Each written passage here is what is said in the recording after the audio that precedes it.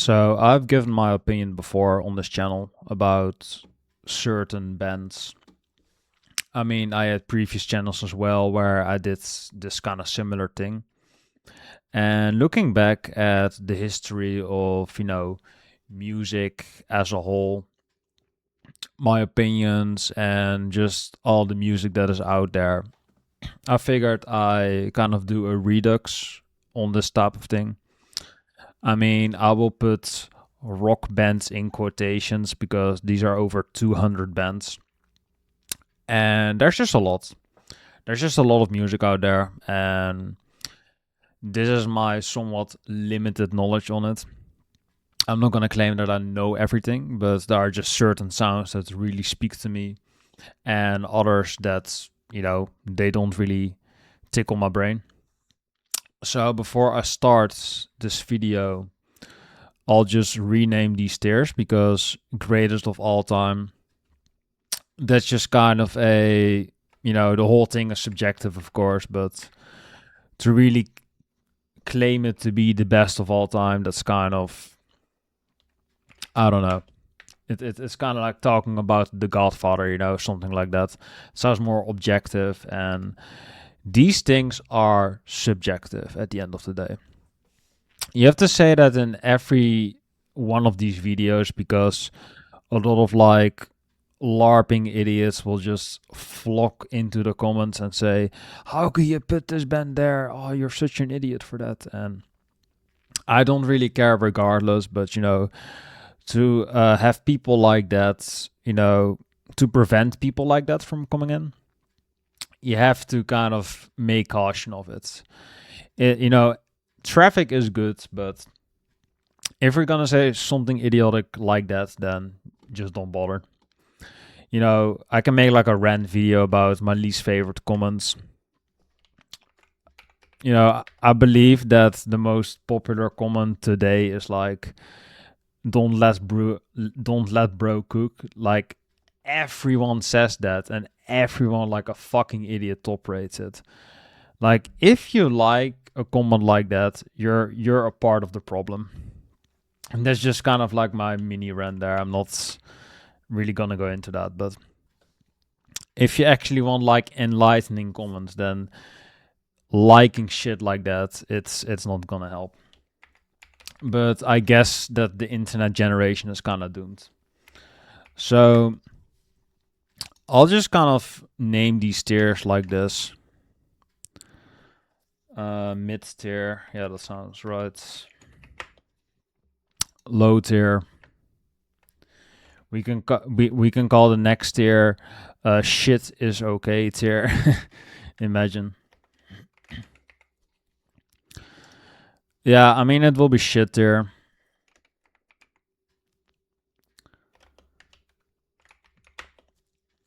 Shit tier, and let's see. We can call this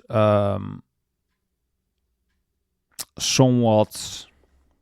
I mean, I like the word somewhat because it's kind of wishy washy and broad. Somewhat. We can call it somewhat defendable. Like it's really bad, but there is a reason someone could like it. Like it's a rare shit tier, something like that. I always kind of like to have a tier that doesn't really make a lot of sense, but it has like a niche category, like Captain Beefheart. I think that's on there. So if it's on there, I'll just put it there because you can defend it for it's uniquely shitty. And then we can call this one objective bad, I guess. That would be kind of funny. I mean, everything below shit tier, don't really take it too seriously because if I put you there, there's just no room for shit tier anymore. That's probably the reason. Objective bad. That's a pretty fun. That's a pretty fun one. Objective bad tier.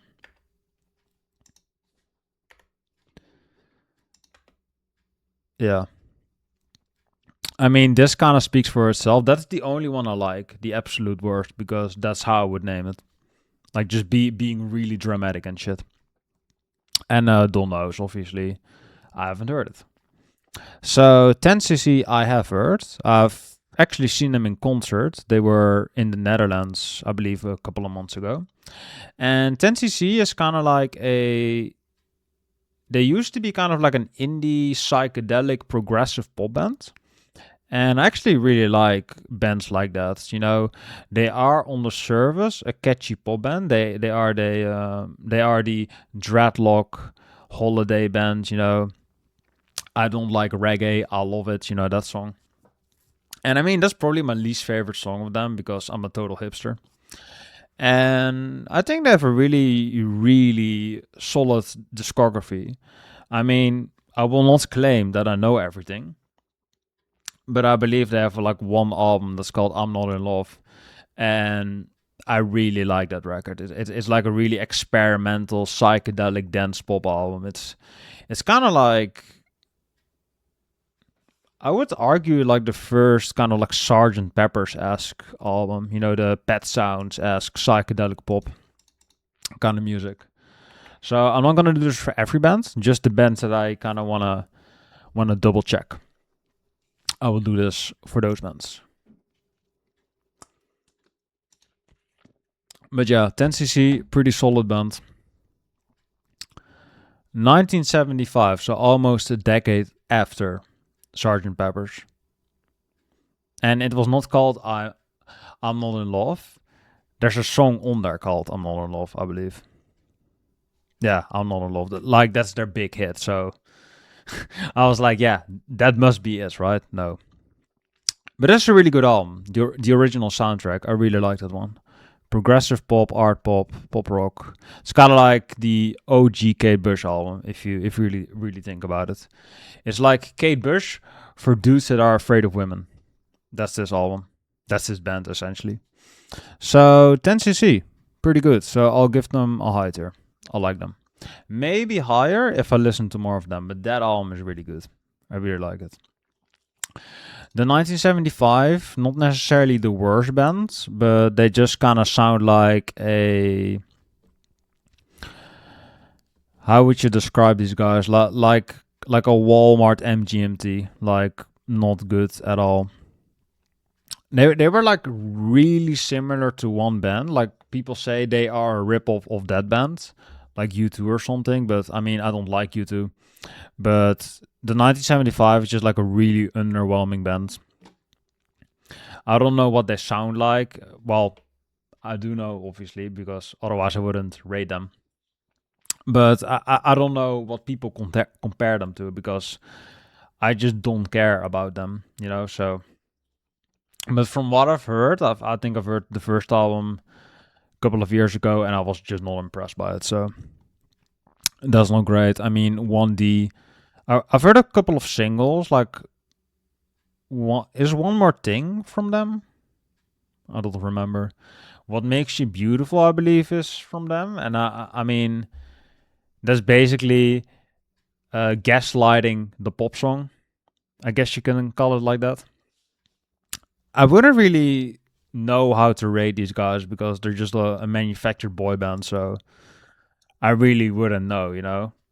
I think they have some catchy songs, but I haven't really, you know, what do you want me to say? uh, Cut for Zane, if someone remembers. I was there. I was there. Three Doors Down. Is that the Kryptonite band? Or is that Hoobastank? I can't distinguish that shit, so I have no idea. Third Eye Blind, that is the semi-charmed something, I think. I'm really prepared for this. Semi-charmed something, I haven't really listened to this band. Four Non Blondes, that is the Hey What's Up band. I just know that song. I've heard it today at work. It's still an awful song. I hate that song. So if I would rate the single, I would say objective bad, but it's one song. I'm not gonna rate a band just because of one single. That would be unfair. Five Finger Death Punch, I do like what I've heard, the early stuff, but it's mainly the first album that I'm kind of like, yeah, it's good, but I wouldn't say like it's the greatest thing ever, it's just Walmart Pantera. It's just a dumbed down version of Machine Head, Lamb of God, I would argue, but I would say it's kind of on the same tier as that. But I know that, people hold Lamb of God in the highest of regards, and, Five Finger Death Punch is kind of like the leftover of that. So I guess you can compare it to Lamb of God, but I don't really like it personally. So I can say somewhat defendable, like they're worse than shits, but that first album is okay. So I would say it's somewhat defendable, but it's not great. It is not great. 5 Seconds of Summer, I don't listen to fanboys. AC/DC, or well, let's say I'm open to fanboys, but let's say I can't say that. I wanted to say the Q word, but it's 2026. I can't say slurs. I can't say this. So yeah, let's just say redacted. AC/DC. I'm gonna say low tier. I mean, they're better than the 1975 because they have rhythm. I'm gonna say low tier because I like Back in Black. There are a couple of good songs on there, but it's like You Shook Me All Night Long. That song just it's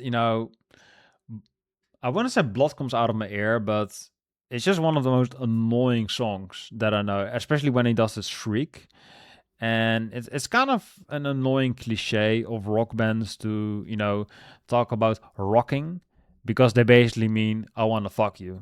And that's just not an interesting topic to talk about because they're basically saying, yeah, I want to fuck this babe, and that's just not an interesting topic. I mean, you might as well make a porn, right? Because yeah, I mean they're saying it like that to come on the radio, but that's just not an interesting topic to be topping. I mean, Katy Perry made a song about this once, I believe, Bon Appetit.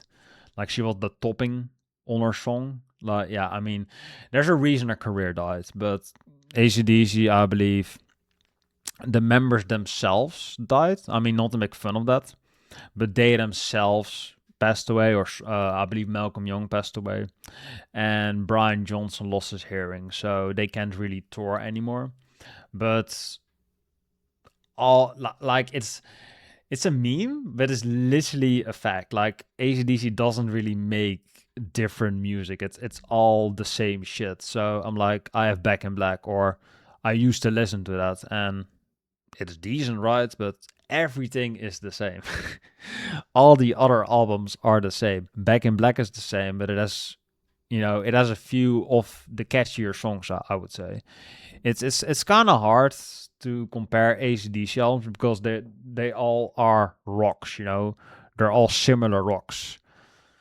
How do you describe that? That's kind of difficult.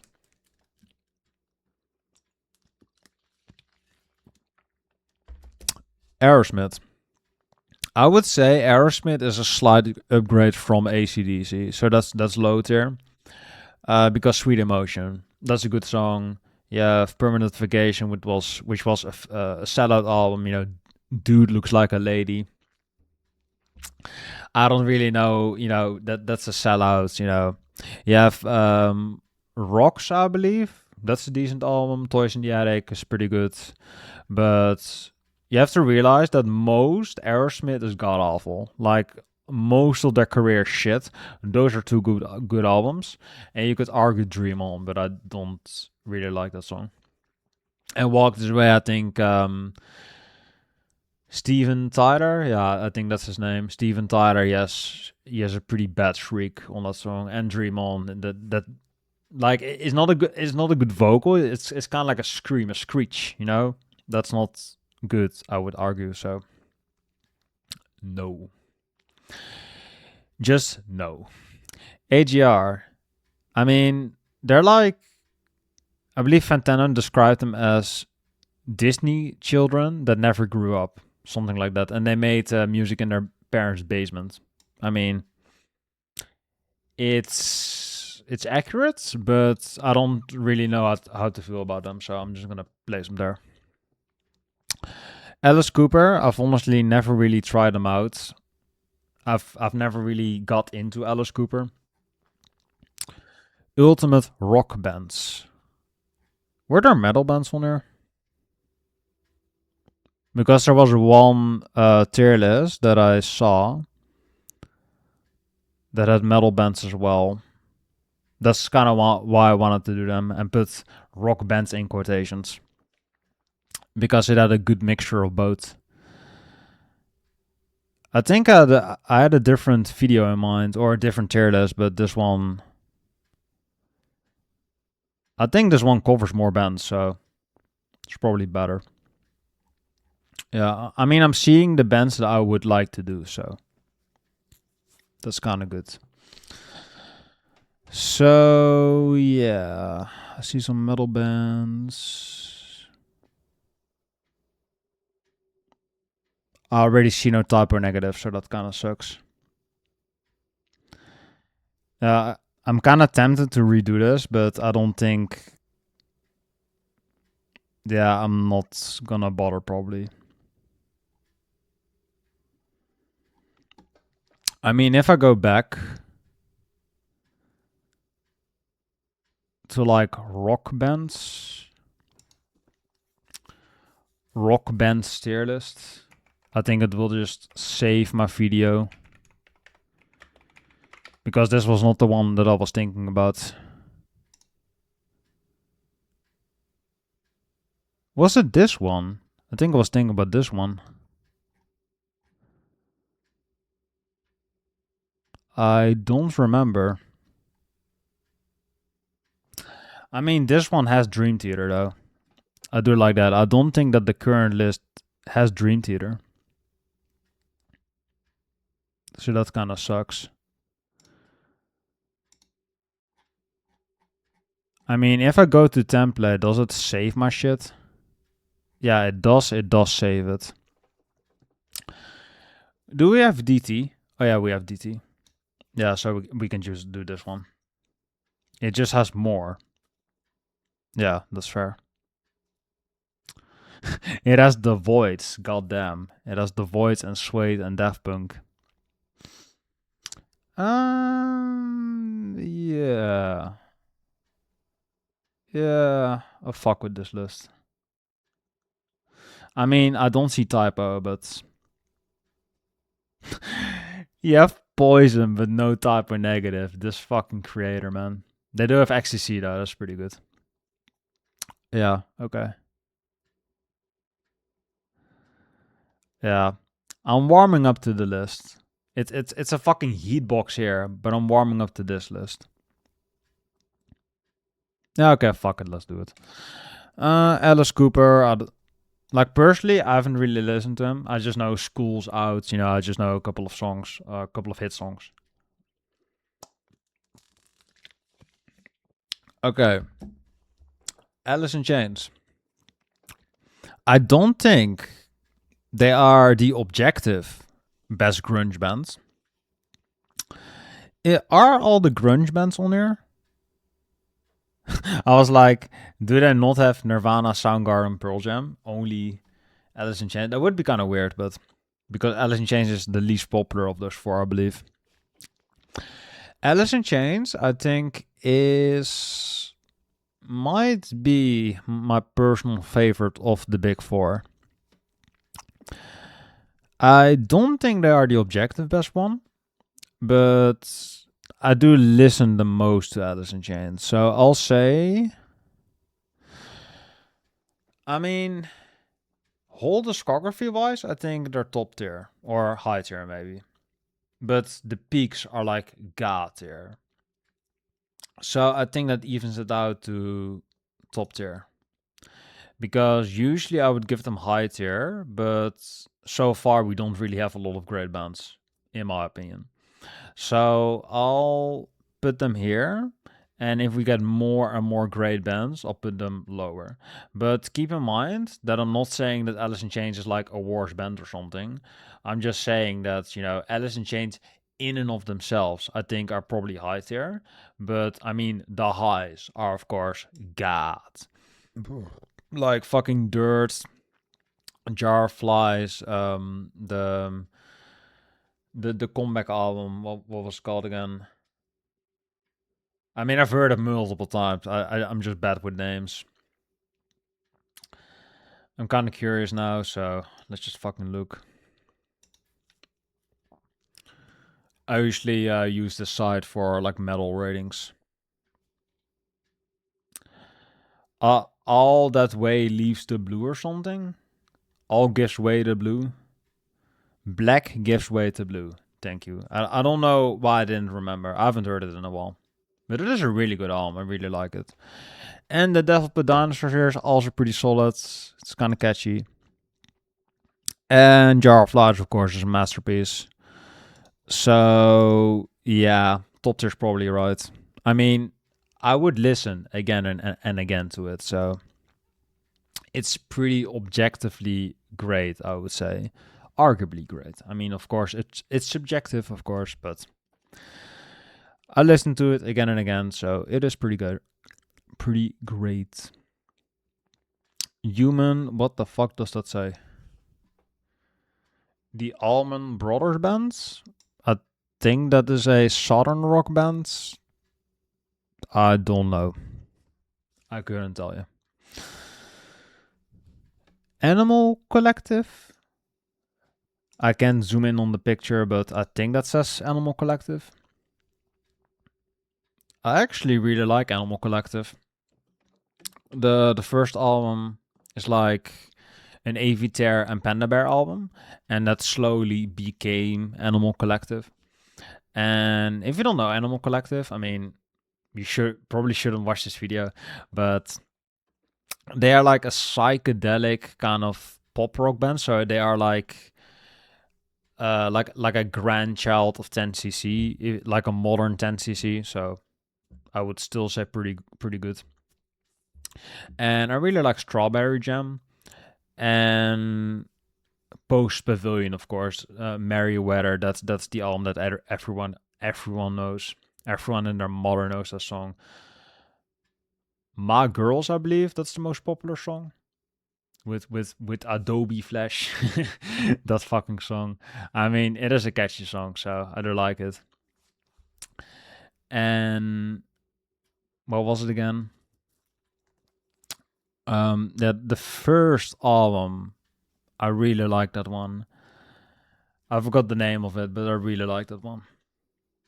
Let's see here.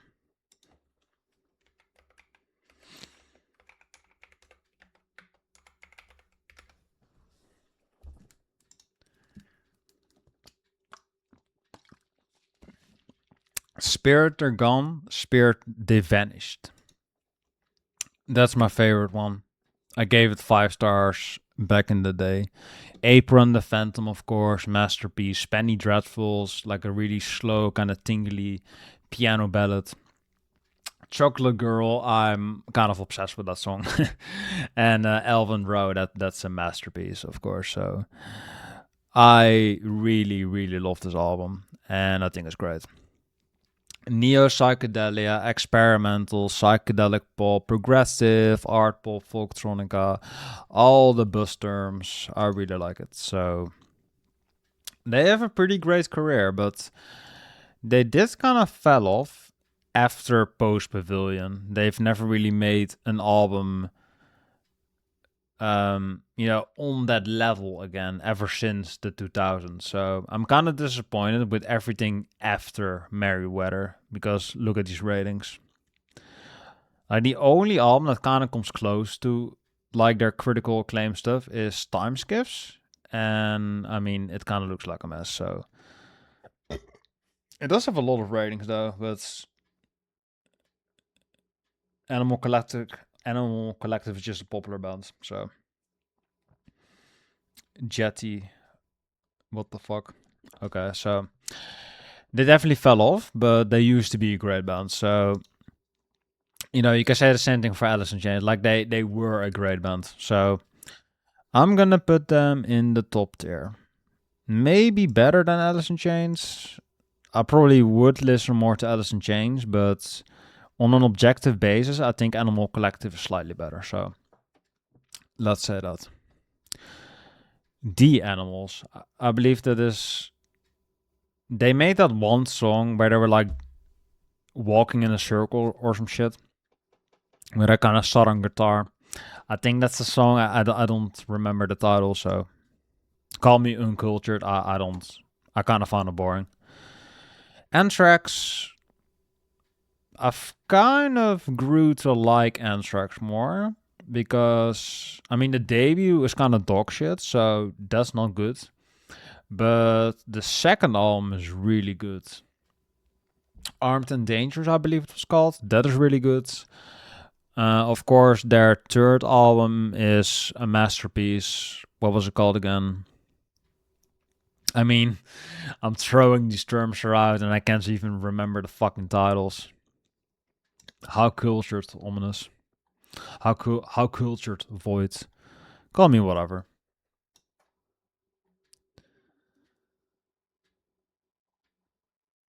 I can't find it.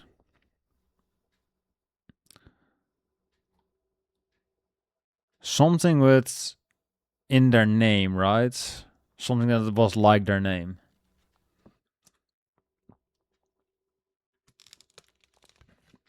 Among the Living?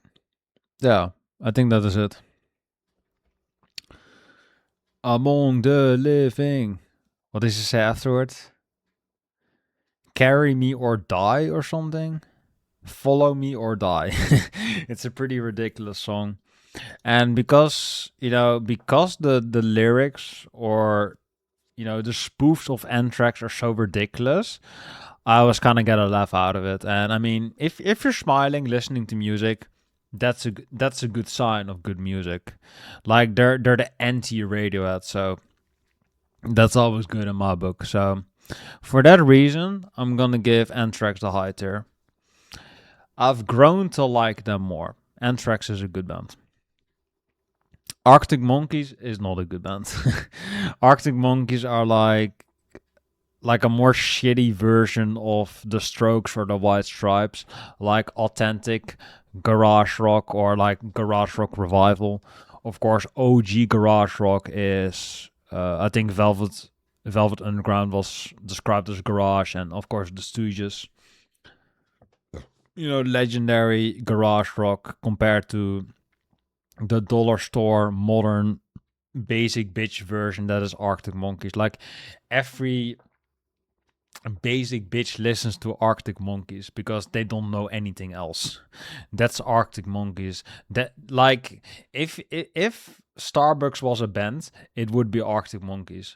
Like just describe yourself as a basic bitch. And I mean, I'm not saying that a fan base is necessarily the reason for a band being shitty, but if you actually listen to the Arctic Monkeys, like the first album was okay, it was just average, and Humbug is alright. Humbug is decent, but though two decent albums doesn't mean you deserve 30 million listeners on Spotify. Like, I'm not sure if that's the actual number.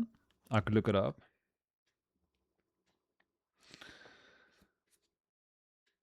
I'm not sure if it's that exact number, but it's close. It's close to that. So I'll just look at that.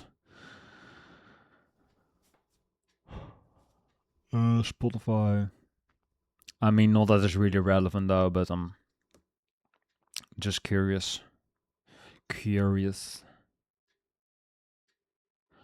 It's double. Can you see this? 55 fucking million listeners. I mean, just listen to this band. Oh fuck. Just listen to this. Just listen to Venetian Snares. Like, it's not anything related to Arctic Monkeys, but it just shits on anything. That's an amazing band. 55 million listeners, and you're still low tier. Only Arctic Monkeys. Where's my screen?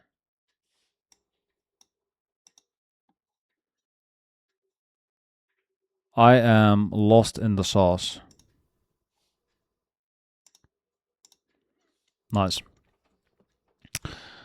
Audioslave. I mean, I've heard their first album, but it was a long time ago, so I'm not gonna pretend that I know them.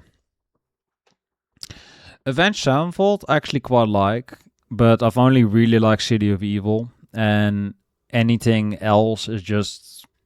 There are moments that I like, but nothing that is like really stand out to me. So I'm gonna give that a mid tier. I mean, Nightmare has its moments. I really like Buried Alive and some other songs on it. I mean, the title track, of course, is great. Almost Easy, I really like. And Afterlife. Afterlife is a great song. Great guitar solo, but I'm not going to pretend that this is a great band. So I'm just going to say it is decent. The Beach Boys is quite good, but I mean, everything with Mike Love is just kind of shitty, like just Mike Love. And I mean, the things with Brian Wilson are, of course, great. But he had like a solo album that was really good. And of course, Pet Sounds is a masterpiece. But like, I'm not gonna pretend and say that everything by the Beach Boys is great. So I'm gonna give them a high tier. Because Pet Sounds is a really great album. But anything else is just. You are really pulling straws there. So it's like really I wouldn't say narrow, but it is a mixed discography. That's all I'm gonna say. Great melodies though. The Beach Boys harmonies are amazing. So high tier for that. I mean, I would usually say the Beatles are worse than Beach Boys because that's the whole argument, you know, America versus Britain.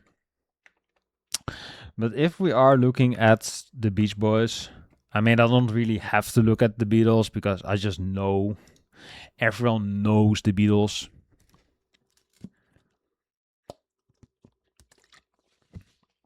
Like, this is iconic, of course.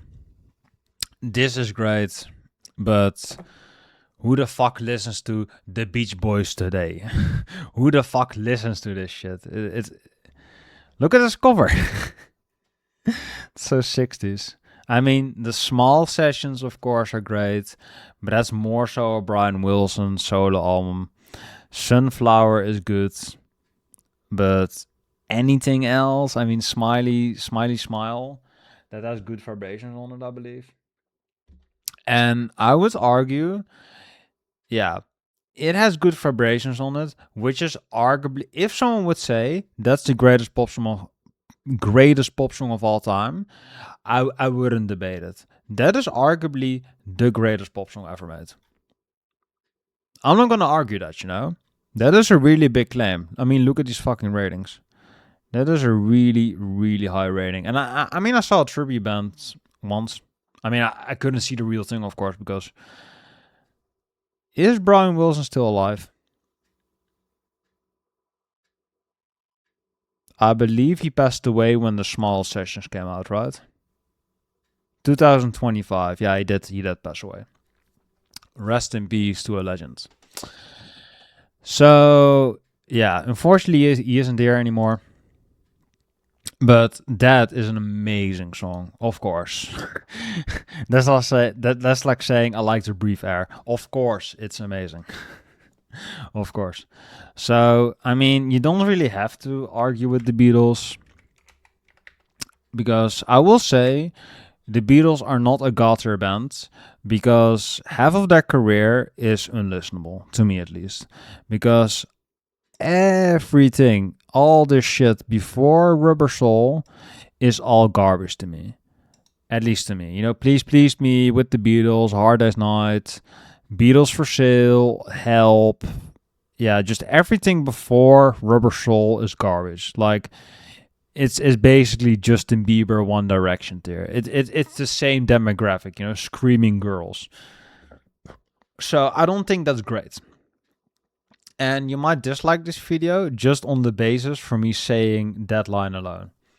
But I'm not gonna shit on the psychedelic era. I mean, Bob Dylan, you know, he transported them to the USA and he got them high for the first time.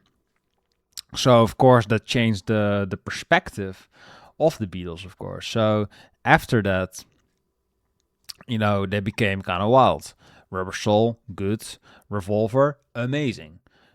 An amazing album. Like, I'm not a huge Beatles fan, but who can shit on this album? This cover art, I believe, was made by a fan. Look at this fucking album art. Look at this. Amazing. You can hang this in a museum. I gave it 3 stars. What the fuck is wrong with me? I'm gonna re-listen to it soon. But I know it's great. Like psychedelic pop. Like, this is great. Psychedelia, Baroque, psychedelic pop, psychedelic rock, pop rock. I mean, this was this was just a breath of fresh air. So that's great. Sgt. Pepper's, I think, is really overrated, but A Day in the Life is a masterpiece. I'm not gonna deny that. Magical Mystery Tour, I think it's underrated. The White Album, of course, it has a lot of filler, but it also has a lot of George Harrison songs that I really like. Yellow Submarine has, you know, a Ringo song on it, so that's great. And Abbey Road and Let It Be, also quite good. I think that Let It Be is a sleeper. So, I mean, those are like, what is it? Those are like 6 albums that I really like. 6, 7. Yeah, shoot me, I know. 3, 4, 5. Yeah, 7. I was 7 albums that I would actually like. I mean, you have another like 5 that I really don't like, but 7 that are actually really good. 7 good albums. That's like a week worth of music. That's like the average of a band that I would like. So I have to give the Beatles a default top tier because they're not necessarily my favorite band, but Revolver, Abbey Road, Magical Mystery Tour, Rubber Soul, like all these albums, like undeniable classics. So I can't deny that, you know? I can't deny the Beatles off their top spot. Even a non-enjoyer can say this. So that just shows the influence of the Beatles. So that's just kind of a no given, you know? And I mean, if you can make a song like All You Need Is Love and what is that song called again? Here Comes the Sun. I mean, if that doesn't put a smile on your face, there's something wrong with you. There's something really wrong with you if that song doesn't uplift you. Like, I'm not a huge Abbey Road guy, but that's an amazing song. That's a great pop song. So that's like, just listen to it with your ear holes. It has 1 billion streams on Spotify. You've heard it. You know, don't kid yourself. Beck. I mean, I don't like Beck. I think he's kind of like a hillbilly, or like I don't like his message. Like, I'm a loser, babe, so why don't you kill me? That's a really bad message for the youth. So Beck is gonna get a low tier. And I mean, he beefs with Kanye. And I mean, if Kanye upstages you and he wants to steal your thunder, you let him steal your thunder because he's fucking Kanye. I'm not sure if Kanye's on this list. Is Kanye even on this list? Yeah, fucking Beck on here, but not Kanye. Yeah, they're fucking Kiss and the Kings. I mean, Kings is great, but like all the like they don't have rappers. Like what makes Beck worth it to be on here, but not Kanye? I mean, definitely a white guy made this list because there's like not a single rapper on there. No Kendrick as well. So yeah, this list already sucks. There's no Kanye. I mean, Black Flag makes this really shitty. That's the first shit tier band because Black Flag is unlistenable garbage. They're just like TV Party Tonight. It just turn your brain off. Just the most ruthless. I mean, not rootless per se, just those mind-numbing punk music out there. It fucking sucks.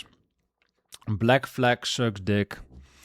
I don't really know how to say it. My War and I mean the first album, it just noise to me. I never like Black Flag is the most mindless punk band out there. Like you don't really have to think about Black Flag. I mean, I will not say that the Clash. I will not claim to be a Clash fan, but they say Clash is a thinking man's punk band. And personally, I think the Clash sucks, so I could put them in shitter. But at least you can think about certain themes with the Clash. At least the Clash mixes it up. They have different genres in their music, and they have different themes revolved around their albums. Black Flag is just pummel the same fucking riff over and over again. It's just not inventive at all. Just really boring punk. The Black Keys probably also a shitter band, but I'm not able to finish a Black Keys album. It's just too fucking boring to me. I mean, the one thing that I like about the Black Keys is that fucking Jack White became so mad at the Black Keys once because he thought he stole their band's gimmick, white stripes, black keys, piano band name. So the Black Keys thought it is a subtle reference to the White Stripes, but I mean, of course, Jack White hates that because he's kind of a pretentious hipster. So, of course, he hates that. So he beefed with them for that reason. And I believe I heard like one of the members was like hitting on his ex or something, or like Mac White. I'm not sure if that is true. I'm just spreading rumors. Is Fluo Mac on here? Hopefully not. But anyway, yeah, they were beefing, and I was like, "Where's the White Stripes, bro? The Black Keys are really boring." So I just do not like this band. They just really bore me. Blink 182 is like a band that you listen to when you're 15, and when you get above the age of 14, 15, you just stop listening to them. If you keep listening to them and you're over 20, there's something wrong with you. ARTV. So, yeah, I don't really know what to say there. That's just, I would say that's objective bad. Like Blink 182, who listens to that shit? And I mean, I'm one of those hipsters that I do like Green Day, but Blink 182, like Blink 182 is just a dumber version of Green Day. That's just how I see it. I'm not gonna pretend that Green Day is like a high intellectual band, but you get more out of that than Blink, I would argue. So there you go.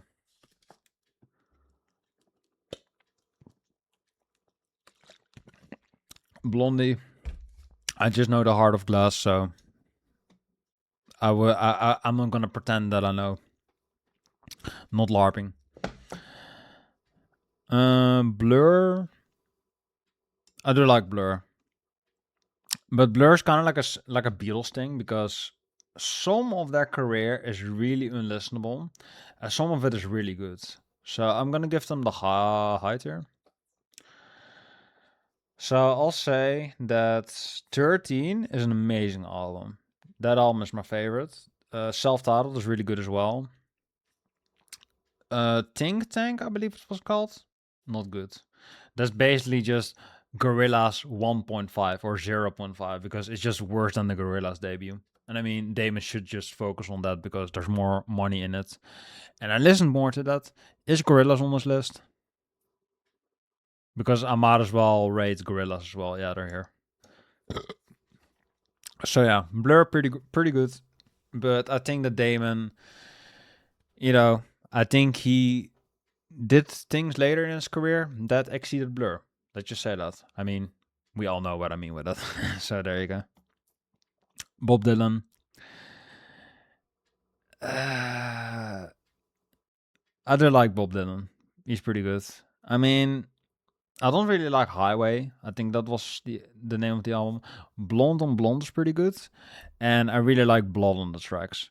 I'm not gonna pretend. I'm not gonna say that I'm the biggest professional on Bob Dylan, but from what I've heard, I'm getting into it. I'm warming up. Like same thing with Anthrax. I'm warming up to the style. So I think there's a lot of content with Bob Dylan. So, from what I've heard, the highlights that I've heard, I've quite liked it. So I'm gonna put it at I'm gonna put it at the top of A tier because I've heard the most material that I like.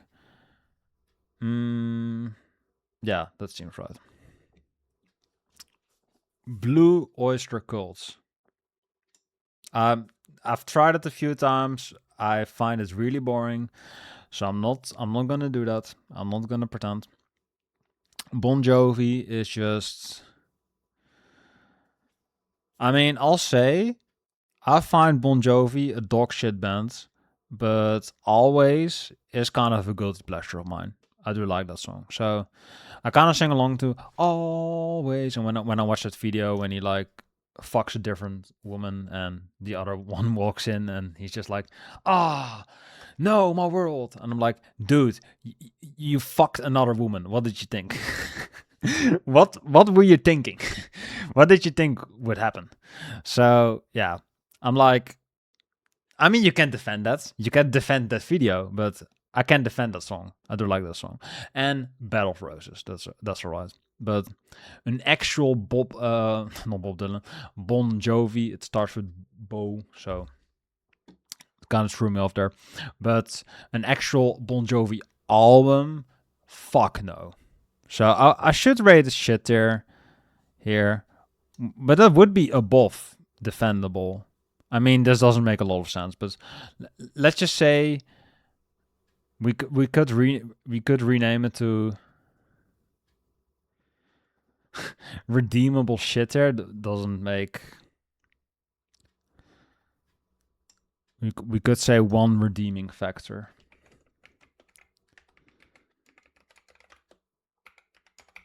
Yeah, like shit tier, but one redeeming factor. And Bon Jovi has Bed of Roses. That is a guilty pleasure. I like that song. I could put Aerosmith there as well, but they have a couple of good albums. So I'm like, it's alright. It's alright, you know. So let's just go with that. Boston, they have that one album, the self-titled, really good. But everything else is just fucking shit. It just gets worse and worse and worse and worse. And I mean, arguably even Boston is just dad rock tier, grandpa rock tier at this rate. So I'm gonna put it at mid tier because I really like the self-titled. Everyone loves the self-titled because I believe it's diamond at this point. It's a diamond selling album. So I'm not gonna deny it, but I'm not gonna say it's the greatest invention since bread. So sliced bread. There you go. David Bowie. Okay, this is gonna be a kind of controversial opinion. I've never liked David Bowie. I mean, not in the sense that I hate him, but in the sense that I think that most of his stuff is kind of unlistenable. In the sense that his voice sounds like a balloon that, you know, how would you say this? Like, you have a balloon and you hold it to the mic and constantly you let a bit of air out, like squeezing a bit of air out. That's how David Bowie sounds to me. And that's just not great. And I mean, I would defend it if his music in the background was better. But most of the studio trickery that gets performed on David Bowie albums is either with Brian Eno or Robert Fripp. Those people make David Bowie better, and King Crimson and Brian Eno are amazing. Like Brian Eno, amazing artist, King Crimson, amazing band. So, of course, David Bowie, like the leech he is, he pulls from that. And I mean, I'm not gonna deny the amazing songs that David Bowie has. Like Live on Mars is a god tier song. And I'm not gonna deny that Heroes is a god tier song. Like those two songs are god tier. I will never deny that. I will never not say those are not god tier songs. Amazing, you know? Amazing, arguably albums as well. But I'm not gonna deny. I see what David Bowie does. He pulls from artists that are better. He himself is not great. The artists that he pulls from, those are great. So I will say David Bowie. I do like Low, but that's just Brian Eno. That's just Brian Eno, bro. I like Brian Eno. I'm kind of okay on David Bowie. So let's say because Bowie reminds me of Eno, I'll put him at high tier. But I mean, we're already at the D's, and I didn't see Brian Eno, so I'm kind of pissed off already. Wait, what? Oh, David Bowie. What is this list? Is Brian Eno on there? No, but I believe this is the last B bands. After that, the B's are gone. There's no Brian Eno on this list. That fucking pisses me off, bro. That pisses me off so bad. There's no Brian Eno. What? AFI is at the bottom.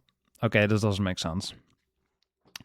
AFI is at the bottom, but that starts with an A. Bring Me the Horizon. Beefheart is here. So, Brian Eno is on here? What the fuck is this What is this order, bro? Deftones is here. Zappa is here. This doesn't make any sense. I mean, I'm gonna hope that Brian Eno is on there. If he's not, I'm gonna be really pissed at whoever made this. My Bloody Valentine is on there. I mean, at least you got that right. I mean, you have Puddle of fucking Mud on there, but not Brian Eno. Where are your priorities, bro? Where are your priorities? Jesus, I'm just saying. I mean, I don't think he has it. Cats drama. Dude. Get your Eno facts straight, bro. At least you have ecstasy. Fucking Block Party is on there.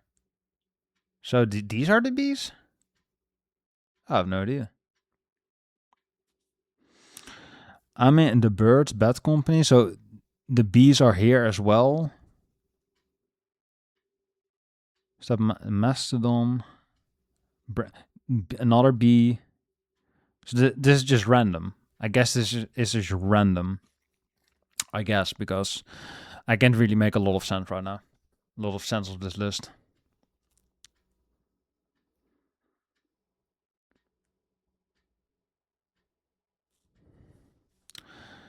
Yeah, this is pissing me off.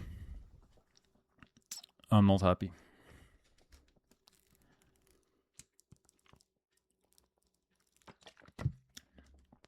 Brand new. I do like it, but I mean, I believe that the frontman is a kid diddler, so that's not great. Don't ban me for that, YouTube. But I'm just spitting the facts. You know that he did it doesn't mean I can't say it. You know. What is that thing that I have to say again to not get sued? Allegedly? No. Allegedly? I have no idea. I have no idea what the safe word is.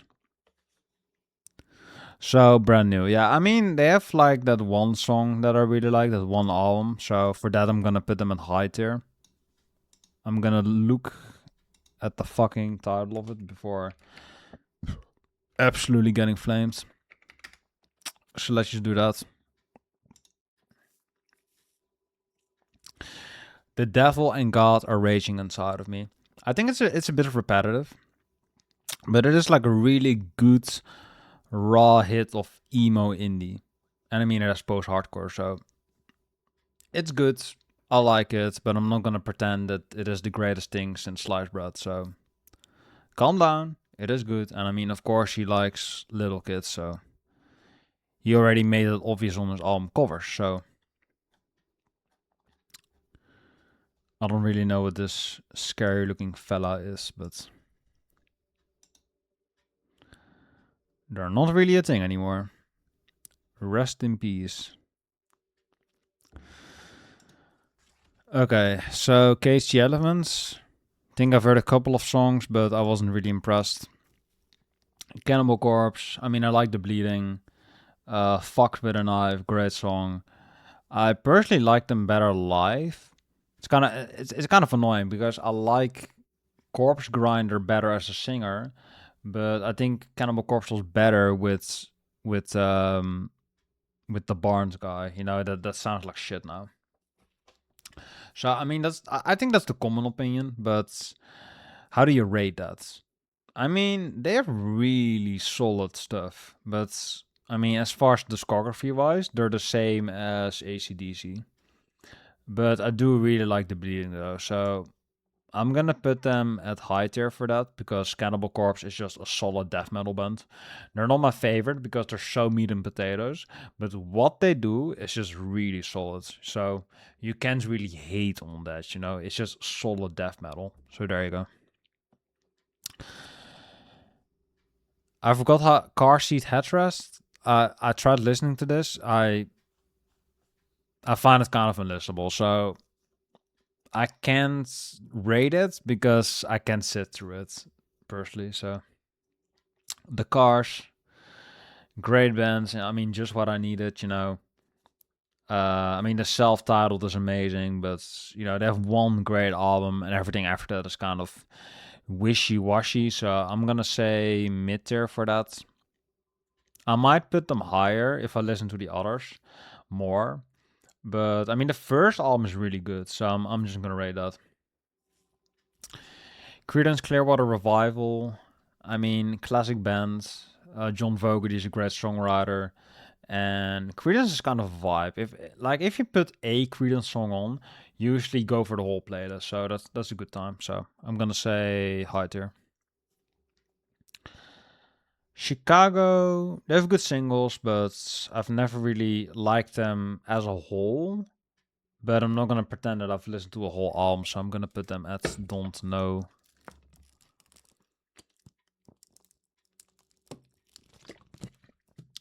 Red Hot Chili Peppers is a commercial for Anthony's penis.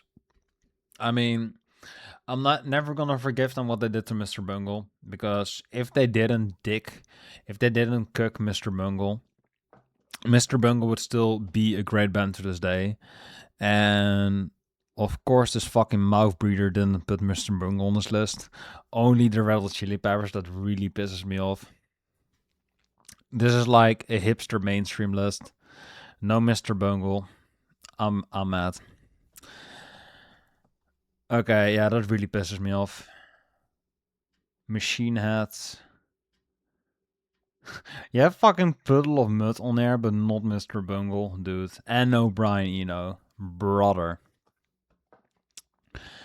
What is going wrong? Is this Mr. Bungle? What the fuck does that say? I can't read that. If that says Mr. Bungle and I can't read it, I really need some glasses. Marilyn Manson. Are you fucking kidding me? Modest Mouse. Moody Blues. Oh my god. Nutra Milk Hotel. Brother. Okay. Yeah, I'm kind of mad.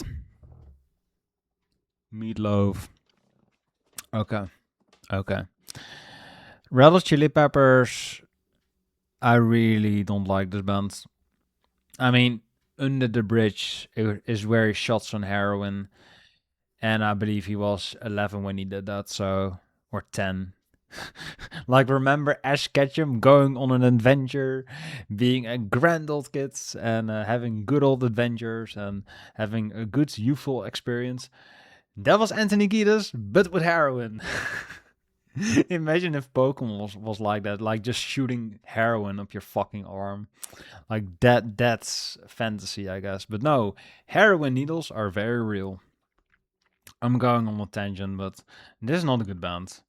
So I'm gonna say, I mean, Can't Stop is annoying. By the way, is okay. Anthony Kiedis is a pedophile. I really can't defend this. Danny California is kind of a guilty pleasure of mine. So I will say one redeeming factor is Danny California. That's a good song because I there's not really anything wrong with that song, you know? You can see that Flea is kind of under the influence if you look at the music video. But yeah, one redeeming factor is the name of that John Frusciante. He is the redeeming factor of Red Hot Chili Peppers. Red Hot Chili Peppers is dog shit, but John Frusciante is okay. I would rate Jane's Addictions actually. I do like them, but I mean Dave Navarro on Red Hot Chili Peppers. I'm not a huge fan of that, but Dave Navarro just doing his thing. I don't mind that to be honest. So, but I don't think this pleb has Jane's Addiction either. Joan Jett, Journey, Joy Division. do you not have the Chameleons either? Jesus fucking Christ, come on, man. And no Godflash. This list fucking sucks. The Clash, I mean, I don't like the Clash. I mean, I was kind of hyping them up with Black Flag, but I really don't like the Clash. So I'm gonna put. I mean, you can say London Calling, but it's a double album, so that sucks. And they ripped the album cover from Elvis Presley, so just everything is shit about this. I mean, let's say they have that one song with the Rock de Casbah, you know, the album with that single on it. They had that one song that MIA sampled later, and she made it into Paper Planes, which is arguably the greatest pop song ever made. Pop, rap, hip hop, whatever you want to call it. One of the greatest songs ever made is Paper Planes. So because the Clash existed, you know, them just being shit, MIA could polish a turd and make it great. So just for that reason, I'm gonna say yeah, one redeeming factor is MIA sampled a shit Clash song to make it a Gothard song. Arguably the greatest pop song ever made. Arguably one of the finest pop songs ever made.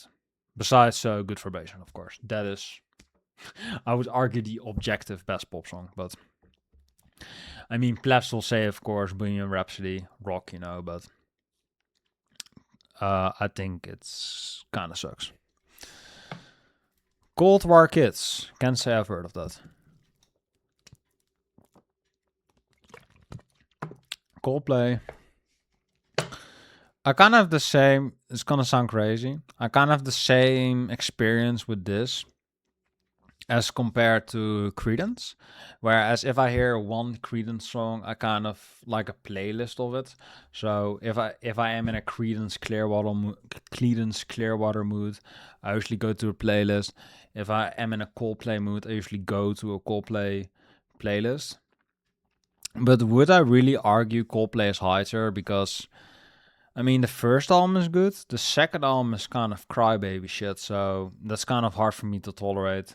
The third album is pretty decent, but it has a lot of filler. I mean, I really like What If, and like we have one caretaker around here, and there's kind of like a sad story about his dad. Like he said, like when my father passed away, he always liked to sing the song "Fix You" with you know, with each other, because he really liked to sing that song with him for some reason.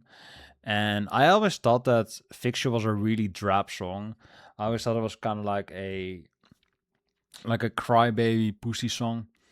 But whenever he told that story to me, I was kind of like, it has kind of a sentimental value, you know. So for that reason, I mean, I'm not gonna say just because I heard a sad story, I'm not gonna say, oh, that's great, you know. It just it has sentimental value for people. It's like I'm learning empathy or some shit now, but I mean, it's kind of a tearjerker, you know. So Coldplay has a sentimental value, and they also have uplifting songs. So I mean, it's kind of like Radiohead, but not shit. So that's how I would describe Coldplay, just to piss more people off. So for that reason, Definitely better than Beck. Definitely better than Arctic Monkeys. I mean, I can't say better than the Cars, but there are more Coldplay albums that I would play over the Cars. I mean, I really like Viva La Vida, but Malek Zalek though, there are just a couple of singles I like on it.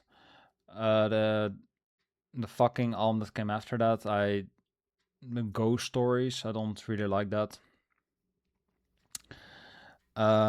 X and Y, was that after that? Or I'm thinking about Pokemon for some reason. But Coldplay has some bangers though. They have some great songs. Viva La Vida, Eat It, Joe Satriani. I like that. So yeah, Viva La Vida, I would say is their best album. Yeah, this sucks. This sucks. This is okay. This was decent. Yeah, so this kind of first 5 albums were good. And these other 5 kind of suck dick. Or 6. 5, 6. So half of their career is decent. So yeah, I would say mid-tier. Would balance it out.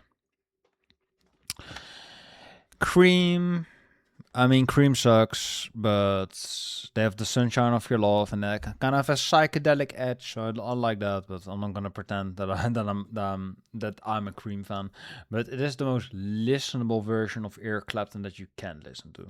The least sleep-inducing version of Eric Clapton is that. And Layla's great song. That's easily the best song. I mean, he didn't make it, but he was a part of it. So. Best song involving that boring bloke. Creed, obviously, got your band. End of the video. No. Can you take me higher? That is obviously a great song, but I'm not gonna pretend that I've really listened to Creed a whole lot, so I'm just not gonna rate it. But the singles are great. Scotch Tape, you know. Born again Christian, or he was always a Christian, I believe. So definitely a lot of Christian crowd, but you know, as an atheist myself, I'm not gonna rate it. Not that that has anything to do with it, but I don't listen to it. What the fuck does that say? Crosby, Stills, Nash, and Young, I believe. Never heard of that. I know that Phil Collins listens to that, and because of that, we have Phil Collins. So, yeah, I might put it as shit there for that. I believe Genesis is on there because that's a huge band. They have fucking Gojay on there and not Mr. Bungle. This fucking list sucks. I don't hate Gojay, but Gojay is a one-hit wonder. I mean, come on, one single over Brian Eno. Okay, yeah, that does make me mad. That does make me fucking mad. Okay, so we have that. I got so mad I forgot what I was talking about. Genesis. Yeah, I mean Genesis is kind of forgettable. Do we not have? Yeah, of course we have Genesis. Of course, of course we have that band. So The Cure. I mean, I love Disintegration. That is an amazing album. I mean, that's the basic bitch opinion. Everyone loves that album, but I just think it's great. It is really, really great. So yeah, that's fantastic. I'm not gonna deny that. I'm not gonna pretend that I'm like the biggest Cure expert, but I don't have elite ball knowledge on the Cure. But Disintegration is amazing. So for that reason, I'll put it at the high tier because The Cure is a great post-punk band, and I mean, it is the closest thing to a great post-punk band that we're gonna get because they didn't include the Chameleons. That does really piss me off, but The Cure is the best thing we're gonna get, so I'll just have to deal with it. I mean, is there something else? Boys Don't Cry is pretty good. Pornography, pretty good. Yeah, I might have to put it at top tier. I mean, I need more time with The Cure. I do like them. Disintegration is a fucking masterpiece. So for that reason, high tier easily. Maybe a bit higher. Blur, I would say around here. It's probably fair. Pretty great bands, but yeah, would need some more listens. But overall, pretty great time. What does that say?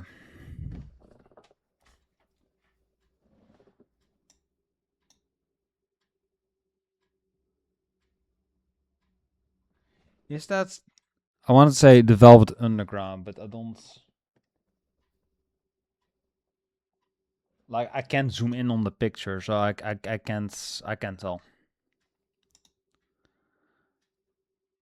So if someone could tell me what this is, I've never seen that logo. I just know the banana for Velvet Underground, but we would have to go to the V's. Yeah, the Velvet Underground is here, so that's not what that is.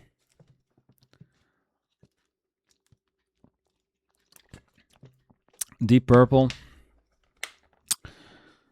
I mean, I do like Deep Purple, but Deep Purple is one of those bands that is like really acclaimed in their time, and they didn't really elevate ever since their initial wave. So I'm not gonna pretend that this is the greatest band ever, but it is good.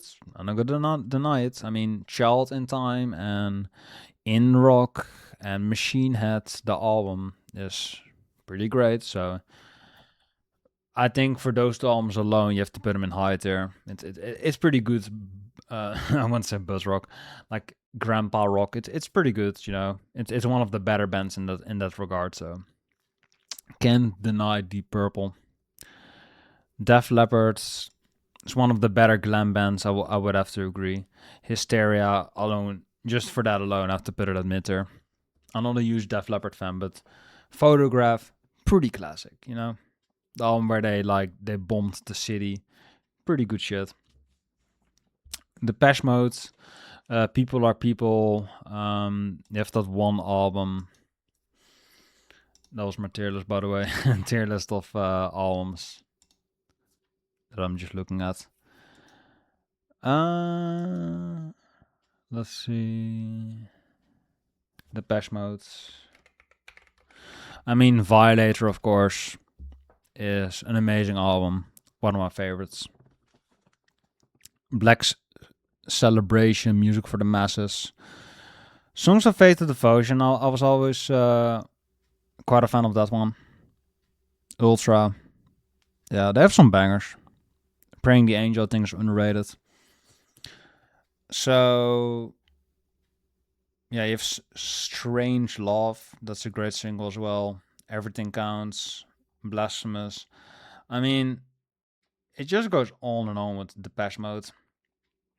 Personal Jesus. Amazing, of course. Policy of Truth. God tier pop song. Enjoy the Silence, one of the greatest pop songs ever made. So, yeah, I am a pretty big Depeche Mode fan. So, I'll have to put them at top tier, probably the best band so far. I will not claim that they're god tier because nothing really comes close to Violator, you know? They kind of made that amazing album and nothing really came close after that. Just the vibe on it, the atmosphere, the the elegance of it, the sensation. It's just all really solid, but nothing really is on that Violator level ever again.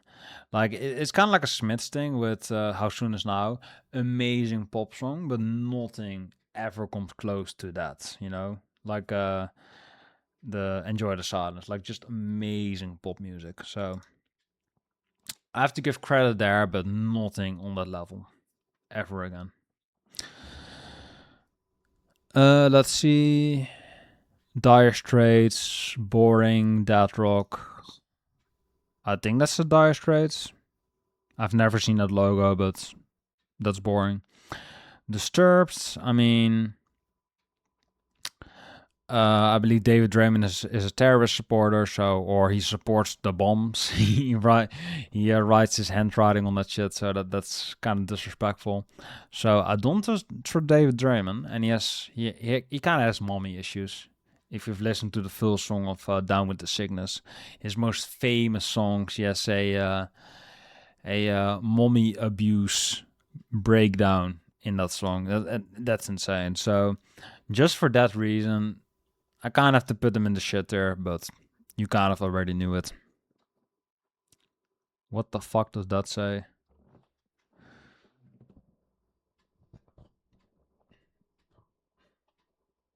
I have no idea what that says, but it's something with D, I believe.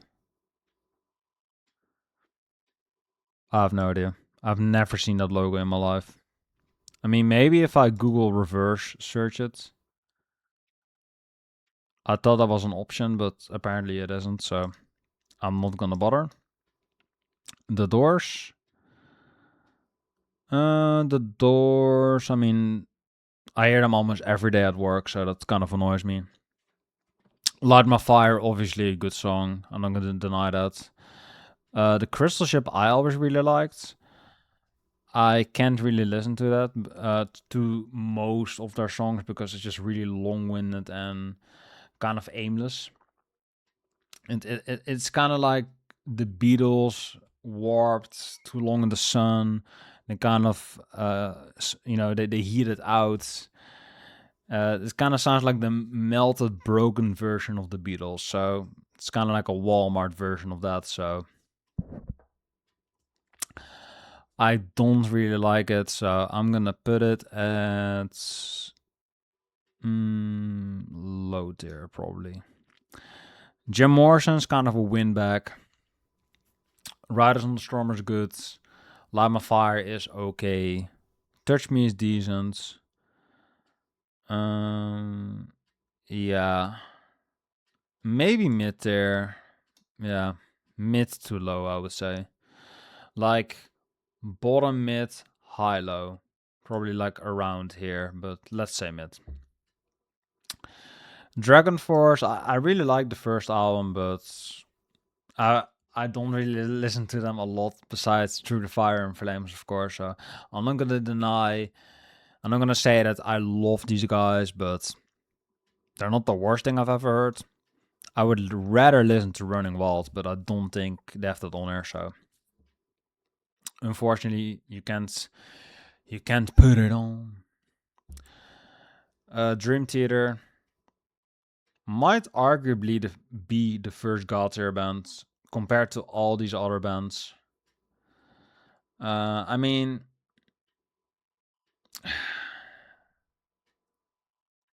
I'll say top tier because Dream Theater, like, it's kind of difficult with Dream Theater because Awake, obviously amazing album. Images and Words, obviously amazing album. Metropolis Part 2, that's my personal favorite. Great album. Kind of the issue with Dream Theater is that they don't really have a compilation of the greatest songs ever because there's like a great closer on Images. There's like a great deep cut on Awake. There's a great closer on Octavarium, which is Octavarium, the song, which is arguably the greatest song I've ever heard. So I'm like, yeah, that song is fucking amazing, but it's not on my favorite Dream Theater album, you know? So that fucking annoys me, you know? I'm like, if you put all these songs together, you could arguably make my favorite album ever made. You could do that if you would compile it, but if you compile it, it's not in the original vision of the band. So that fucking sucks. Because Octavarium in itself, the album is not. I wouldn't say it's my favorite Dream Theater. But that song is god tier. Fucking Home on Metropolis 2. God tier. But those two are not on the same album. That fucking annoys me. So that sucks. But those two songs are god tier. Metropolis 2 is their most consistent album. So I would say that is fucking great. But I think Dream Theater could be even better than Top Tier. They could. I mean, they arguably are a God Tier band. But because those other songs are not on my favorite Dream Theater album, that's the reason they're not God Tier. That's a really petty reason, I know. But if I listen to my favorite album, Metropolis 2, I want to listen to Octavarium as well. And if I do that, I have to listen to a 70-minute album and then afterwards have to listen to a 25-minute single song. You know, that's the entire length of an entire movie.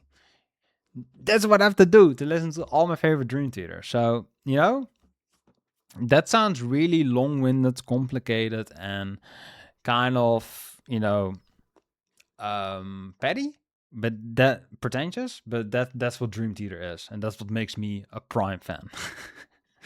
I'm self-aware. I'm self-aware of this shit. That sounded really convoluted, but trust me, it's difficult to be a Dream Theater fan. And I love these guys. So of course they're gonna be at the top spot so far. I'm not sure if this will stay this way, if we're just not never gonna have a God tier band, because I've made metal tier lists before this that, you know, had multiple God tier bands, but because this is a rock and roll tier list, nothing so far is on the God tier, so that kind of says it all, I think. Duran Duran, there are some good songs, and Ordinary World is an amazing song. But I'm not gonna pretend that I know a lot of Duran Duran, so I'm gonna put it at the don't know.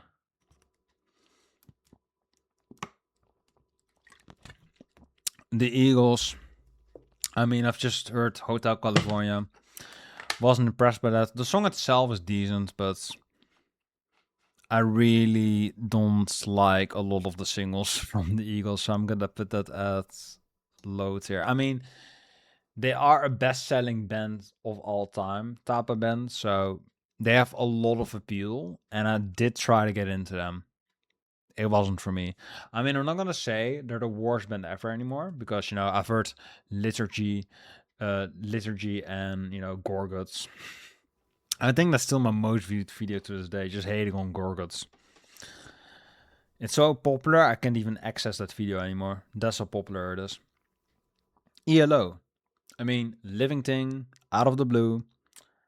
Yeah, just a lot of great songs. Mr. Blue Sky, classic ELO. Arguably the definition of symphonic bliss. So you gotta love it, you know? When you listen to ELO, you just get in a good mood. It's kind of like the Beach Boys. If you hear Good Vibrations, like with the Beatles, if you hear Here Comes the Sun, you're just happy. If you're not happy listening to Mr. Blue Sky and Living Thing and these sweet ass ELO songs, you're not a living person. You don't have a soul. ELO is fucking great. I'm not gonna pretend that everything after that is all that amazing, but the classic ELO is amazing, of course. So you gotta put it in the high tier. Just put some respect on the ELO. Elton John, I know Goodbye Yellow Brick Roads. That's pretty good, but I'm not gonna pretend that I'm the biggest Elton John fan. I'm personally more of a Billy Joel fan, but we went through the bees, and I don't think he was on there. Maybe that was the Banana. Is this Billy Joel? I don't think so. So I think Billy Joel's like one of the best selling artists, and I don't see him on there. So that's pretty interesting. Yeah. I still hope that I can see Brian Eno someday. Evanescence. I saw Evanescence on Ticketmaster, so I can see Evanescence in my area maybe soon. But I'm really not a huge Evanescence fan. So I'm gonna put it at the low tier, because I think if I go, I want to see My Immortal, because that's my favorite Evanescence song, because I'm a basic bitch. And Amy Lee famously hates My Immortal. So It's kind of like a Liam Gallagher Wonderwall thing. If you play that song, she's gonna be like, ugh, the sentimental bullshit that I wrote. But I'm like, arguably all your music is sentimental bullshit. So, I mean, I'm not gonna fully claim that because the music is personal. It has a bias, it has its place, it has its values. So there was a time when I was really into Evanescence, but I'm not gonna claim that I'm a huge fan. So I'm just gonna say that shit is low tier, not for me. But I had a phase, mom, but I kind of grew out of it. Same with Fall Out Boy. I just don't really like that kind of shit. So I guess one redeeming factor, but I don't. I'm just gonna pretend that I don't know them. It's kind of a shame. What the fuck does that say?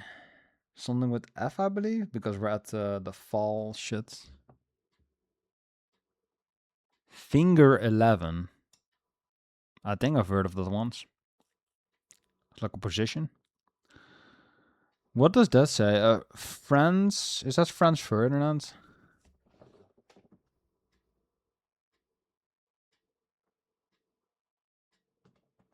Fitz and the Tendrelas? I can't read that shit. The Flaming Lips, they have a couple of the best songs ever made. I have to kind of look it up because the melodies are in my head, but I can't think of the fucking song title. That really annoys me. I mean, it was something really pretentious, so it's something that I can't really describe, but I can show it to you. Have You Realized, I believe, was the title of it.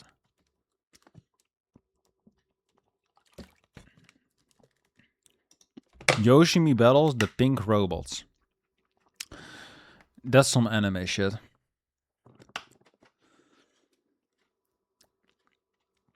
Do You Realize is a god tier song. Yoshimi Battles the Pink Robots. I think that's my personal favorite song. Fight Test is great. Yeah. Ego Tripping at the Gates of Hell. This band is high of the rockets. But I like everything with kind of a psychedelic edge.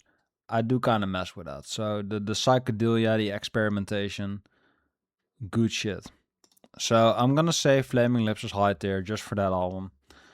The album before that is pretty good as well. I forgot the title of it, but when I hear it, I'm in a good mood. So it's kind of like Animal Collective, but less electronics and more rock infusion. So more like kind of a zombies-esque thing. We have Fleetwood Mac after all. Rumors is good, but everything before that kind of bores me, and everything after that is not on Rumors. So I'm gonna say mid there. But The Chain is an amazing song, obviously. So I'm not gonna deny that, but I'm not gonna pretend that I'm the biggest fan of them. So there you go. Foo Fighters, I like the first album. Everlong, obviously an amazing song, but everything after Everlong or The Color and the Shape, I'm not huge into that. Whenever Dave Grohl started to cross dress, and whenever he had an affair on his wife, and Brett a child behind her back, I'm less into that. That's a fucking jab. There you go. But he's a good drummer. Dave Grohl is a good drummer. So Dave Grohl in and of himself, I wanted to say high tier, but because of the affair, I have to put him down a notch. So, and the drummer passed away. So rest in peace. I mean, it's kind of annoying because the drummer was good, but he was not Dave Grohl. But Dave Grohl is the better drummer. You know what I mean? So that's kind of difficult. But regardless of all that bullshit, rest in peace to the fallen members, to the fallen soldiers, and all that jazz. Respects. Foreigner, don't know, or I know a couple of their songs, but not a full album. This is the fucking Reddit band. Like everyone on Reddit lost this band, but whenever I hear it, I just like my balls shrivel up whenever I listen to this shit. So I can listen to it, but Reddit-core bands. Fun. Fun was my kind of band because, I thought it was fun. But this is basically a Simon and Garfunkel ripple band, but they have some catchy songs, but I've never really sat down for the full album and just know Carry On and We Are Young and Some Lights. I'm just the basic bitch singles motherfucker. Genesis, Illegal Alien, if you know that music video, you know. Mexican Immigrants, that's fun. Yeah, don't take that out of context. So Genesis, I don't like Genesis to to be personal. So personally speaking, I just don't really mess with Genesis. I think that the Peter Gabriel area is really pretentious and just kind of unlistenable to me. The Phil Collins era is just really drab and just really dull, boring pop music. So whenever Genesis was catchy, it was annoying, and Phil Collins was singing on it, so that's pretty bad. And whenever Phil Collins wasn't singing on it, Peter Gabriel was shrieking at it. So either way, I'm not enjoying it. So how do you rate that in a tier list? I mean, they do have The Lamb Lies Down on Broadway. I do kind of like that album, but at the same time, it's a double concept album, so that's kind of a nightmare. But that's probably their best album. You have Selling England by the Pound. That is okay. And you have that album with the Fox. Well, the Foxtrot. It is just Foxtrot. So that's probably the only kind of decent Genesis album that I like personally.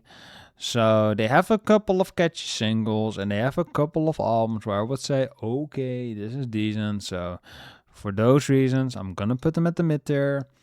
They have Jesus, He Knows Me, and that song is fucking dog shit. And I Can Dance. That song is fucking dog shit. But that's not Genesis, that's Phil Collins. So for that reason, I'm gonna say mid tier, and that really awful album with neither Phil Collins nor Peter Gabriel. That's the worst shit ever. That's like the absolute worst there. But Genesis ain't that. That's just one exception. That's just the finale. That's like end of Evangelion, but we're not, or that's like the final 2 episodes of Evangelion. People are not a fan of Evangelion because of the last 2 episodes. We are a fan of Eva because of the entire series, and that's like the Genesis fan base. You are a Genesis fan because of the classic albums. Those are for you, they're god tier, but for me, it's just mid. Like everything combined, it's mid. And I don't really like it. So mid is generous. I personally would rate them low. So Godsmack, it's a good Alice in Chains song. What does that say? It's something with G?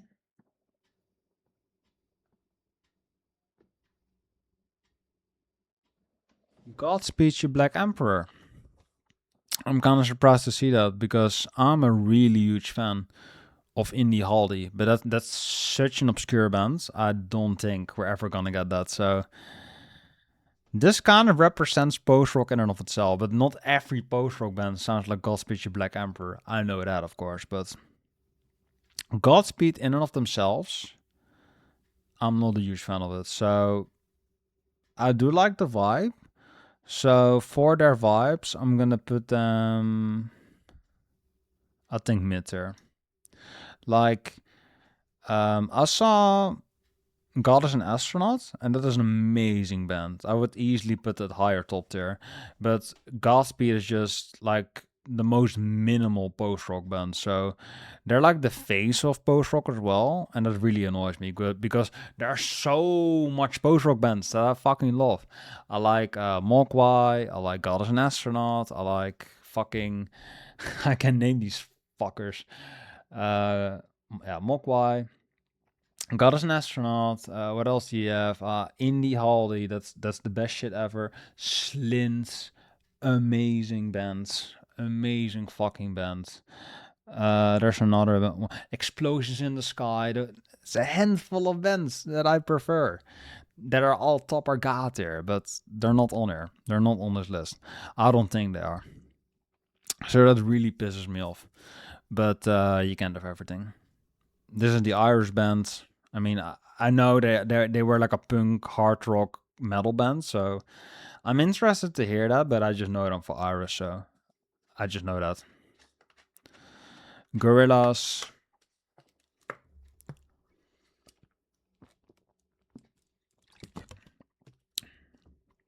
So this was the band that I was kind of referring to in Blur. Obviously, because Gorillaz is bigger than Blur. Because most Gorillaz fans would say, "What is a Blur? Did I have a Blur listening to this Gorillaz album?" That's what most Blur. That's what most Gorillaz albums. The albums are gonna speak to me. No, that's what most Gorillaz fans would say. 1.5 hours into this. Give me a break. So Gorillaz. I'm a pretty big fan of the Gorillaz. I mean, yeah, Demon Days here and Plastic Beach above that. Those are two of my favorite albums. I think of the two, Demon Days is still my favorite. I just like the production on them better, and I have more nostalgic memory to it because I kind of grew up on it. But Plastic Beach is really great as well. So those are two, I would argue, top to Gotcha albums. And the first album I'm really nostalgic to. I really like G Sides. That's a compilation of Gorillaz. And I really like D Sides, which has an amazing song on it. If you are a Gorillaz fan, but you haven't really delved into the deep cuts, look up Hong Kong. God tier song. Amazing song. That's Damon Albarn's songwriting at its finest. Like, that's 13 on steroids, if you know what I mean. If you are a Blur fan, you would know what I mean. So that's amazing to me. So I love that shit. And I mean, after Plastic Beach, I'm not really huge on Gorillaz because you had The Fall, which Damon Albarn made on an iPad when he was on a cruise ship. And after that, there was like a Gorillaz hiatus and a Blur hiatus. So after that, he came back with Humans. And Humans has Ascension, I believe. I love that song, but Saturn's Barns is kind of like a polarizing comeback song. I just like Ascension. I think it was called Ascension, so or I'm thinking about the Cold Zombies map, which is not my favorite. Gorillaz nor Black Ops Zombies. Let's see. So let's see. I think it was called Ascension. I mean, the artist named Symphony named now, I believe. She used to be called Sewer Slut. She made a compilation of this album cover of Gorillaz, and she named it something with Z at the ending, and what we refer to as a black person, but the slang slur term. She made an album of that with this cover. Fun little fact of the day. So yeah, she kind of got cancelled for that, but she still has a career somehow with a fucking name called Sewer Slut. It's insane. But she retired that name and she goes by Symphony now. So there you go. What was the song called again? Strobe Light. I quite like Ascension. Yeah, I was right. But I don't think that's the name of the song because I believe it was longer. And that was really good. Andromeda. That's a great fucking song. So I really love that song. We Got the Powers quite good as well. Sex Murder Party. That's a skip. I think Murdoch wrote that shit. So I'm pretty mixed on this Gorillaz, but I really like this The Fall has its moments, and I'm gonna pretend that it's amazing.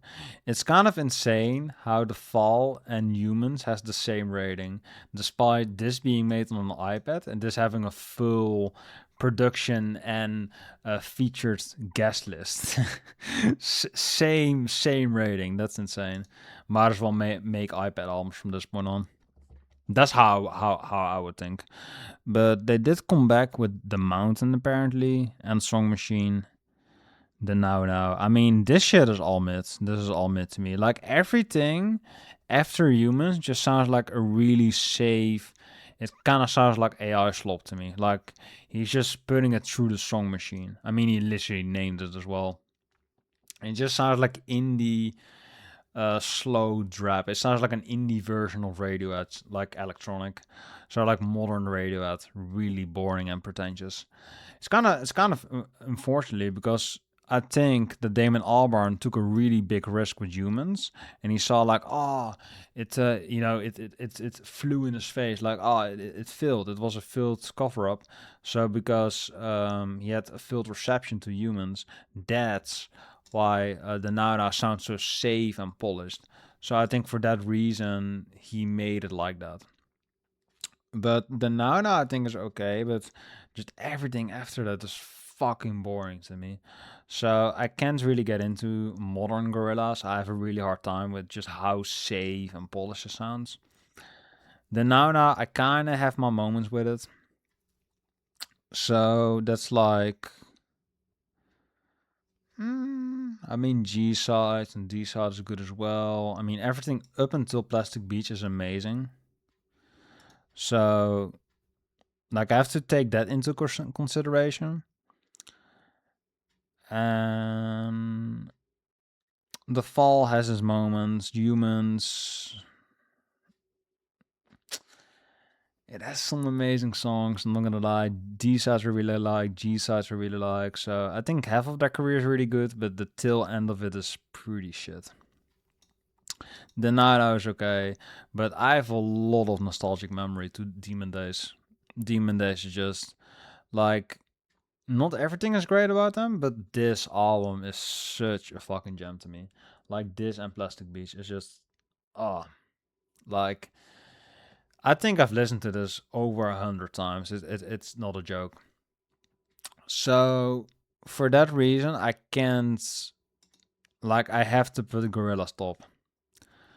I have to put them around the top tier section because I can't really deny Demon Days nor Plastic Beach. Like, despite half of their career sucking dick and balls, their first half is just so strong. The first half is so strong. D sides is great. G sides is great. So it's just really good stuff.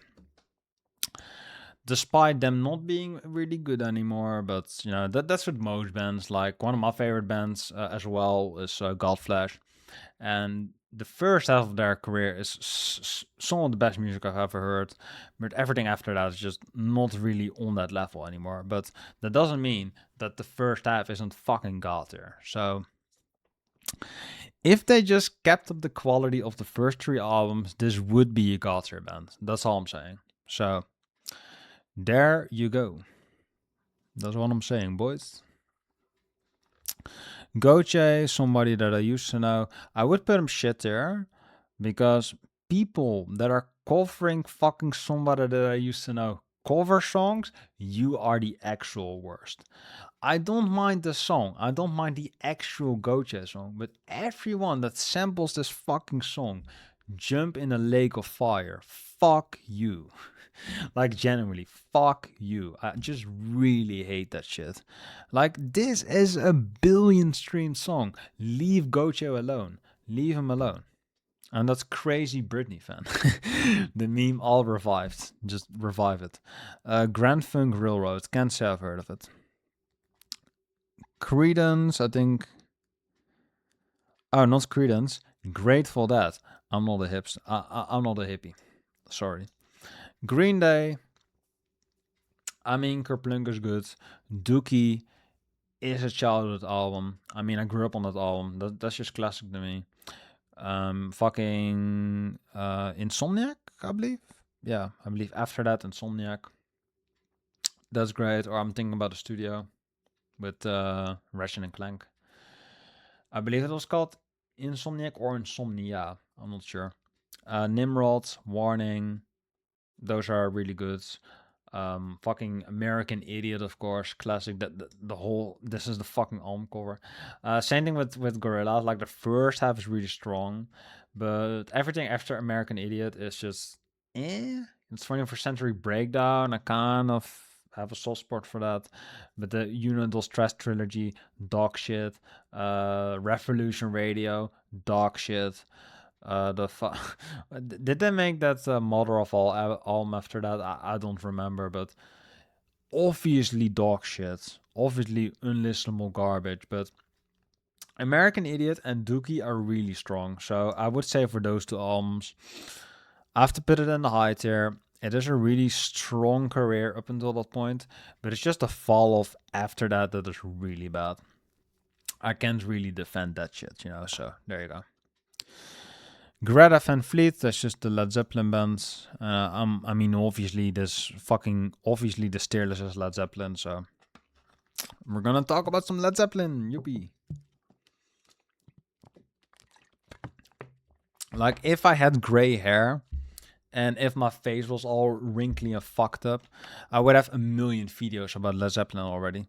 Maybe in 30 years. Don't, yeah, there you go. Don't hold your dimes and nickels. I'm not sure if that's even a saying. I'm fucking tired. What does that say? I can't even read that. Group love? Yeah. Group love. What the fuck is group love? Just say orgy. I mean, Orgy has a great cover of Blue Monday. That's an amazing cover. Like, I'm not a huge New Order fan, but Blue Monday by Orgy, amazing song. Okay, Guns N' Roses. This is a difficult one because Appetite for Destruction is one of the greatest albums ever made. I love, like, who doesn't fucking love Appetite for Destruction? Welcome to the Jungle, and I mean, I don't really have to switch out of mine, but of course, obviously, it's a classic ballad on the G side, or no, on the R side because Rose is elegant. Oh, lovey dovey. That's the actual reason for the sleeves being like that. Guns, violence, extravagance. Paradise City, obviously. Ma Michelle, really seductive song. Rocket Queen. Axl Rose actually fucked the drummer's girlfriend's brain out. So fun album. Family friendly for the whole family to enjoy. Especially Rocket Queen. But that's on high volume for your kids. Don't do that. I'm not responsible for what happens. So, Guns N' Roses. I mean, this is a difficult one because Appetite is one of the greatest debut albums of all time. No one will deny that. Amazing album. After that, they made a compilation which is called GNR Lies, which is basically Aerosmith covers and Patience and a racist vent song from Axl Rose to you, just a fat fuck you to all the people.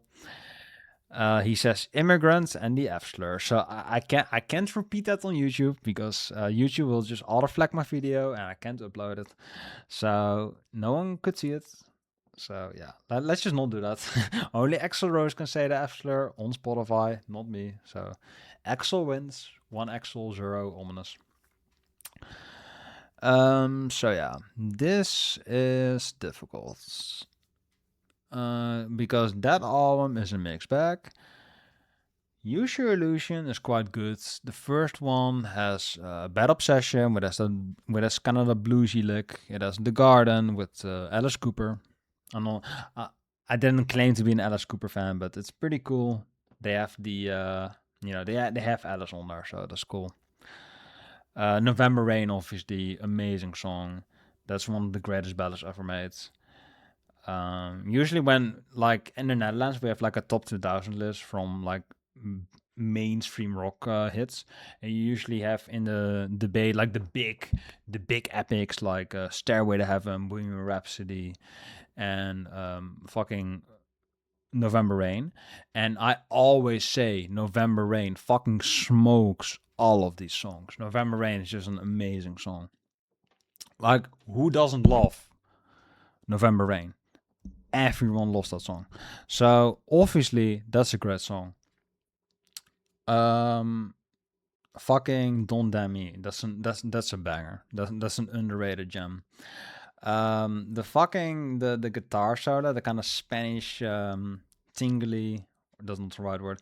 The Spanish tinge, the tinge that's the song before November Rain.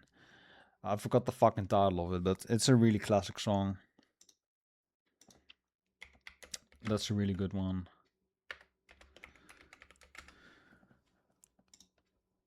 I can't show the debut cover because it shows like a robot, like a glowing robot shooting at a hooker with her tits out. So I can show that. That's the original cover. So I can show that. Use Your Illusion. I really love that song, Before November Rain, and of course that song, Double Talking Jive, amazing song.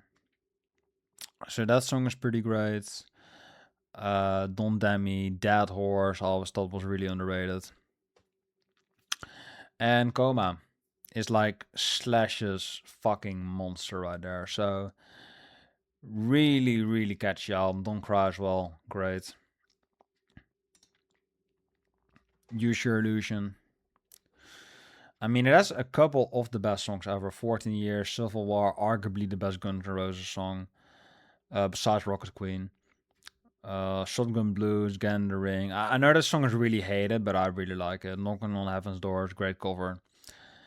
Breakdown, really underrated song. I really love that one. Locomotive, So Fine and Strange. You could be like, all these songs are amazing. I really love all these songs. Except for this one. This is the Trent Reznor song. This is the Trent Reznor Miscarriage. So yeah, that's not that wasn't a big hit. I'm kind of surprised that they didn't include like blues rock, progressive rock, bit of jazz, a bit soul. Like, this is a really diverse album, but it just has the hard rock label, which I don't really agree with just hard rock. It is a really progressive record. So Rachel Music is sleeping on Guns N' Roses. This is a pretty great band. Spaghetti Incident is just like a raw hit of just punk covers, so I think that's just like dumb fun. Like, this is my Black Flag album. Just turn your brain off and just enjoy some punk songs. Yeah, they have like 5 albums that I like. I don't really fuck with Chinese Democracy. There are moments that I do enjoy the Spaghetti Incident, even though it's their laziest album. What else do you have? Live Like a Suicide. I mean, I don't have this album on. Yeah, I mean, it does kind of combine the songs to it does combine it to GNR Live, so that kind of, it makes it a whole album. So that's that. I usually enjoy these 5 albums with the live, and then I like Greatest Hits mainly because it has a couple of songs that are not on any of the main albums. Like, um, I think I just have it for Sympathy for the Devil because that's not on any Guns N' Roses, and I was like, yeah, it does make it complete, and you have all the singles. So if someone is new to Guns N' Roses, obviously you have the compilation. So if you would point a gun at my head, a gun and a rose, and you would say you have to listen to a glam band, Guns N' Roses is always the correct answer. If you would consider it glam, they are the best bands in this genre. Obviously, nothing comes close. What comes close? Motley Crue?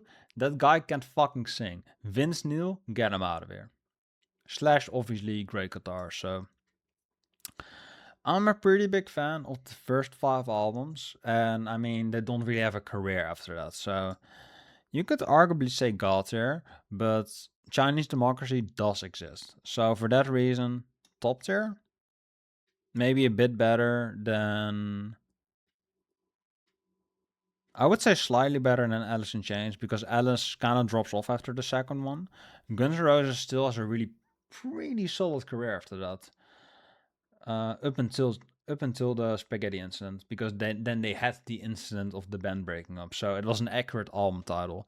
And Alice in Chains, yeah, I mean, I don't really care after them anymore after Lane, but Black Gives Way is good, and Devil Put Dinosaurs has his moments. So I'm like, most of their career is pretty good, but Guns, most of their stuff, I listen to front to back. So I would say the slightly better bands, and I mean, Alice in Chains used to be called Alice in Chains. Did you know how they got to that name? Because Lane Staley was a huge Guns N' Roses fan. So if Guns N' Roses didn't exist, you wouldn't have Alice in Chains. There you go. I like both bands. I like them both. I'm a huge fan of both. But I'm just saying, those are the facts. That is what happened there. What does that say? What the fuck does that say? Dark John Hall. Hollow Note? Is that Hollow Notes? I don't remember their logo looking like that.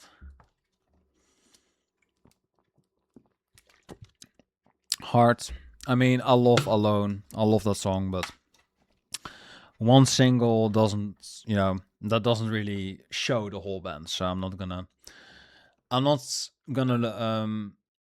pretend that I know them. I'm not gonna LARP. Is how the modern kids would say it. Jimi Hendrix. I mean, Jimi Hendrix is kind of objectively the greatest guitarist of all time. So you kind of have to put him in God tier. But I'm not a huge fan of every Jimi Hendrix album. So I'm not going to pretend that I love him. But he is great. He is great at his choice of instruments. So the first album, obviously classic. The second album has a bit more psychedelia. So I tend to listen more to that one because it has a bit more experimentation. But the third one has most of the songs that I actually would listen to. Like Voodoo Child, and All Along the Watchtower are obviously great songs.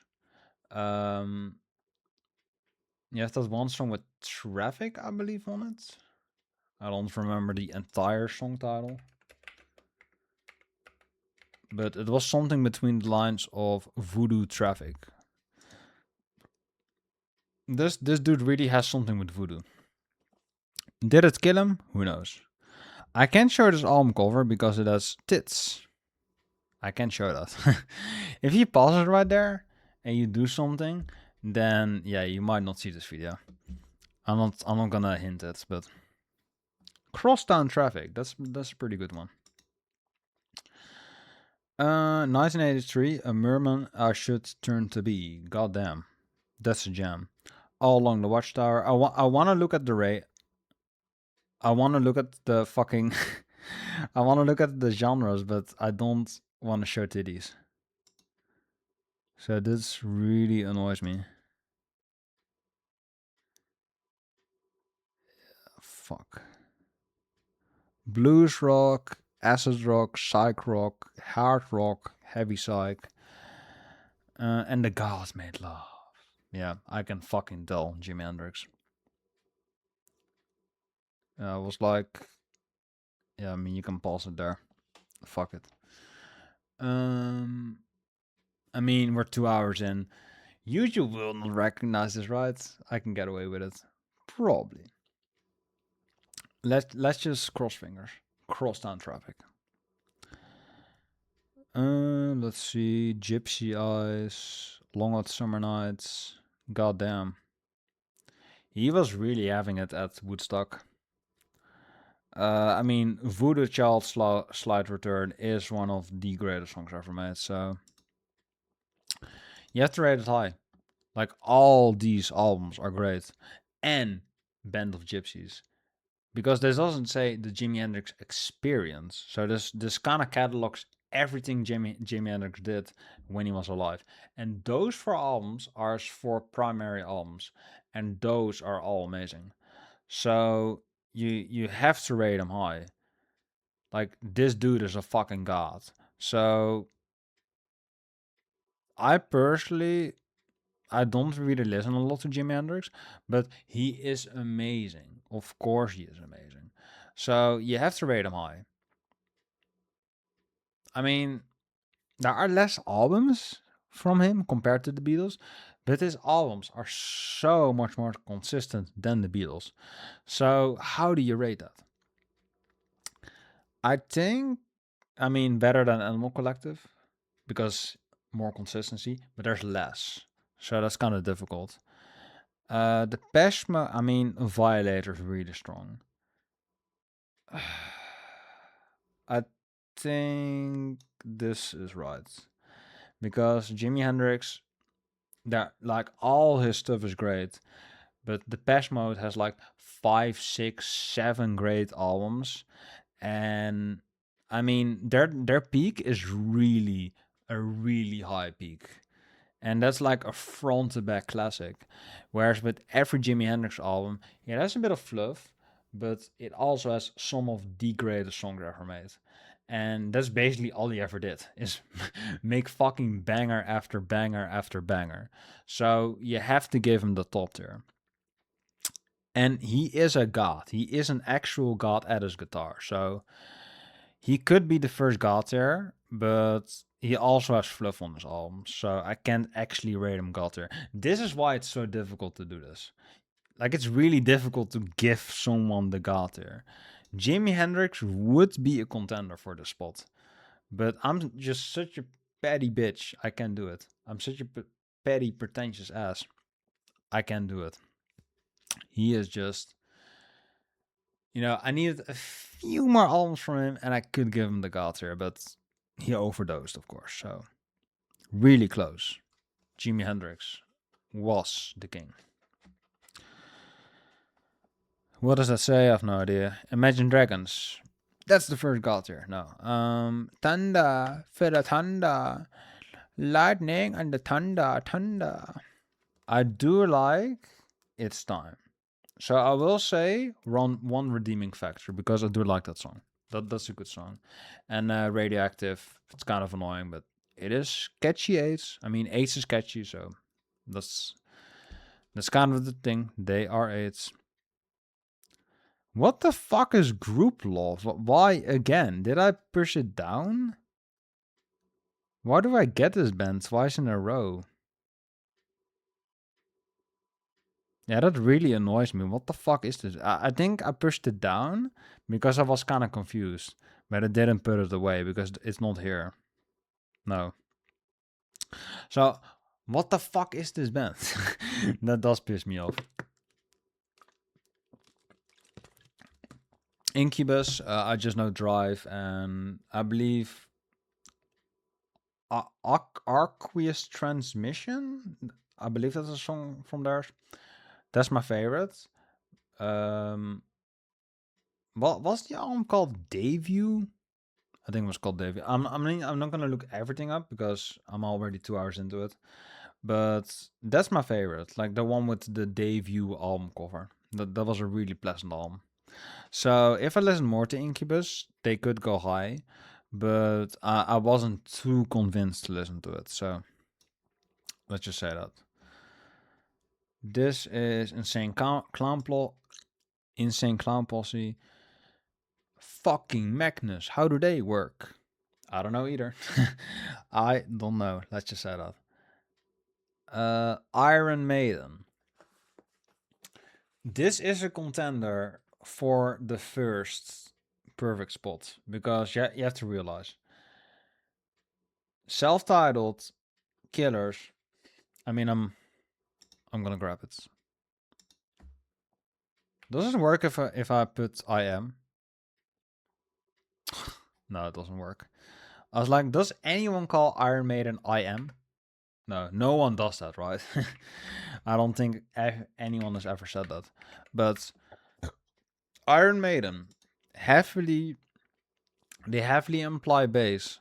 So they have a lot of bass, which I really appreciate, because the bass is just a really strong element. Like bass and rhythm guitar are really underrated, because they really make the undertones really kick in your music. So Iron Maiden is classic. Killers, amazing album, especially the title track, amazing song. Number of the Beast, obviously a classic. Peace of Mind, amazing opener. Like, how was the song called again? I don't even fucking know, but you know it when it kicks off. Where Eagles Dare, awesome fucking song. Revelations, God tier song. Flight of Icarus, catchy ass song. Die with Your Boots On. The Trooper, the fucking Trooper. Quest for Fire, catchy as fuck. To Tame a Land, kind of underrated. Power Slave, Somewhere in Time, God tier, God tier, God tier. One of my favorite albums ever made, Seventh Son of a Seventh Son. This is alright. Fear of the Dark is pretty good. The X Factor, underrated. This is shit. This is the only shit thing they did. Brave New World, amazing. This is great. This is good. This is pretty underrated. This is a comeback. And even this album is decent. So they have like, what is it? 1, 2, 3, 4, 5, 6, 7, 8, 9, 10, 11, 12, 13, 14. They have 14 great albums. Where 7 arguably masterpieces. 7 masterpieces and 14 great albums. 14 listenable albums. You can basically listen to an album. You can pick 2 albums daily and you have a good time listening to Iron Maiden. Who else can say that? Not even the fucking Beatles can say that. So 14 albums that I find listenable, and 2 of them I think are actual masterpieces. Somewhere in Time and Seventh Son of a Seventh Son are actual masterpieces to me. So, like, Iron Maiden arguably only ever made one bad album, and it has its moments. That's God tier. That's just God tier. Like, no other band has 14 good albums. That's consistency. If you see Iron Maiden, you're just gonna have a solid fucking time. Even though Nico McBrain, he did retire, Iron Maiden, legendary band. So we're 2 hours in. We have one God tier band, and of course it's a metal band. So yeah, that's just my standard. My standards are really fucking high, but everyone respects Iron Maiden for a damn good reason, and that's why they're God tier. Enough said. We go from Iron Maiden to Janis fucking Joplin. I was thinking about that other chick, that Jagged Little Pill. Alanis Morissette, yeah. I was thinking about that. No disrespect to Janis Joplin. She was a good singer, but can't say I've really heard it. It's not Iron Maiden to me. Let's see. What the fuck does that say? Jefferson Airplane. That's a really bad logo. I couldn't read that. Joan Jett, I Love Rock and Roll. Not for me. Journey. Never have to hear that. I Don't Stop Believing, that song. They have one really good song though. The one where they like fake play instruments in that music video. I forgot the song of it, but obviously that's a great song, but I'm not huge on Journey. Joy Division, I find them really boring. I saw a tribute band of them live once. I still would much rather see the Chameleons, but they're not on there. So that's going in low tier. I don't really like Joy Division. Judas Priest. You would think because of I'm not sure if you saw that. I was just experimenting. Because I saw or I highly regard Iron Maiden so much, you would think, oh, Judas Priest is just as good. But I'm gonna be honest, most stuff that I listen to from from Judas Priest, I find really boring. So it is just really, really annoying to me that or annoying. It's rather that I just don't really find them on the same level. So yeah, I'm not sure how to rate them because I don't nearly listen as much to to them. So that annoys me. Or fuck, why does that annoy? It doesn't annoy me. Yeah, I guess it does kind of annoy me because usually I'm in my head, oh, I have to like them as much because Judas Priest is regarded on the same level, if not higher, than Iron Maiden because they don't really have the flaws, but at the same time they do, because of Jugulator and the album after that everyone hates. I kind of forgot about it, but Judas Priest, I find it kind of boring to me personally. But I mean, Screaming for Vengeance, obviously a classic album. You have the one with Beyond the Realms of Death. There's also a song on there where they got dragged into a court law. They got dragged into a courtroom because a mother thought he sang "Do It Now," kill yourself or something. They had a fucking settlement, a lawsuit over that. So that's pretty metal. Not to make fun of it, but that was pretty intense. But yeah, I mean, Judas Priest are one of those bands where I really love one or two singles on their albums, and anything else I can take or leave. So they do have Beyond the Realms of Death. They do have Electric Eye. They do have fucking Painkiller. So that is obviously one of the greatest songs ever made. And All Guns Blazing, I really love that. With a Akame ga Kill AMV. Shit tier anime, by the way. But Judas Priest, in and of themselves, are good. I'm not, especially with the standards of this list, I'm gonna say that Judas Priest, I mean, compared to all these bands, probably top tier. I will say in the realms of Guns N' Roses, Beatles, because they're really consistent. But I find them really boring. So how do you rate that? But you have to rate Judas Priest high because all their albums, all their albums are arguably amazing. But I don't really return to it. So how do you rate that? But everything is listenable, like Iron Maiden, but nothing is as catchy as Iron Maiden. So that's kind of the problem. That's kind of my personal issue with them. That's not even objective. That's just like the tier list is subjective. So Judas Priest still great, but I don't listen to them a lot. But like Jimi Hendrix, almost their entire discography, just banger to banger to banger. And that album with the Flame Shield, they still sound fucking solid, bro. Like, I'm gonna give them credit.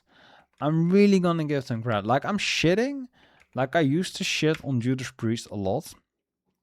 But even that album with the Flames and Firepower, like Firepower and Invincible Shield, shit on modern Iron Maiden. Like even a Gautier band doesn't compete with these two albums. Like this is a solid fucking album. Like how old was Rob Halford when he made this? Like we really have to look at how old he was when he did this. Because when did this, like he made live recordings of him singing that album. He was born in 1951. So realize he sang this album, Invincible Shield, when he was 71, 71, 72, 72-year-old man singing this album, and I saw live clips of Rob Halford singing this album. It sounds fucking great. 72-year-old man sings this good on an album like this. How? How is that possible? That's insane. So I have major respect for Judas Priest. Arguably, or I would say almost objectively, Rob Halford is the greatest frontman in heavy metal. Like, that dude is fucking insane. So you could argue Judas Priest is God tier as well. I could put them on God tier, but I mean, I really have to listen consistently to the. I would really have to consistently listen to Judas Priest for that, and I just don't do that. There are moments I love of Judas Priest, but I just don't listen that deeply to Judas Priest. But that Invincible Shield performance and Painkiller and Beyond the Realms of Death and all their other highlights, they are a god tier band. But because I'm petty, top tier, just like Dream Theater. But yeah, Rob Halford is a fucking legend, bro. That dude is insane. And KK Downing, of course, and the other guys, Al Atkins, I saw as well, I believe. The dude, I believe KK Downing retired. Ian Hill, Scott Travis, great drummer. Tim Ripper Owens, yeah, that was the name. Glenn Tipton. Iconic names. Iconic ass bands. So, yeah. Great. Obviously great. I believe this is the Wayward Sun band. This is their logo, I believe. And I mean, I really do like that band because they're prog. But Kansas, I believe. I mean, Wayward Sun is a good ass album. So because of that, and they have some other really good songs, I'm gonna put them in high tier. I think this is Kansas. So if it's not, I think it's Kansas tier. Kansas tier. What the fuck is Kansas? Killers. I don't like them, but they have some singles, and they have. I believe this was the band that did the. Are we dancer or are we human? That was this fucking band, I believe. So that's pretty bad. That's objective bad, but that's one song, so I'm not gonna rate it. King Gizzard and the Lizard Wizard. I sat through some albums, but it's actually just a fuzz in my head, so I can't recall. King Crimson is obviously one of the greatest bands of all time. So this might be an arguable god tier band because we don't really have a lot of god tier bands right now. This is on the Iron Maiden level because In the Court is arguably one of the it's pretty much objectively one of the greatest albums ever made. Obviously. Lizard Islands, Larks, amazing album. Starless, great album. Red, amazing album. Discipline, amazing album. So you have like, what is it? 2, 4, 6, you have like 7, 8 great albums. After that, they kind of, they slow down. But it's not like they pumped out garbage like Genesis. They just kind of slowly stopped. And after that, they kind of tried to be metal, and it was kind of weird. But they didn't continue the trend. They just kind of experimented and faded out. So I do kind of prefer it when bands do that. They just kind of become a legacy band. Because if you've made In the Court and you even make Emerson, Lake and Palmer sound good, you really are a legendary band. If you can even make a shit tier band like that sound good, like Emerson Lake on here, then or Greg Lake, I believe was his name. Amazing singer as well on this album, at least. Is his name on here? Greg Lake. Yeah, Greg Lake. So obviously amazing. But yeah, one iconic album.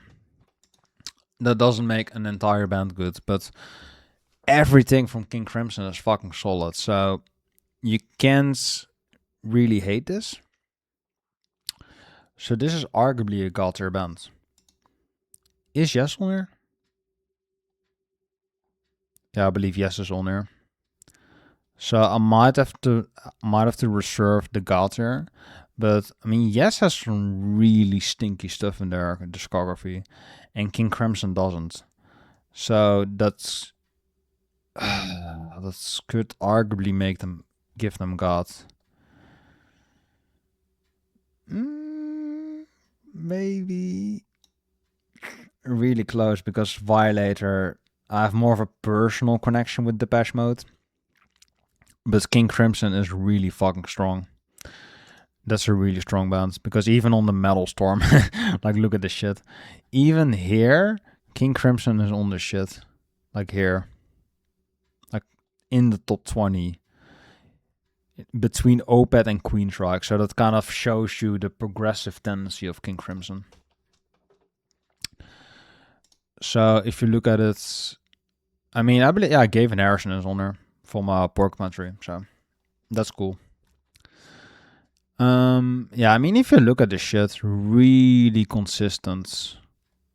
Like Red Discipline, solid, experimental, solid. So, like, first half of their career, god tier. Second half, solid, with some duds here and there, but nothing really too bad. So that kind of looks like an Iron Maiden discography, like masterpiece after masterpiece. Yeah, I mean, they have 2 masterpieces, so, and Larkstone and Aspic is really fucking good as well, so this is a demigod tier band. Starless, fucking Red, oh man. Yeah, Starless, I believe the song was called. Amazing song. One of the greatest songs I've ever heard. So this is really a band that I could put in the god tier. We're gonna wait it out. Maybe I'll elevate King Crimson up to there. I think I'm gonna compare them to King Crimson, because I would like a classic prog band in the god tier. And I mean, I don't really like Pink Floyd. And Yes is probably my personal favorite. But Yes has a lot of shitter material after their classic stuff. So King Crimson doesn't really have a dud. So maybe they are the best classic prog bands, maybe. Because I mean, if the Mars Volta is on there, I probably could rate that, but of course, fucking Motley Crue is on there. They also do not have Mars Volta, so that really pisses me off. I don't think they do. No, so I might have to rate King Crimson in that spot.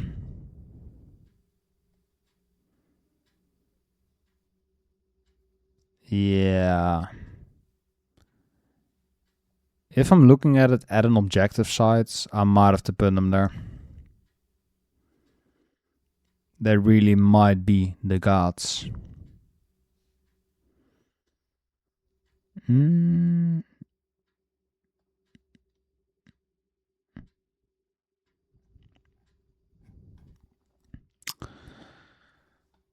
Do I see them? I don't think so. Can you spot Mars Volta? Fucking Where's Waldo with an insane band.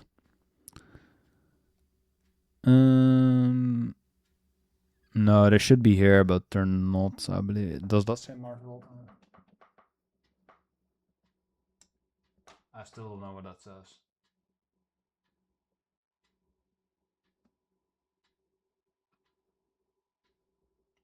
No.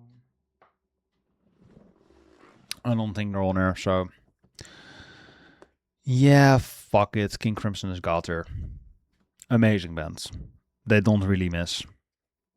So, yeah. You really do have to have a flawless career to have god tier status, because King Crimson is just, all their albums are fucking solid, bro. Like, obviously, Discipline, Wrath and Discipline was pretty much their peak with Lark, Stonks, and Aspic. But everything after that is really solid as well. So, like, you just don't want a dud. That's the key strategy to having a god tier status. Like, don't have a dud. Like, the Construction of Light is arguably a dud, but because it's fucking prog metal, prog mathy and industrial, that does make it like they took a risk. And I appreciate bands that take risks. So King Crimson obviously deserves that credit. So you do have to really give them the god tier here, because Robert Fripp is a fucking legend, bro. Like, that one song, I believe the Starless it was called. Starless. I adore this song. This is a fucking amazing song, and this critic is sleeping on it. 3 stars for Starless. You should be Starless. That's a fucking great fucking album. So King Crimson, obviously a god tier band. No one would deny that. Kings of Leon, Use Somebody, of course. The Kings, I really love Face to Face and Lila. Or Lila fucking Lola. the Lola album. Really good stuff. The Kings on, not Broadway, but Waterloo Sunset, I also really think that's a great single. So the Kings are obviously a great rock band, arguably better than the Beatles, but I mean, I'm gonna put them at the same area because we obviously know the Kings are great, but the Beatles really get most of the credit, and I really like that psychedelic edge that they have. But the Kings arguably also has that, so pick your poison right there. They're both fucking great. So yeah, that's my argument there. Listen to them both. Kiss. I mean, they have some good moments. Love Gun, I kind of like. I'm not huge into Kiss, so that's not the worst band, I guess, but not really great. And Gene Simmons is a cunt. Korn. I mean, the debut is great. Follow the Leader is quite catchy. Issues is probably my favorite. That's the most raw edge. And Korn is arguably, I mean, they are arguably the greatest new metal band ever. But I just think that the debut is really solid, and everything after that, not, I don't think for me per se, but it is pretty good though. So don't sleep on that, son. I have no idea what that says. I might be missing a really important band right here, but I don't know what that logo is. Led Zeppelin, obviously a great band. House of the Holy, Led Zeppelin, the trilogy. Untitled, obviously great. They were so scared of it being rated that they untitled it. That's the original reason for it being untitled. Physical Graffiti, of course. That's arguably my favorite, with not No Quarter. 10 Years Gone. That's an amazing song. So yeah, Led Zeppelin is a legendary band. Arguably a god tier band, but the last album is not great. The album before that is pretty good, with Not When the Levee Breaks, but that other really long song that inspired Dream Theater.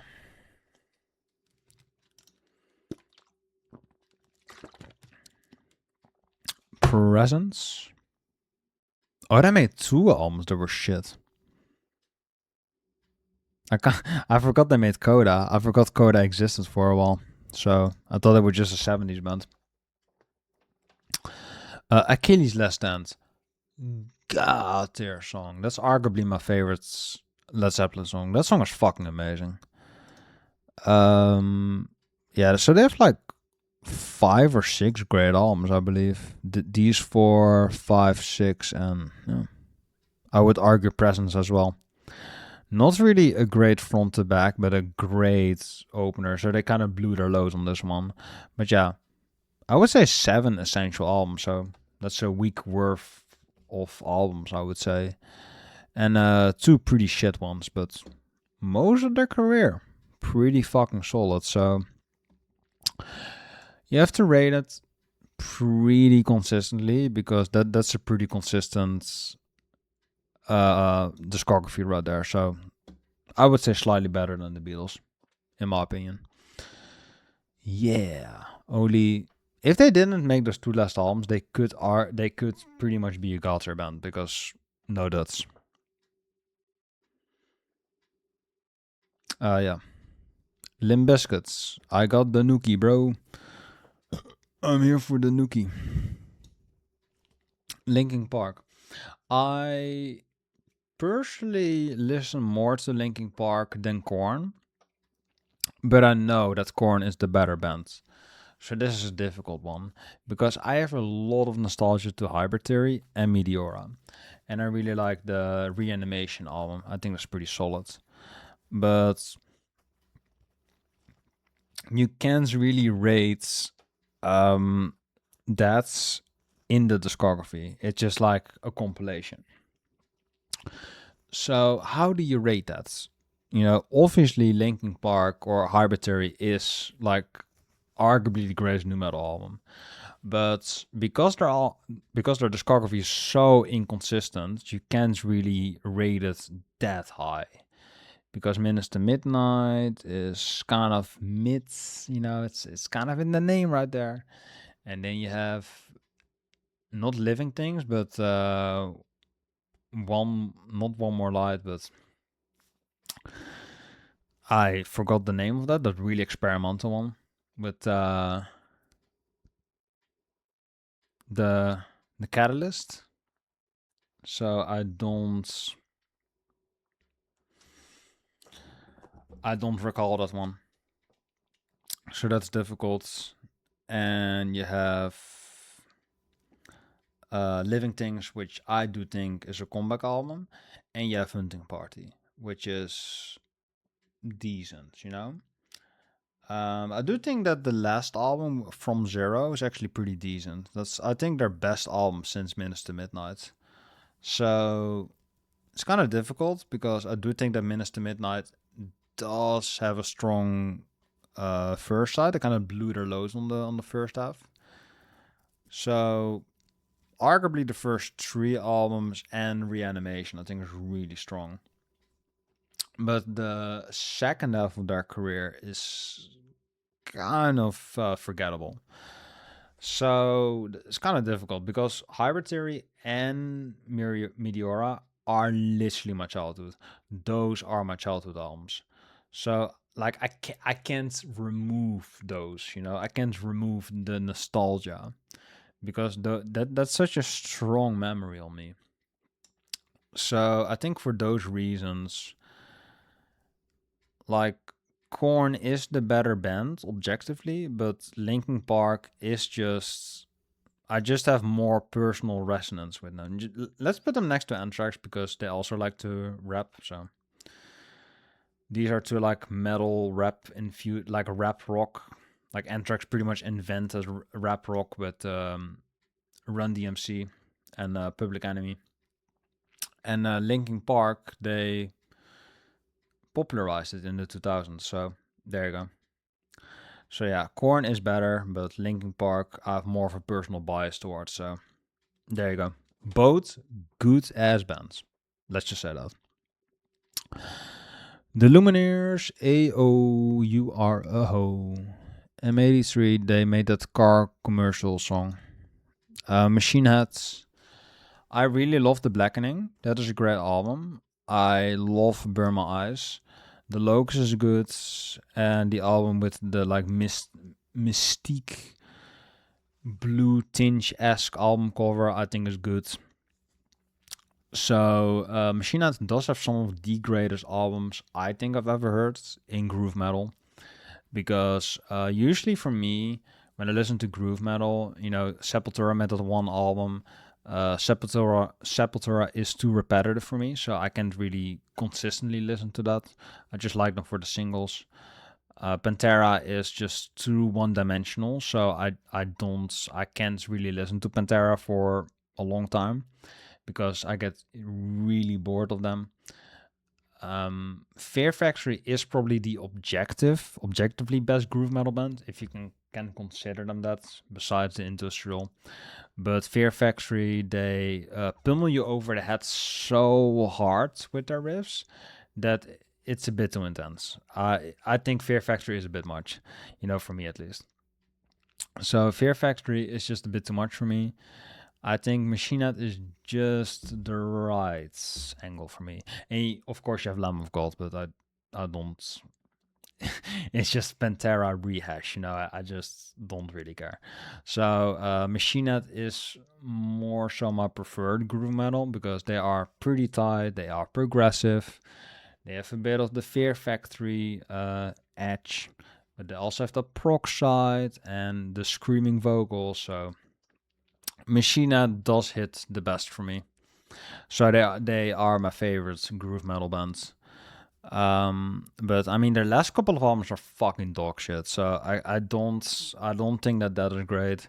Actually, I believe Metal Trenches, he just hates every Machine Head album, and I'm like, do we listen to the same bands? Fucking Burn My Eyes is fucking classic, and The Blackening, amazing album, especially with fucking Halo and Clenching the Fist of Dissonance. And Wolves is great. The riffs are really fucking great. What else do you have? A Farewell to Arms, really emotional, punchy, and catchy, and uplifting song. It kind of has everything that I love in the song. So that is just a good ass fucking time. But the last albums are really fucking shit. So that's difficult to rate. But because their first half is so strong, I'll I'll say top tier. Really strong, consistent discography. Easily the best groove metal bands in my opinion. Like I can't really listen to another groove metal band because Machine Head just takes the top for me. Personally. This says Marilyn Manson, I believe. I don't really listen to that. Maroon 5, obviously great. I wouldn't say the absolute worst. I believe they just make AI music now. Because, of course. Songs About Jane is good. So I'll say they have one redeeming factor is that album. Sunday Morning, amazing song. That sounds so pleasant. So I wish they did more of that. Why the fuck do I still have this? I still do not know what the fuck that says. Matchbox 20, of course. Never listened to it. My Chemical Romance. The Black Parade is alright. Helena is a good song, but Three Cheers for Revenge, I believe it was called. I find it pretty tolerable, but it's just kind of the same riff over and over again, so it does bore me, but my MCR is solid, and to piss off all the prog fans, I'm gonna put them next to Genesis. I'm gonna even put them one spot above Genesis. So every Phil Collins and Peter Gabriel fan, suck it. And every MCR fan, they're not as good as you think, but they're not that bad. So calm down, everyone. They're decent. They're pretty okay. They do make me feel in a dance mood, so that's good. But I don't think they're the best thing since Sliced Bread. I already said that. Meatloaf, obviously the first album is great, but I don't find him that great, so let's say mid tier. But obviously he's a great singer, and for that we salute him. And this is going to be a difficult one because I saw that Megadeth was next, And I have a long-standing feud with Dave Mustaine, not personally, but yeah, just I have some issues with Dave. Because Dave Mustaine, in and of himself, is probably the definition of pretentious. Like, if pretentious could be a person, it would be Dave Mustaine, obviously. So the dude kind of thinks a lot of himself. And I think a lot of myself. So I kind of relate to Dave Mustaine. No one says it to me, but I'm a pretty unlikable person because I have a lot of pretentious nature. So I get Dave, but I don't sing like Dave. You get me? But, personal bias aside, personal reflection aside, they have a really solid discography. The first album is solid fucking trash. Peace Sells, classic. So Far So Good, underrated gem. Rust in Peace, arguably the greatest metal album ever made. And just because of that album, they could arguably already be in the God tier conversation.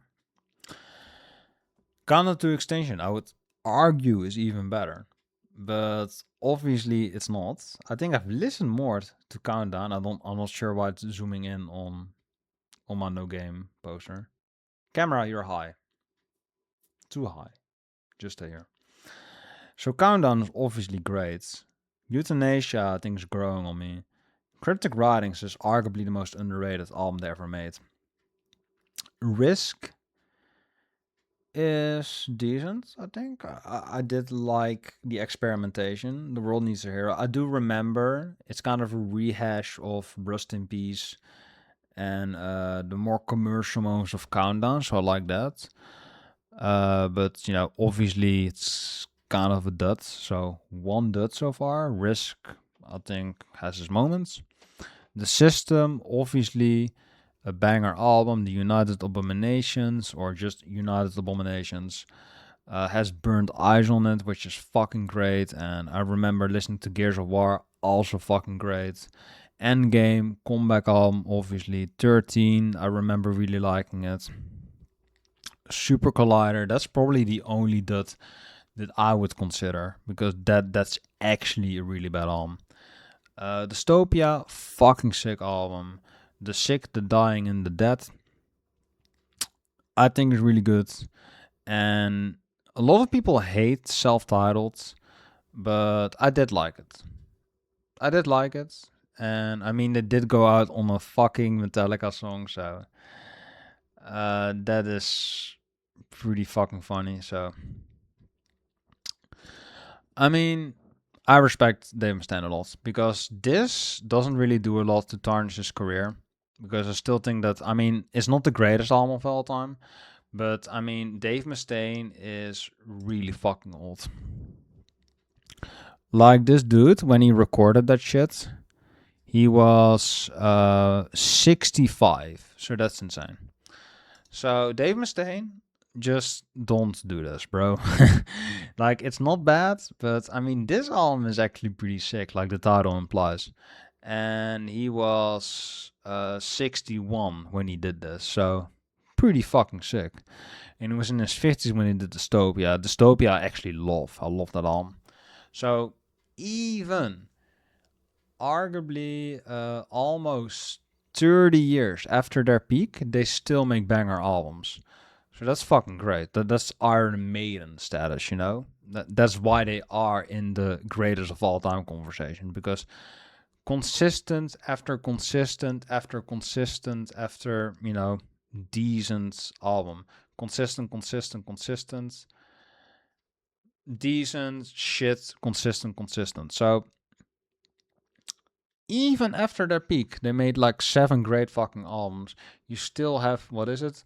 1, 2, 3, 4-ish, 5, 6 great albums. You also have the compilation, the EP. What was it again? They had like one compilation.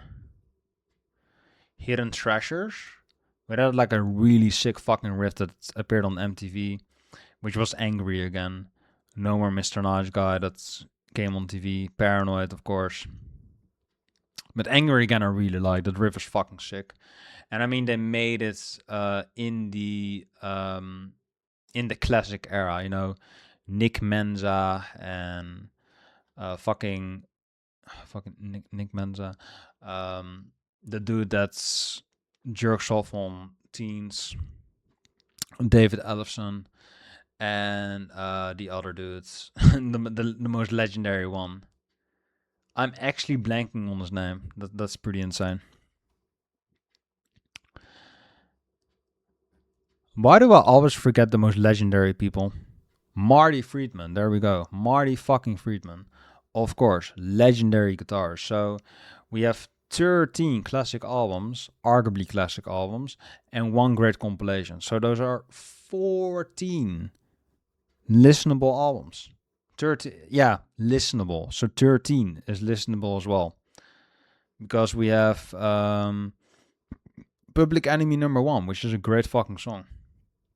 So 2, 3, 4, 5, 6, 7. No, not that one.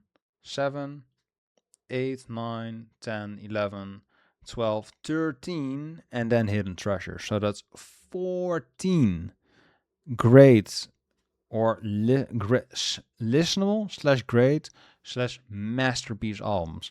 I mean, masterpiece status is only really Peace Cells, Rust in Peace, like God Tier, and Countdown to Extinction. I would also call that a masterpiece because I just keep listening to it over and over and over and over and over again. I can't stop listening to that song. It's fucking great. So Megadeth, like only Super Collider is kind of skippable. Like same thing with Iron Maiden. They have one skippable album. But besides that, really fucking solid discography. So Megadeth, I could argue the best band so far, but is that really fair? Because Iron Maiden, they have more albums where people would say it's better. And King Crimson doesn't really have a Super Collider or a Risk. So, I mean, I kind of do like Risk. Super Collider is actually a dud. And, I mean, Virtual 11 exists from Iron Maiden. So, I would say for those reasons, Megadeth is probably not the best band on here. But Rust in Peace is such a strong album that I can't really not put it at God tier. So maybe Megadeth is the best band so far. And they might stay the best band so far. Because nothing really beats Rust in Peace. And I'm looking at this. I mean, Godflesh is not on here, so I don't think that anything can beat Megadeth. But yeah, that would be kind of odd, I think, because Megadeth also has stinkers. And I did say you have to have like a timeless, flawless discography to really make it the God tier. So I'm already contradicting myself.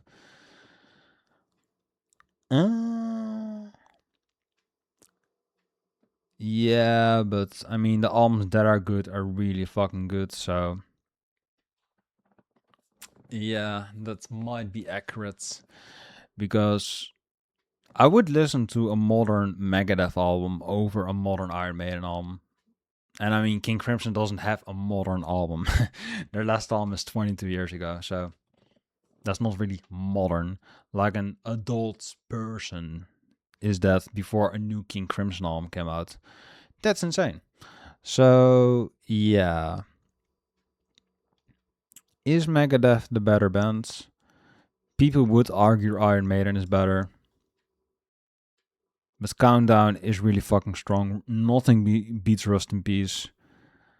So that does make it strong. Dystopia is better than anything that Iron Maiden did for the last 20 years, I would argue.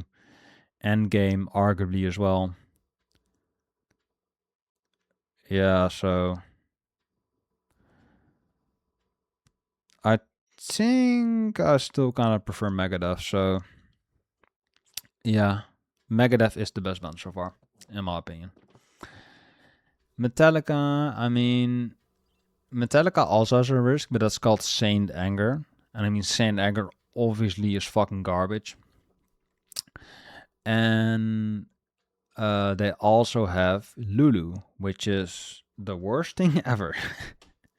So they can't be a Galtier band because they made Lulu. That's an objective stinker album. So I could just say objective bad. But Metallica obviously has objective good album as well, which are masterpieces. You know, Master of Puppets. It's so legendary I can't even say it. And Ride the Lightning, obviously. And Injustice for All, which Lars Ulrich, fuck you. But yeah, they have a lot of classic material. Or I mean, the first half is really classic. Then they made fucking then they made Lulu and Saint Dagger, and I mean, I don't have to say anything because you know those albums. I like Load and Reload. If you like, obviously, if you compile them into one album, it's arguably their best album. But Ride the Lightning exists. I would put them here, but because their modern output is so fucking garbage, I have to put them probably around the high tier. I think they're slightly better than Anthrax because the highs are so much higher than Anthrax that they outbeat them, but the lows are so much worse as well. So,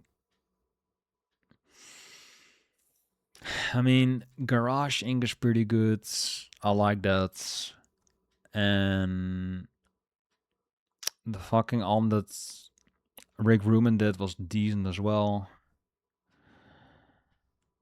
Yeah, but their modern stuff is so fucking boring. So I think it's high tier. It's probably accurate to put them high tier. Misfits. I mean, I like them. I like the Graves era. I'm not a huge Danzig guy, so I'm gonna put that at high. Probably below Anthrax because one of like the last album they did is unlistenable garbage. So can't really put them high. Modest Mouse, I never made it through a Modest Mouse album. Too boring. This is basically Gorillaz beta version, like 50 years before that, or 40 years. Moody Blues, I think I heard that song where they really sing dramatic. I don't remember. Motley Crue, I mean, kind of a perversive band. Vince Neil, obviously a bad singer, but I do like Kickstart My Heart, and that Dr. Feelgood album I do like as well. First album is decent, so mids, I would say. Motorhead, I never really liked it. I obviously Ace of Spades is classic, but actually listening to a full Motorhead album that does kind of grind my gears. So I'm gonna say low, not for me. Puddle of Mud, she fucking hates me, of course. Classic. Is that Mumford & Sons? I'm nearly 3 hours in and there's so many bands, so I'm gonna speeding through. I think that says Mumford. I don't know. I have no idea what that says, so I'm just gonna skip it. Neutral Milk Hotel I find unlistenable, so I could arguably say the worst thing ever. On Avery Island is kind of unlistenable garbage, so... And I mean, he sings about Anne Frank and Cum, so that makes me cringe. So this band makes me cringe, the music is drab, and I find them kind of insufferable, so I would say objective bad tier. I mean, the music, like the actual music, is not the absolute worst, but it is pretty bad. So I will say, I wanted to say one redeeming factor, but like the actual music is just generic. So I'm not sure if I would call that a redeeming factor. So I'm just gonna put them at shit there because I don't I never got the appeal of Neutral Milk Hotel, because if you listen to indie folk, if you listen to folk, you have Tim Buckley, you have fucking Comus, which is way better. You have Bob Dylan for folk. What else do you have? Fucking Neil Young, obviously better. So what else for, singer songwriter? Fucking Fiona Apple smoked Neutral Milk Hotel. So it's just kind of obvious, it's just a shit tier band. Never really got it. I wouldn't call it the absolute worst, but it's the face of indie, and it's just the most mediocre shit ever. So yeah, that just pisses me off. Nickelback, how you remind me of a better band. Obviously, Nine Inch Nails. I actually really loved the first half of their career, and then everything after year zero just really bores me. Or With Teeth. With Teeth, really, I find really enjoyable. I can always put it all on, and it makes me happy, even though it sounds fucking depressing. But I really like it. But everything after year zero just really bores me. So I'm not sure if I can rate them in top. Hesitation Marks is okay. Ghost was really boring. So how do you rate that? Because Fragile obviously is great.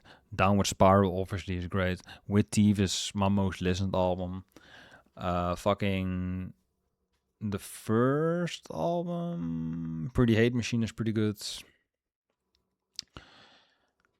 How do you rate that? Yeah. It is good. So I'm gonna say, I mean, I have a lot of nostalgic memories to Nine Inch Nails, so I think top tier. I'm just too biased towards Nine Inch Nails. I just really love them. Nirvana. I mean, Nirvana is probably my least favorite grunge band out of the big four. Nevermind is just meh to me. In Utero has Heart Shaped Box, which is, I probably would say, my favorite song. Bleach is just kind of whatever to me. The Unplugged thing they did is awful. So that's difficult. I think they're mids. Yeah. I would say album. I prefer A7X, but there are more listenable albums compared to Boston, so I think that's fair. Oasis, I mean, first album is really strong, and everything after that kind of goes downhill, so not that great, but they are a really enjoyable pop rock band, so I'm gonna put them probably in the Green Day area. I would say that from the Britpop era, my favorite band is called Manson, but they are too obscure. I don't think they're on this list, so otherwise I would say they are the best. But yeah, obviously Manson is nowhere on this list, so they were, I think, the most obscure Britpop band, so there you go.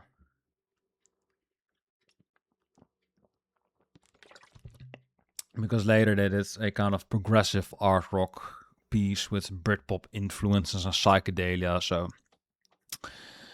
it's like fucking Pulp, or it's like Oasis Champagne Supernova on fucking steroids. That's how that whole album sounds. So that's fucking great. The Offspring. Give it to me, baby. Uh-huh. That's that band. The kids aren't alright indeed. One Republic.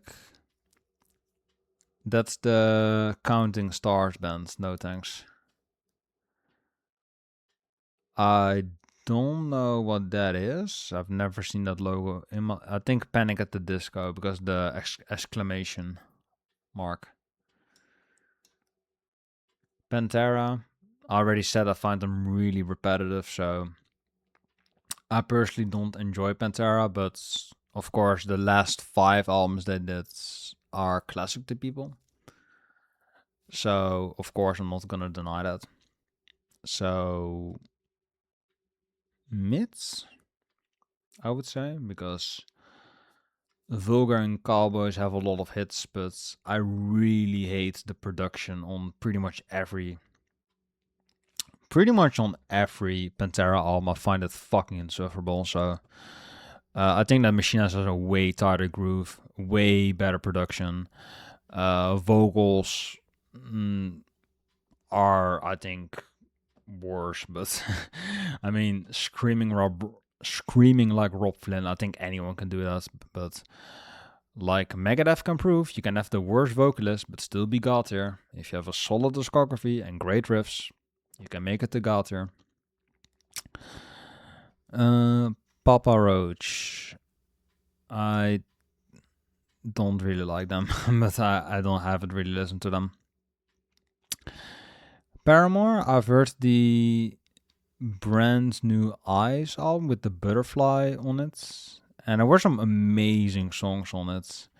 I can't really remember the titles, but I do remember really loving Hayley Williams' voice, and the riffs were really catchy. So I am a Paramore enjoyer.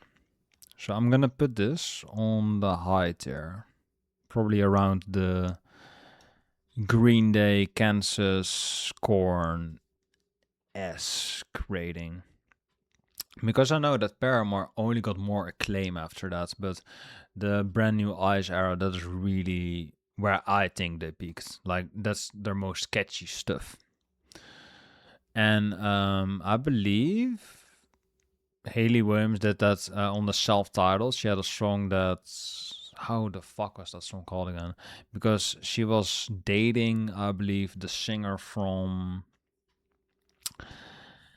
another fucking pop punk band, Red Flag or something. I don't remember. Yellow Card, I believe that was the fucking name. She dated someone from a band that was called Yellow Card, I believe. And because she did that, she made a song about, I believe, him. And it was really cheery, bright, and happy. And when I heard that song, I was fucking ecstatic. I was like, fuck, man. It sounded like a love song to anyone that would listen to that song. So that Yellow Card guy, if he listened to that and he was like, yeah, I'm gonna cheat on Hayley Williams, you're a fucking F word.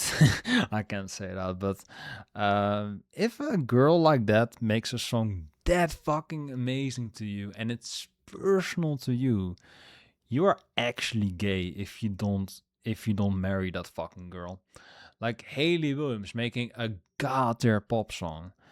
Like all in all, I don't think that Paramore always made the best music ever, but yeah, Still Into You. Still Into You is actually one of the greatest pop songs that I've ever heard. Like, on an objective basis, you have to say, of course, the Beach Boys and fucking the Beatles and, the Zombies and Kate Bush. You have to say the objective best because those are the best constructed kind of pop songs. But whenever I personally listen to pop music, and if I have to review it on a personal bias through that lens, then Still Into You is actually one of the greatest sounds that I've ever heard. Like, that and Paper Planes are just amazing to me. Like, fucking god tier pop music. Still Into You. Amazing. So just for that song alone, I could put him in top tier. But I rate whole discographies. And Paramore's discography is pretty good, but nothing is on that Still Into You level. Like, Jesus fucking Christ, that's an amazing song. One of the greatest songs I've heard. I'm in the mood now to listen to it. If a song just makes me happy and it makes me want to jump up and it has a personal feel, a personal attachment, those are fucking golden. Cherish those songs. One of the best songs I've ever heard. Pavements, that's the... I mean, I've heard them a couple of times, but can't say I'm not impressed. Pearl Jam, so she said. Have I got a little star for you? That's that band. I mean, 10 is alright, but Alive is okay. Oceans is there. Black, that's the tearjerker. I mean, I like that song, but I'm not gonna pretend it's the greatest shit ever. And I mean, 10 is good, but after that, you had Versus and Vitology, and Pearl Jam is just this. Just down and down and down and down and down and down and down and down. Just they got worse and worse and worse and worse with every album. So I think that Pearl Jam is the worst grunge band out of the big four. Because Nirvana has a really short and tight discography. Alice in Chains is a heavier hitting band than any grunge band in the big four. Soundgarden has the best singer, the most consistent discography, the most varied albums. So they are arguably the objective best. I'll get to them. And Pearl Jam is just bad Neil Young. They're just a bad Neil Young impression because Neil Young arguably invented the grunge together with Melvins because of the whole what's the word of it? The jackets that they all wear. The lumberjack jackets. I mean, Neil Young already had that style before grunge was a thing, so they just did the Neil Young thing. So there you go. Okay, so after that, I wanted to say Smashing Pumpkins, but I think that's still coming. Yeah, here. So I don't know what this is. I want to say Tom Petty and the Heartbreakers, but no, that's not a T yet.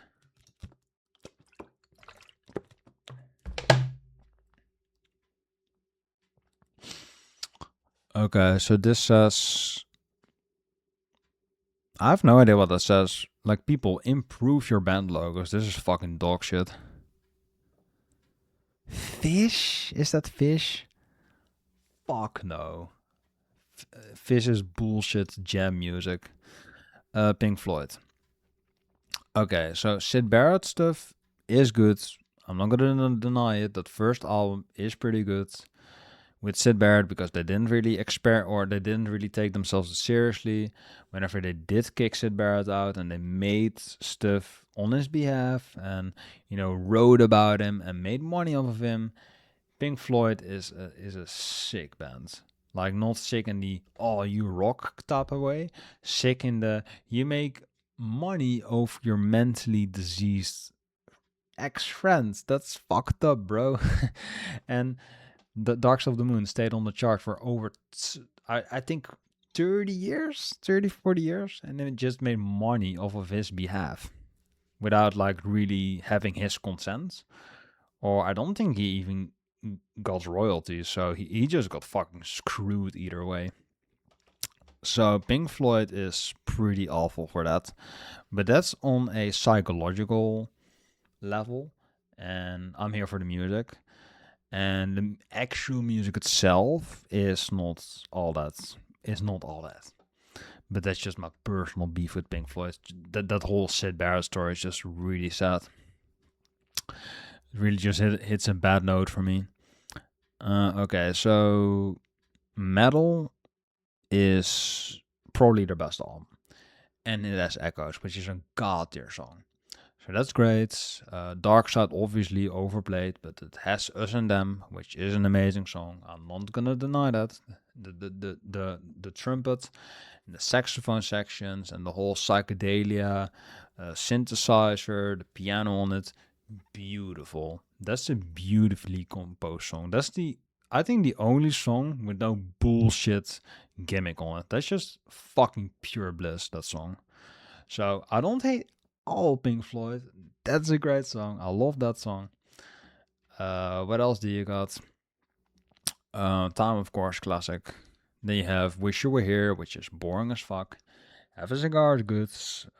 Shining Your Crazy Diamond, obviously a good song. But the whole fucking synthesizer starting up is just really bores me. So I don't like that. Animals, I think is probably their most consistent album. With Sheep and Dogs, obviously, is a great song, and Pigs, Three Different Ones, great songs. The Wall fucking puts me to sleep. So Pink Floyd is a really mixed bag because everything after that is not really Roger Waters, only the final cut. Because he's like, yeah, final contribution for me because he's basically the main songwriter. So he said the final cut of Pink Floyd, and we continue, or he continued on his own. And that's basically Pink Floyd leaving. Roger Waters is Pink Floyd. If you don't agree with that, you don't know what you're talking about. Because Momentary Lapse of Reason and The Division Bell are not Pink Floyd albums. Those are actual fucking slacker jobs. Those are imposter albums. So yeah, that's not good. And Endless River is an endless fucking bore. Let me say that. But I mean, they have Dark Side, they have Animals, they have Metal, which has Echoes, which is arguably one of the greatest songs ever made. So I'm not gonna shit on Pink Floyd. I'm not gonna shit on them too much. They made 3 pretty good albums. Count them. 3 pretty good albums that I would say are pretty good. Wish You Were Here is fucking boring. So for those 3 albums and arguably Wish You Were Here, 3.5, I will say they are. I will say probably slightly worse than Flaming Lips, slightly better than Oasis because Pink Floyd stopped earlier before they became shit. Yeah, I think that's fair. Probably in this area. Pink Floyd is good, you know, but they're so fucking slow and boring. So I do not fuck with Pink Floyd on that level. But you know, they are the face of prog. So I'm not gonna shit on it. You know, Pink Floyd, like I had a Pink Floyd phase. Pink Floyd was my gateway to prog, and prog is arguably one of my favorite genres. So I'm not gonna shit on Pink Floyd too much.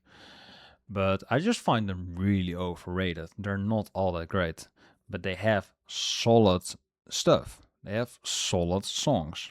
Of course, I'm not gonna deny that. So there you go. Pixies, I have to be fair, I never really got into the Pixies. And there's one song that I really love that's called Gigantic.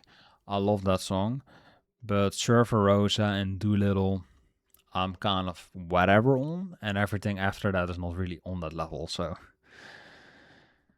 I think I'm gonna say don't know because I haven't really listened too much to the Pixies. It just like for a raw indie hit, I go more to the Melvins. For actual grunge music, I go more to the actual grunge bands. For indie, I go more to Manchester Orchestra and alternative, of course. For indie, I go more to Silver Sun Pickup. So I don't really have an inch like a tendency to go to them. So yeah, there's that. The Police are basically a fake ska reggae band, so I'm gonna say low tier because Sting annoys me.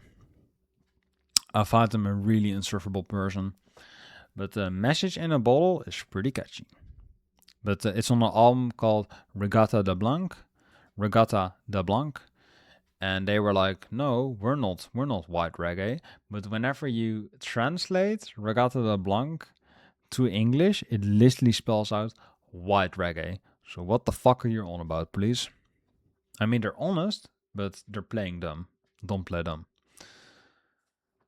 What does that say? Is that hum? No, because we're at the piece. We are at the piece.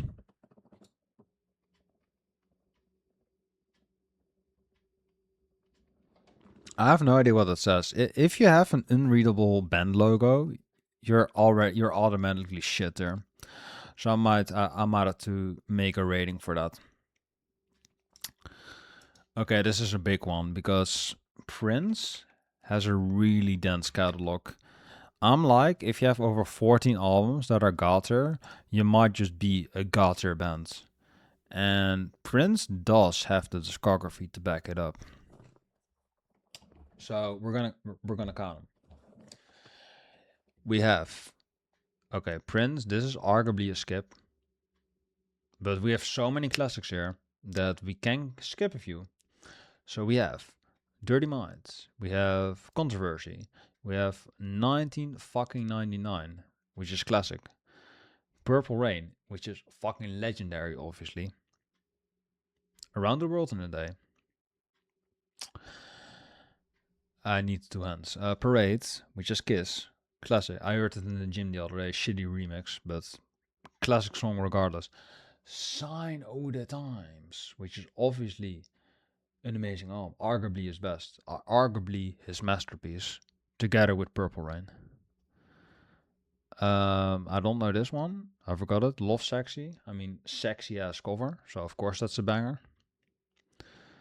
I do have a soft spot for that, but it's not really a classic. Gravity Bridge was kind of forgettable. Diamonds and Pearls I actually quite liked, so that's 9. Count them, 9. We have O Plus, which I think that was the review of the love symbol, so that was a big moment for Prince. That's count them, that's 10 bangers. We have Con, which I think the first song is really strong, but everything after that is kind of mixed, kind of so-so. So we're gonna skip Com. I think we had 10 already. We're gonna go to the Gold Experience, which is a fucking banger. So that is 11. Then we have, I don't really remember anything after that. So we're gonna pull the full discography. We're gonna say Prince's classic as well, because it's one of his first albums, which was actually good. So that's 12. What else do you have?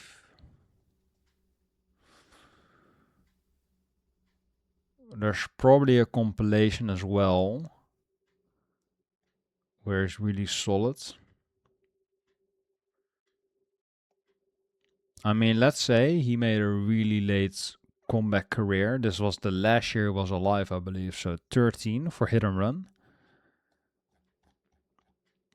Because he died the next year. So making a comeback album like that was his Black Star. Like David Bowie's equivalent to Black Star was Hit and Run. So that's legendary. What else did he do? I think I'm gonna count Come, because the opening song of Come is a masterpiece. Like that song is fucking amazing. So that's really good as shit.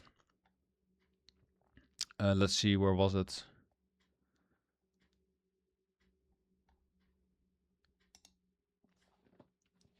This one. You have Come, Space I quite like, Pheromone, good. Loose reminds me of the Stooges, so that's obviously great. Race, Dark, Solo, Let It Go. I mean, Orgasm. How else would you like to finish an album on an orgasm? So obviously that's great. This is flawless. This is flawless logic right here. You do want to end on a high note, and what's a higher note than that? So Prince is obviously a fucking god. 14 bangers, 14 listenable albums that are actually scored above a 3. So, and I mean, 2 actual masterpieces, arguably 3 with 1999, Purple Rain being an actual god status, and Sign of the Times, which are actually legendary, and 12 other great fucking albums. And how many albums did he make? So many albums. This dude is consistent. He made 47 albums. Insane. That are listed. These are listed. He made films as well. Discography 1723. One person. Prince, you are insane. You are an insane person. You were an insane person. But Prince is amazing. He made 14 bangers. This is the Purple Rain, motherfucker. You can't have to put him in the God tier. He is amazing, you know? I think that Iron Maiden is more consistent, obviously. But Prince, he made so many bangers. And a few duds along the way, but so many bangers. So you do have to put Prince in the God. I might have to re-listen to Purple Rain, because it really is one of the greatest albums ever made. And Sign of the Times, obviously. So Prince is obviously just a legend. Like, who doesn't like Prince? If you don't like Prince, you don't have a soul. What is wrong with you? If people usually say, who do you prefer, Michael Jackson or fucking Prince? Like, Michael Jackson made songs when he was beat up as a kid. And I mean, those things were decent, but he was a prepubescent child. So how can you expect him to be great? I mean, obviously it was tough love, and Michael Jackson grew to become great. I'm not gonna shit on Michael Jackson. Michael Jackson is a legend. Obviously, water makes you wet, right? So that's obvious. But Prince is just like no debates. Like, Prince is an actual fucking legend. I don't think they have Michael on air, and they shouldn't, because it's not a competition. It's no disrespect to Michael Jackson. I like Michael Jackson, but Prince is the actual symbol. He's the love symbol. For a damn reason. He needed a symbol because he's that iconic. Is he on here though? Because he is the best. He has the best selling album ever made, which is Thriller, obviously, but I'm lowering my voice a bit because I don't want to wake my neighbors. It's almost midnight, so I don't think so. I don't think we have him on here. Maybe Alien Ant Farm though, to do him justice. Pulp I quite like, but Disco 2000 and Common People are god tier songs. But Pulp in of itself, I'm not huge on them, so I don't really like Pulp. But Pulp does have some of the best Britpop songs ever made. But their albums, I actually wouldn't say I really like that. But Pulp singles are great. I love Pulp singles. Common People is one of my favorite songs ever made. But the whole album is not all that.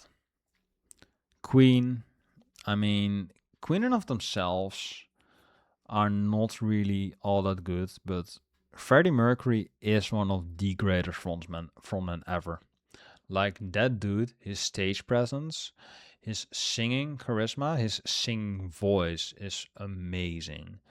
Like, how that dude belches out is just fucking insane. Like, the range that he has and just everything that he does is just insane. It's insane. So Brian May, obviously great composer, great guitarist, and they have some of the greatest songs ever made. You know, Bohemian Rhapsody, of course, and Innuendo, The Show Must Go On. And they're all fucking great. So Queen is just one of those bands that I can't shit on Queen. Like, maybe some people really are praying for me to shit on them. I can't shit on Queen. Like, I don't think that Queen makes great albums, but Queen has undeniable classic songs. Like, I've heard these fucking songs a million times on the radio, and even I'm like, yeah, but it's Queen. It's fucking Queen, bro. So you can't replace this band. So obviously, I mean, Queen was Axl Rose's favorite band, so I'm gonna like put them next to Guns N' Roses, because Axl also, Guns N' Roses performed at the, I believe, the Brian or the Queen tributes concerts, where they were like honoring Freddie Mercury for the AIDS benefit concert. So that was great. I mean, rest in peace, Freddie Mercury, but Yeah, I do still kind of slightly prefer Guns N' Roses, but obviously Queen, legendary bands. I will. I mean, I am tired of Queen, but like Queen of themselves, it will never die. People will always listen to Queen. They are legendary, so I can't deny it. They're here to stay. Queens of the Stone Age. I like Songs for the Dead or Songs for the Deaf. I confuse it with the song because I like the song. There's also a song there called Song for the Deaf to make it even more confusing. No One Knows, of course. First It Give It is quite a good song. The Sky is Falling, I really like. I really like their rhythm. The rhythm and blues kind of punky bands. And they have kind of a progressive edge as well. And they're stoner. So I like their vibe. They're like Kaia's, but one up. They're one level up. So it's pretty good. So I'm gonna put them in the high tier. Kai's I think is boring. Queens is more enjoyable. So there you go.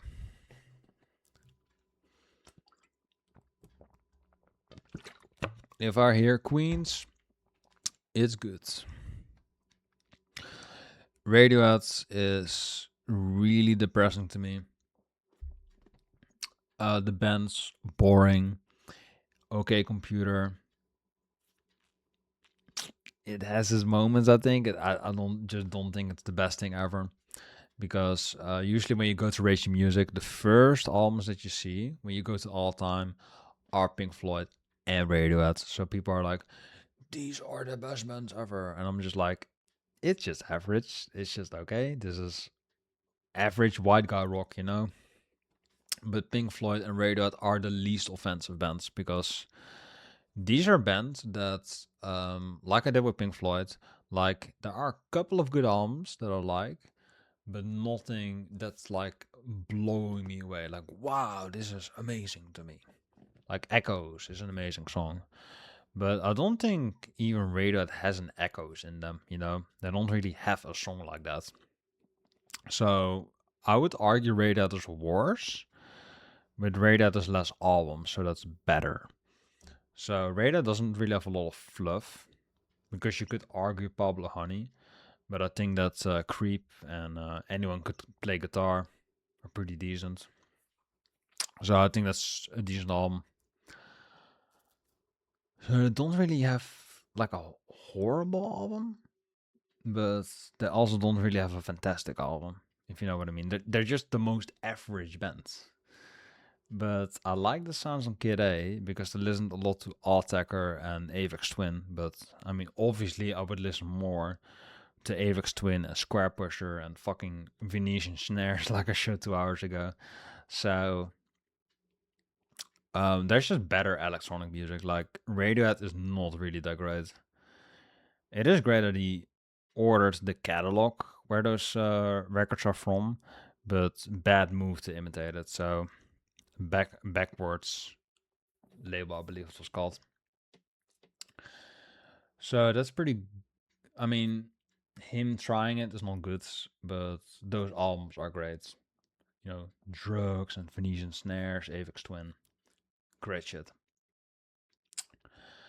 My actual opinion on Radiohead, though, like I rather want to talk about Avex and Venetian Snares. Fucking Radiohead, bro. Kid A. I mean, it reminds me of great electronic music, so that makes me happy. But listening to actually Kid A kind of makes me depressed.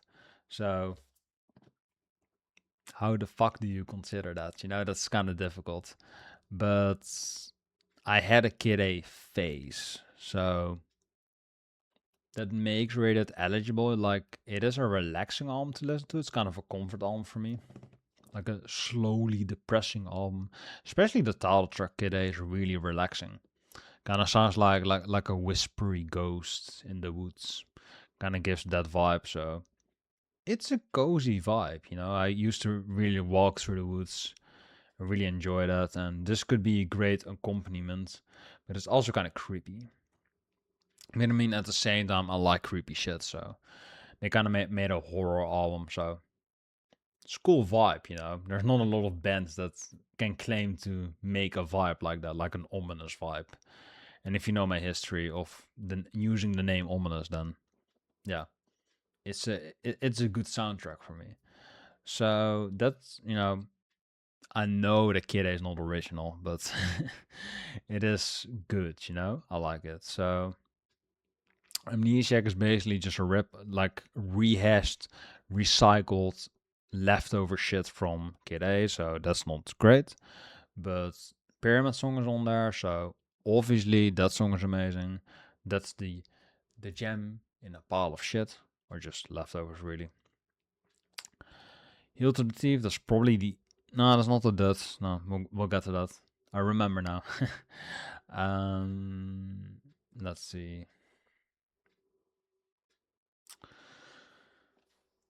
Let's see.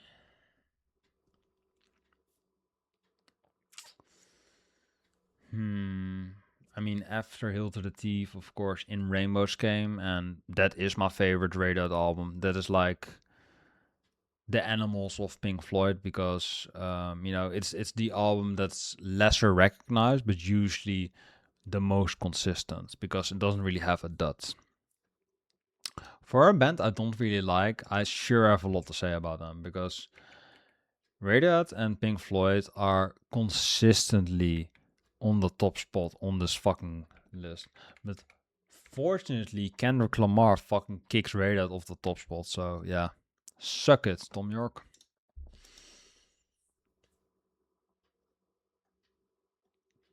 So yeah, Pablo Honey obviously great because they ripped off that one band that I think got a writing credit here. Didn't they? Hmm. I mean, I don't remember. I obviously don't remember the fucking title of it, because, or the band they originally covered, or covered, ripped off, basically ripped off. I mean, let's be honest. Yeah, that's right. 139,000 ratings. That's fucking insane. Okay, so let's see. This is okay. This is boring. This is overrated, but I really like Let Down. Let Down is a great song. And No Surprise is decent. Karma Police, okay. Kid A is good. I like Kid A. Amnesiac, I mean, it's just leftovers. Hill to the Thief is there, you know. In Rainbows is actually really good. I really like In Rainbows. And actually, if you look at the ratings, it has the highest rating. That even scores above OK Computer. So that's pretty crazy. So let's look at it. Okay, so this has 15 step, great opener. Kind of sounds like a fucking crazy ass, another crazy Avex Twin ripoff, but it reminds me of Drugs, so that's great. Body Snatchers, really fucking distorted song, so I like that. Nude is a really slow, kind of emotional song, so kind of sounds like a Scott Walker piece. So, like, Radiohead reminds me of good bands, you know, Scott Walker and Avex Twin, so that's pretty good. Weird Fishies. I actually got like a music video, found a music video of that a bunch of students made, a bunch of college students, and they made it with like a really like not creepy, but like a really weird, ominous kind of animation style. And the girl was all like alternative and kind of gray, and she walked through a city with all these fucking colors. And that's when the arpeggio comes in, like the song really glows up and it becomes really happy and emotional. And it like that moment when the chorus kicks in, or the bridge, that's actually one of the few times when Radiohead actually sounds happy and uplifting.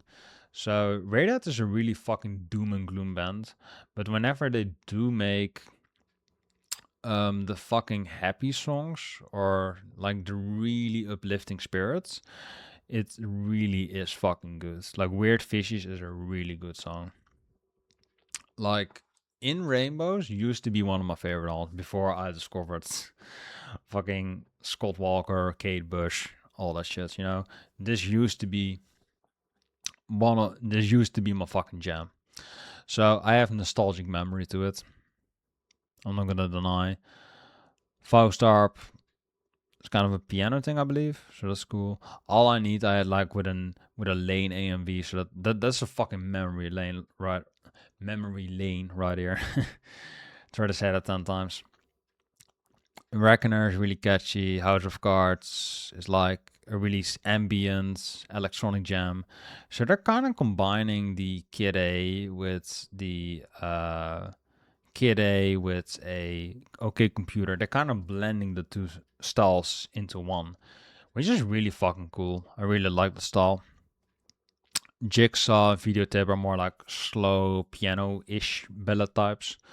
So really consistent album. Really good. Like all these fucking songs are bolded except for Volstar, which is just an interlude. Which I also think is good. So I'm not gonna shit on In Rainbows. In Rainbows is actually just a genuinely a good album. So yeah. Like even the Radiohead Denier, I do like some Radiohead. I'm not gonna fucking deny it. They have 100,000 ratings for a reason. There is some quality there, you know. And the King of Limbs, that was their only dud. So they have a Moonshine Pool where he has that song with Daydreaming, where he broke up with his girlfriend, I believe, after 25 years of a marriage, I believe. It, you know, it ended, and you saw the music videos where he was walking through all the doors, and whenever he opened the last one, it was like empty, null and void. Oh, my girlfriend is gone. Back to my right hands. Yeah. I mean, Tom, that fucking sucks, bro. Get over it. You're in the most depressing band ever. Of course, incels are worshipping you.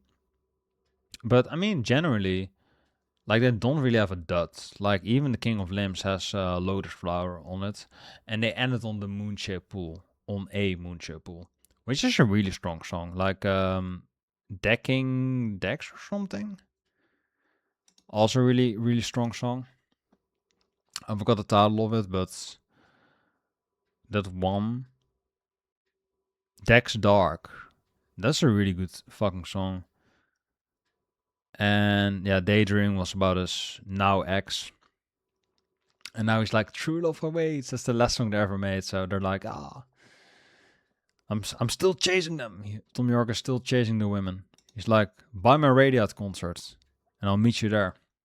Something. And like now he's chasing them for 10 years. Probably. That's probably what happened. And he sued Lana Del Rey. So Radiohead kind of sucks for that. But I mean, I did say Pink Floyd was better, but Pink Floyd has the better highs, I believe. Pink Floyd has one of the best songs ever. And I don't think that Radiohead is capable of making a best song of all time because other songs kind of blend into each other at one point. So I don't. Well, I mean, Weird Fishies. God fucking damn it, man. That song hits me. That song really fucking hits me. So, okay. I do have a sentimental value with Radiohead, and all their fucking albums are solid. Even The King of Limbs has the Lotus Flower with that song where Tom York is like doing the fucking schizo move. So that's pretty fucking fun. Electronic, experimental rock, neo psych. Look at all these fucking they even have crowd rock. They're even trying to be Ken. Like what the fuck, bro? So Radiohead is kind of off the rocket.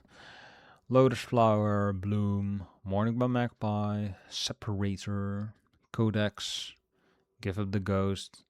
I mean, even this is it's not the best thing ever, but it's a decent attempt, right? It's a decent attempt to begin. Reminds me of another great band. So Radiohead actually has great taste in music, but their actual music, like I can't rate Ken, so I have Radiohead. It's like the Walmart version. But to be serious, because this video's never gonna end probably, I did spend a lot of time talking about Radiohead, so I have an opinion about this band. pretty fucking solid, bro. I joke a lot about Radiohead. I rant. I complain a lot about Radiohead because they are a really miserable band. They're really depressing. They're like the Schindler's List of music. Like, it's one of those bands that just makes you fucking depressed, but you can't deny there's art- artistic integrity there. So Radiohead is just a solid fucking band. So I can't deny this quality right here, even though they are pretty scummy people for suing Lana Del Rey and giving away in rainbows, for free, and basically saying to the people out there, music ain't worth anything, which is basically what it is now. So fuck you, Radiohead. But besides my personal bias, they have fucking solid music, bro. Like, I can't deny. Like, I'm so against all their shit, and even I am like, they are solid. So that's kind of shows you the quality right there. So I kind of have to give a top tier, I think, because like I have to think about Weird Fishy, and it genuinely makes me emotional. Like, I genuinely have to like tear up a bit because when I watched that at that time, I was like really fucking vulnerable or like emotional in an emotional state. So that gives me a, what would you call it? It gives me a emotional reaction, which makes me alive. It's only human. So Radiohead is valid. I think that's the best word for Radiohead. Radiohead is valid, despite them ripping off artists left and right. Like they say, good composers. What do they say? Good composers borrow, great artists steal. That's basically what Radiohead does. And Oasis. Oasis also steals. And Green Day. So that kind of makes them valid, I would say. Rammstein was never able to finish a Rammstein album. It bored me too much. Ramones, hey, oh, let's go. That's that band. Rage Against the Machine. The debut is decent, I think. Evil Empire is probably my favorites. The Battle of Los Angeles just sounds like leftover shit, and the last album is covers, so I don't really care. I mean, nothing is really awful, but I don't think that anything is great either. So there you go. REM. That band fucking bores me, and they made Shiny Happy People, so this band fucking sucks. And I heard Automatic for the People, and it bored me. So I'm gonna say, I would arguably say objective bad, but I know that people love Automatic for the People, and you have Night Swimming on that, which is decent, but I find REM the most fucking boring banal band ever. So let's put them in the low tier. Because they are the man on the moon. Man on the moon. That fucking song. So yeah, they exist. They did exist. What the fuck does that say? Is that Toto? Oh, Ario Speedwagon. Never heard it. Rush 2112 is a decent song. The album itself is drab. Moving Pictures is decent.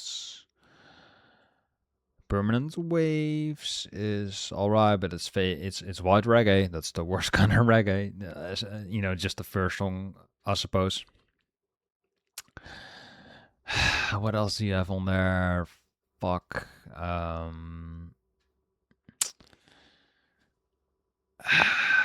What else do you got? Hemispheres. Yeah, that's alright. I mean, it's Brock. I have to put it high because I grew up on Rush.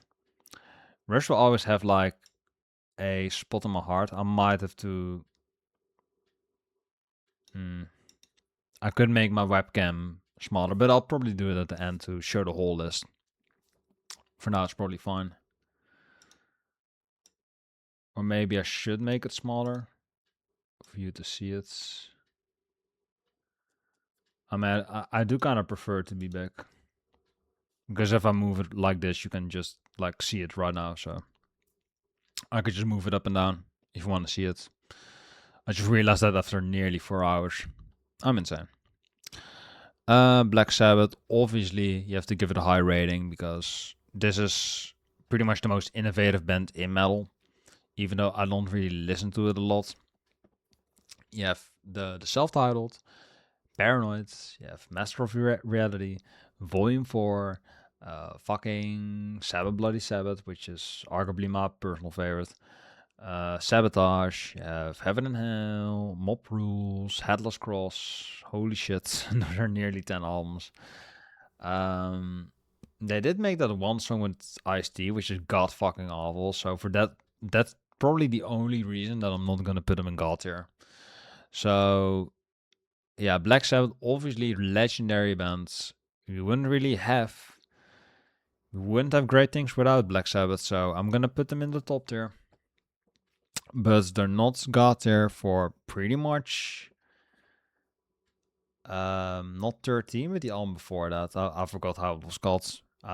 Like my mind wants to erase it, but I know it exists. It's Der Lulus, but it's less infamous. So Black Sabbath did it right. But yeah, I don't want to think about it. And I would say I personally would like to listen more to Black Sabbath than Led Zeppelin. So yeah, kind of personal bias, even though Led Zeppelin arguably has the better career, but Black Sabbath has more albums I would rather listen to, if that makes sense. Black Sabbath is just more my vibe, I guess. More metal. I don't know what that says. This kind of reminds me of jazz for some reason. And I don't think we have any jazz musicians on there. No, Miles Davis, which is kind of sad. Because I would like some Miles. I like Kind of Blue. I believe it was called like that. Is it... I want to say Sultan, fucking cookie. It's late. Satriani? No, that other guy. It's so late. I don't fucking know what this says. Scorpions, can't say I've never really cared about them. Sex Pistols, probably the most mediocre punk band ever. But I do like Holidays in the Sun, so let's give them low tier. Lynyrd Skynyrd, Sweet Home Incest, Slayer. I love Show No Mercy. That's a classic album.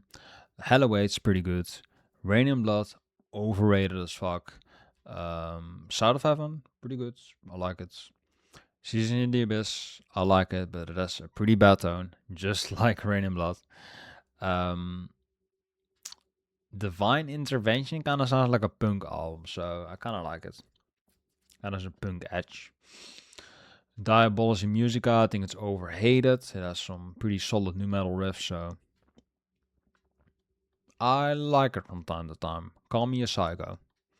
It's good. So I would rather listen to Slayer over Anthrax because Slayer has more. They have better albums. They have better peaks. And they don't really. Yeah, I think they have lower lows. So they're kind of like Metallica. They have lower lows compared to Anthrax, but the lows of Slayer are way less worse than Metallica. Like no one has lower lows than Metallica, but Metallica has higher highs. So does that give Slayer the status over Metallica because Slayer does have more consistent outputs, but more Slayer albums are similar to each other. They're less diverse. So I might have to do this. I might have to say Slayer is high tier with Anthrax, but you know, compared to Metallica, Ride the Lightning is so much better than anything Slayer ever did. So I'm gonna put Metallica in the top tier because Ride the Lightning, I can put that on and on and on, and I wouldn't get tired of it. And with Slayer, I kind of get annoyed at their shitty tone. So that annoys me about Slayer. But Metallica had James Rasmussen, I believe. Something with Rasmussen, who is one of the greatest metal producers ever. I think he did something for Encifrum as well. But the producer that Metallica had on those first 4 albums is insane. Like that James Rasmussen guy is insane. Like his production was perfect.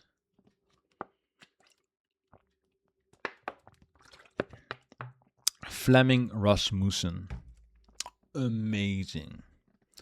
Because look at this track listing. Fight Fire with Fire, Ride the Lightning, Wound the Battles, Fade to Black, Trapped Under Ice, Escape, I think it's catchy, Creeping Death, Call of Cthulhu.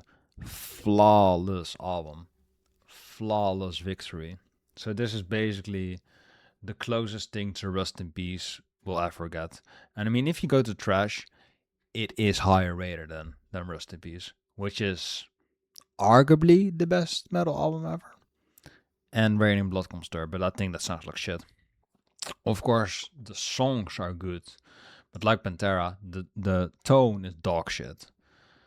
But Ride the Lightning has an amazing tone. Rust in Peace has an amazing tone. But, you know, Megadeth has the flawless discography, but Metallica made Ride the Lightning. And, you know, Dave Mustaine's songwriting is on that album. So because of that peak, Metallica does deserve top tier. Because Ride the fucking Lightning, bro. No one can shit on Ride the Lightning. Legendary album, so of course they deserve at least top tier. Despite, like, Lulu is a collaboration, and the fucking Saint Anger, that's just the face of Lars Ulrich. That's just his snare. So fuck Lars Ulrich. Metallica, they used to be really good. Before Lars Ulrich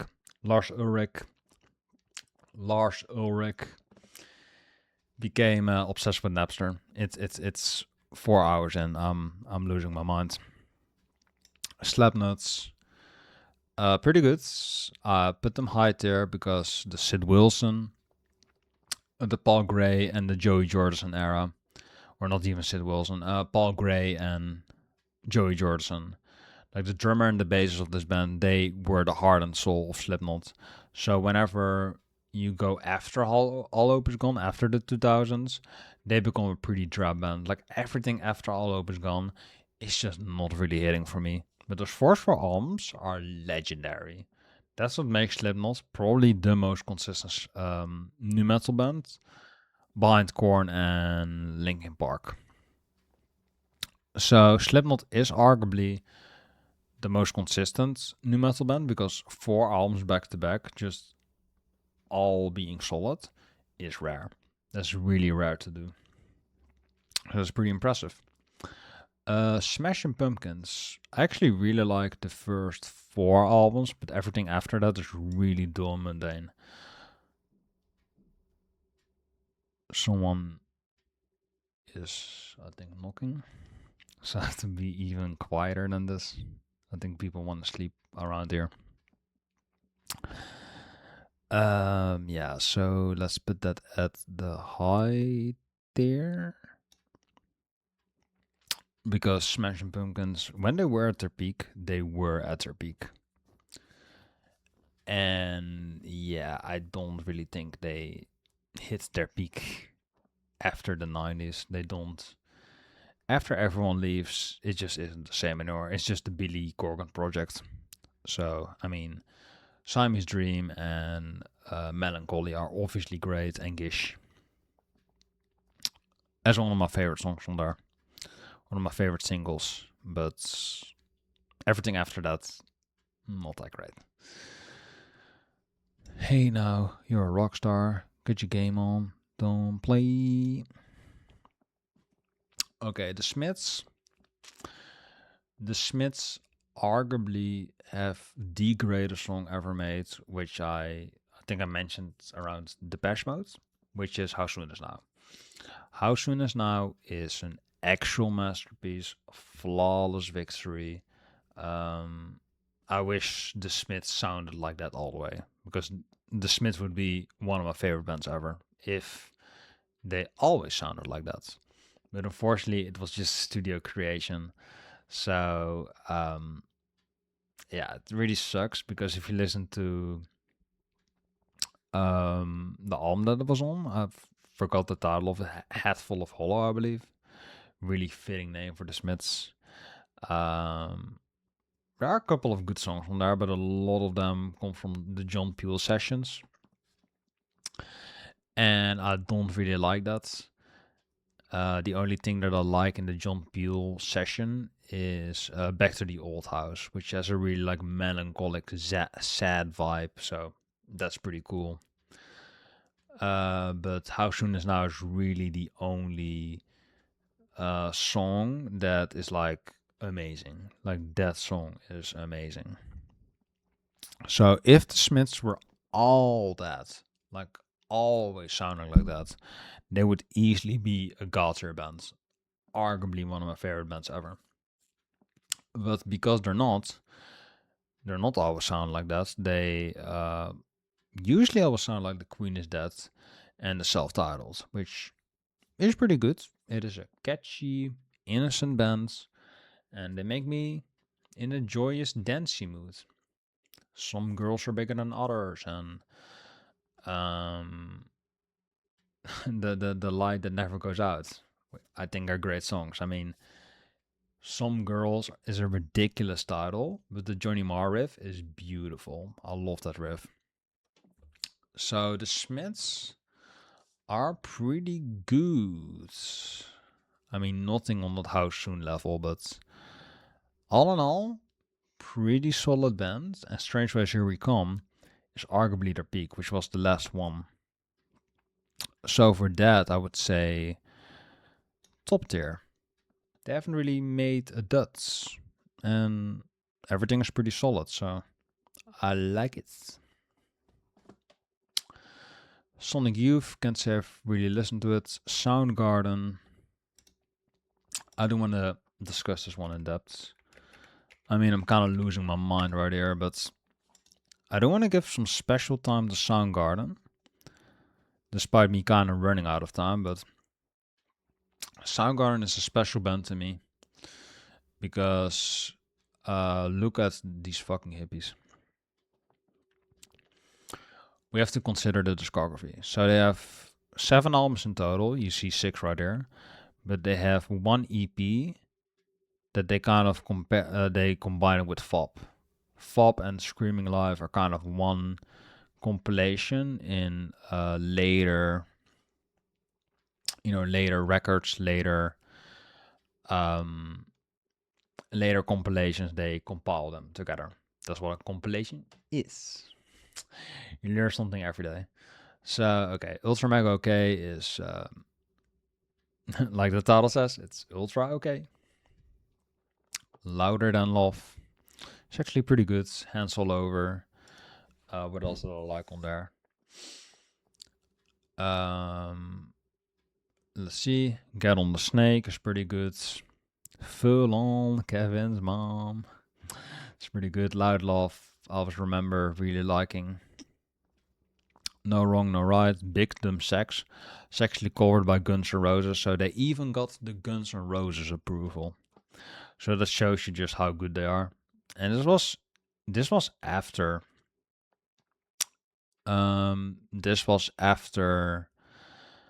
Guns came out, so that was a pretty huge move, pretty Axl Rose move. I'm not sure if Axl Rose toured with Chris Cornell, but it would have been a pretty legendary duo, because he wanted to go with Kurt Cobain, but Kurt Cobain was obviously a junkie, and he rather spend the time with Courtney Love because he's an idiot. Bad taste. Then we get the Bad Motorfinger, which has, let's see, Rusty Cage, Outshined, Slaves and Bulldozers, amazing bass, fucking awesome bass does that song have. Jesus Christ Pose, which is arguably my favorite. Soundgarden song, Face Pollution, that I really like. Somewhere is good. Searching with My Good Eye Closed, arguably the most underrated Soundgarden song. Oh, yeah, Room in Thousand Years Wise has a fucking saxophone solo, so that's fucking awesome. Mind Right, I really like. Drawing Flies, it's kind of filler. Holy Water, awesome, love that song. New Damage, Good Closure. So this album is fuck, man, fucking masterpiece. Gave it 4 stars, but it might even be 5. It's just legendary to me. And I mean, Super Unknown. Everyone loves this album for a reason. Just look at this track listing. Let Me Drown, I've heard this album a billion times. My Wave, awesome. Fallon Black Days, it wasn't Supernatural. Millman has riffs for days. Super Unknown, catchy ass chorus. Head Down is actually kind of like my meditative song. Like usually when I hear that song, I kind of go into Zen mode. So that's just fucking awesome. That a grunge album can make me do that. Just makes me fucking Zen. Black Hole Sun, of course, obviously the most spiritual ass fucking grunge song ever. I mean, who doesn't love Black Hole Sun? Spoonman, probably the most happiest Soundgarden song. Limo Wreck, underrated. Day I Try to Live, just such a melancholic riff, just beautiful. Kickstand, good. Fresh Tendrils, just really, really solid vocal. 4th of July is like a doom metal song. I love that song. Half, whatever. And Like Suicide is intense. That's an intense song because it has kind of like a progressive edge. It's kind of bluesy. It still has kind of like doom metal linger. There's a bit stoner. It's alternative, grungy.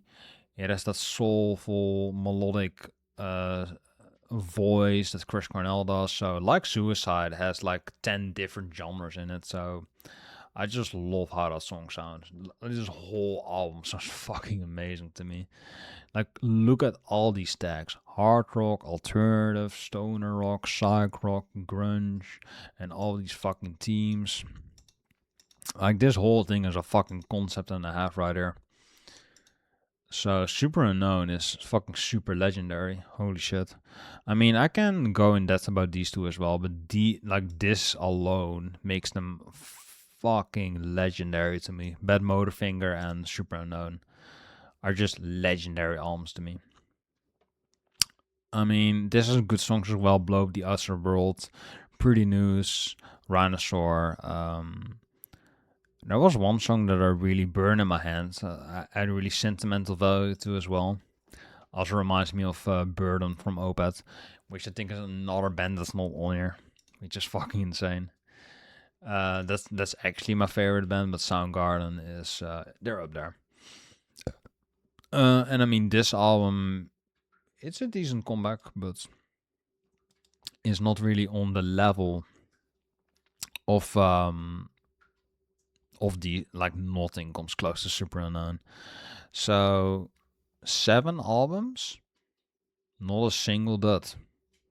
Like that Soundgarden, not a single dud, and 2 masterpieces. Not one, 2 masterpieces. So yeah, that's probably an easy S tier.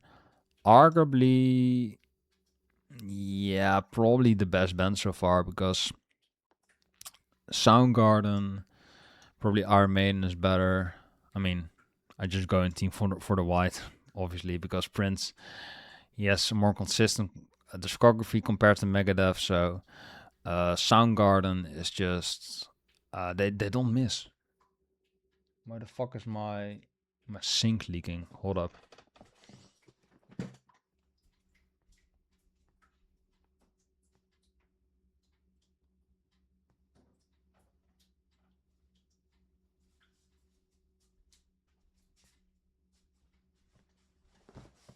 Flies are just swarming on my old ass food. Stop it, sink. Okay. But Soundgarden is just Jesus Christ, man! What a band. I want to say, I mean, Megadeth obviously has the higher high, but Soundgarden is just, oh man, amazing. I wouldn't say that Soundgarden is like Super Unknown is not like the like my number one actual favorites. Like I still think that Dirt has probably it hits harder for me, but Soundgarden just has the discography to back it up. Like they don't really have a miss. They don't have a dud. Alice in Chains has everything after Lane Staley, and Soundgarden, like the whole band, was with Chris Cornell, and Chris Cornell is the best grunge singer. If you don't agree with that, your ears are not working. Obviously, objective fact. So there you go. Soundgarden, probably the best band so far. Might be the best band we'll get on this list. That's a really hard bar to beat. So what the fuck does that say? I have not seen that. Is that Stevie Wonder? I mean, I love Songs in the Key of Life. Is that Stevie Wonder? Steve Miller. I've not heard of Steve Miller. Stone Temple Pilots, I've heard Core. I liked it, but it just sounds like, um, yeah, just more commercial Pearl Jam, I guess. So it's kind of in the same vein, but it's less annoying than Pearl Jam. So I guess mid tier. The Rolling Stones. Let's see. I find this really boring. I mean, Let It Bleed. I do like that, but besides Let It Bleed, everything after Brian Jones is just not really for me. So I'm gonna put it at the low tier. I don't like that. The Stooges. I think that says the Stooges. I mean, Funhouse is a god tier album. I love that album.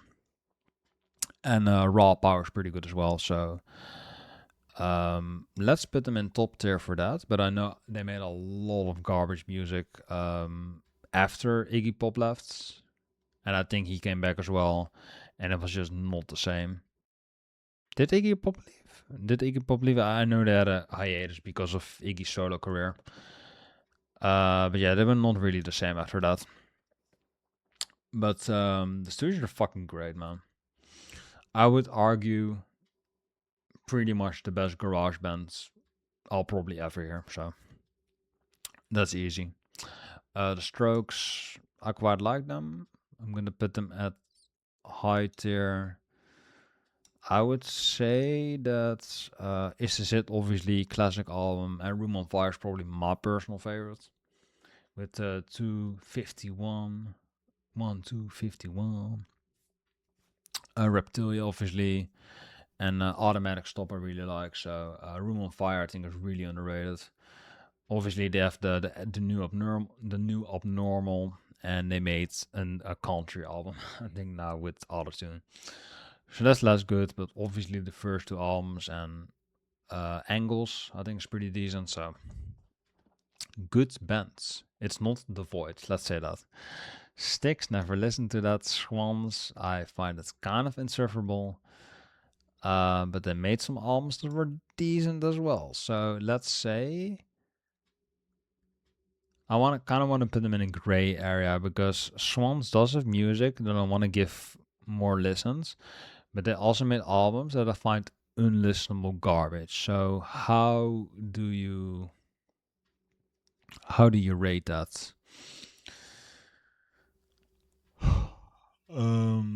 Because Swans is interesting, but so far I was not impressed. So let's say I can't really properly rate it probably. So let's just say I don't know. Like like the album with this cover is the worst. But they made albums that I was kind of like, oh, it's alright, you know? So can be worse, can be better. System of a Down, obviously top tier. I won't say God tier, because they don't really have an album where I'm like, oh, this is Hail Mary. They don't have a super unknown, you know. They don't have a masterpiece, but their first album is really catchy. So that's usually the album that I would listen to. But yeah, there you go. T-Rex. I just know that Noel Gallagher ripped them off, but I haven't really listened a lot to Electric Warrior. Talking Heads. I just know once in a lifetime. I think I've heard the album once. I wasn't really into it. Tame Impala. I mean, I like Currents, but it's just a rehashed thing of fucking of Hendrix and the Zombies and the Beach Boy. It's just an electronic modernized version of that. So it doesn't really interest me. Currents is okay, but everything after everything else just bores me. So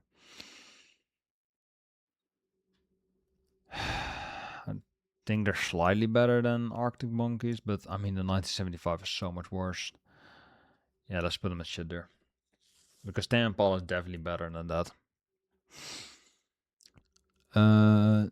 Tenacious D annoys me, but I've only heard the singles. And Jack Black I find him insufferable.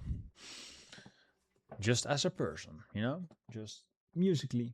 I don't know him personally, but yeah, whenever you star in a Minecraft movie, probably not a very artistic person. Let's say that. I don't know what this is. Tool. I mean, Undertow, Anima, Lateralis, fucking 10,000 Days. I've heard these albums tens, maybe hundreds of times in my lifetime. And I don't think I'll ever get tired of it. So these are legendary albums, legendary sounds. Yeah, it is hard to deny. It is really hard to deny Tool for me. The only thing that I don't really like is Fear. I want to say the new album, but I think it's 6 years ago now. Time flies, Jesus. It only felt like yesterday, like I was shitting on Tool. But yeah, I mean, they have like fucking 4 albums that I worship. Like everything before Fear Inoculum is just chef's kiss to me. Like fucking can I name can I name my favorite songs? Fucking Bottom. It's the first song I name, of course. Sober, Prison Sex. Fucking Corral, I believe was a song. What else do you got? I mean, when we talk Anima, I can just name the whole album because that's just a masterpiece to me. Anima, Push It. Push It is like an actual, like an enlightening spirit for me.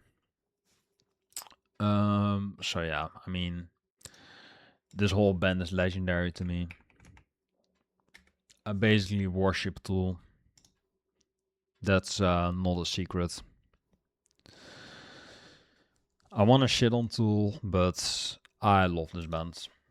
I can't deny my love.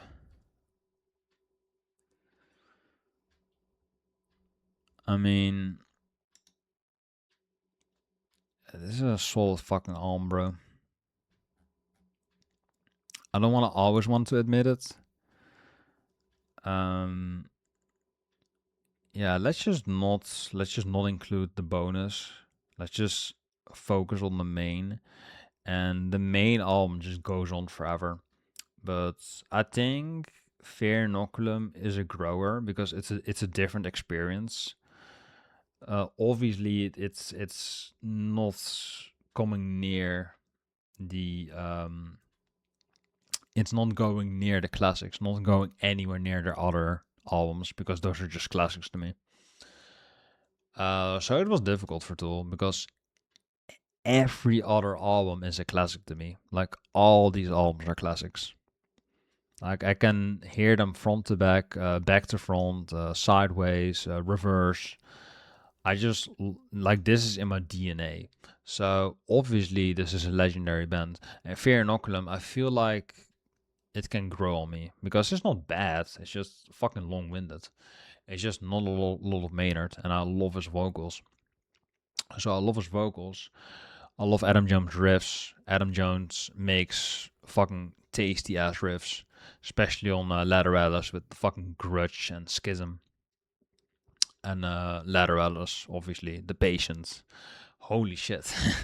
All these fucking riffs are awesome, bro. So I just can't deny, man. Like all these songs are fucking solid. Only the closures that they make kind of suck ass. But even Anima has a great closer with Third Eye, which is legendary. So they literally don't have a dud. Fear Inoculum, I think, is a sleeper. So I need some more time with it. Even 6 years after I shit on it, I still need more time with it. Man, this rabbit hole goes deep. Holy shit. So they like literally all their releases are like everything was bolded or Undertow, I guess not. But everything to me is a banger. Literally, even Salival, which I think has Maynard's dick on it. And look at this shit. No Quarter. They have Led Zeppelin as well. That's pretty good. They have Harry Manbeck again, part 2, the best song. Stinkfist Prison Sex.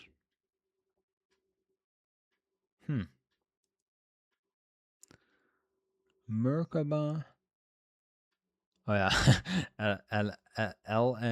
LAMC.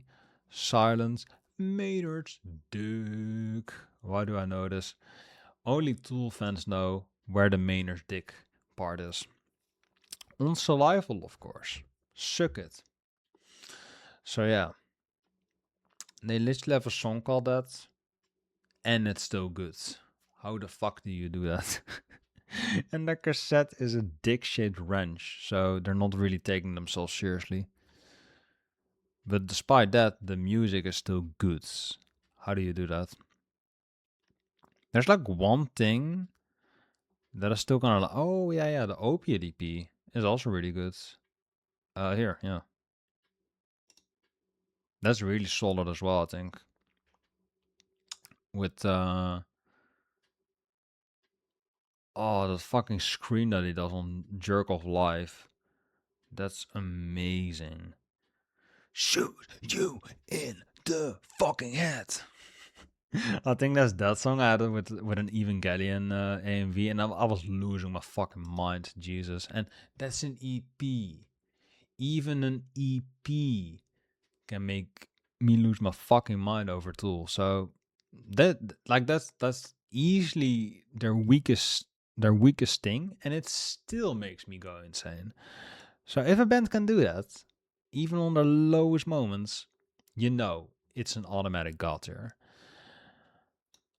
I mean, they don't really have a lot of albums, but what they have made, holy shit, I'm in love. So that's obviously amazing. 21 Pilots is also fake reggae with the right song. Um, I mean, I haven't really listened to the new stuff, but I'm down to try Trench. Toto, which is Africa.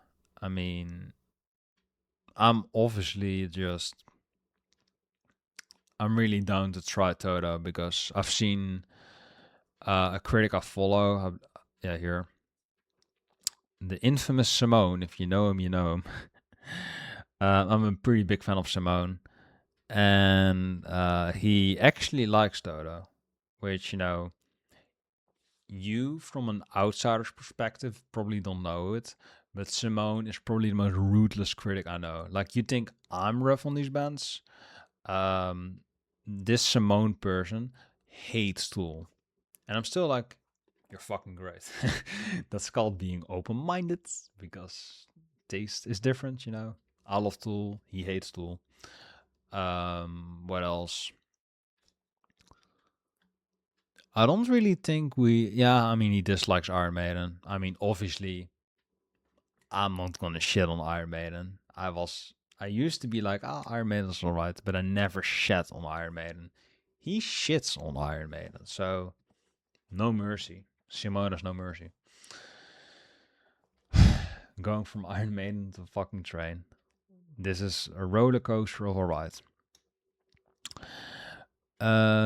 Sweet fried chicken. I believe that's a lyric. Yeah, Train is great.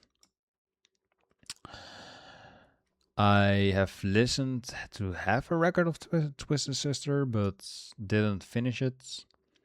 U2 is the most boring banal band that I know that constantly gets played. So they're like a worse Queen because they are a worse band than Queen and they get constantly played. So U2 is the worst band that people play for me, or my work mainly plays for them. And I can't change the stations because I used to have a key there that I can open, but I lost my key because I'm not there anymore daily. So they were like, "Yeah, you're not a priority key keeper. You don't really deserve the key if you're not 5 days there," which is a fair argument. So I lost it. So I can't fucking change the station. It fucking sucks. So I'm like, U2. I just have to suffer or put on my headphones. Like, it's not that big a deal, but I just like to be dramatic. But I mean, U2 is pretty shit. But The Streets of No Name is genuinely a great song. And it is a great song because of Brian Eno. Brian Eno is all over the production of the Joshua Tree. And that's why that album sounds good, because of Brian Eno. Not because U2 is a good band. Keep that clear. So Brian Eno is the only reason U2 is not a shitter. So that shows you the power of Brian Eno. If even Eno can make a shit band like U2 not be in shit there, that's a strong move. Which you could argue, why would he do that? That's kind of selfless of him. But man's gotta eat. If you're not actually on the list, I don't think he's actually on the list. If he is, he's gonna go to instant god tier, obviously.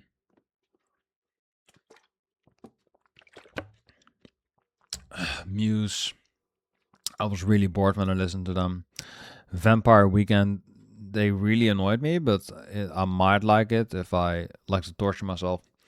Van Morrison, I'm more of a Nick Drake person myself, but whenever I did listen to Van Morrison, it's really annoyed me.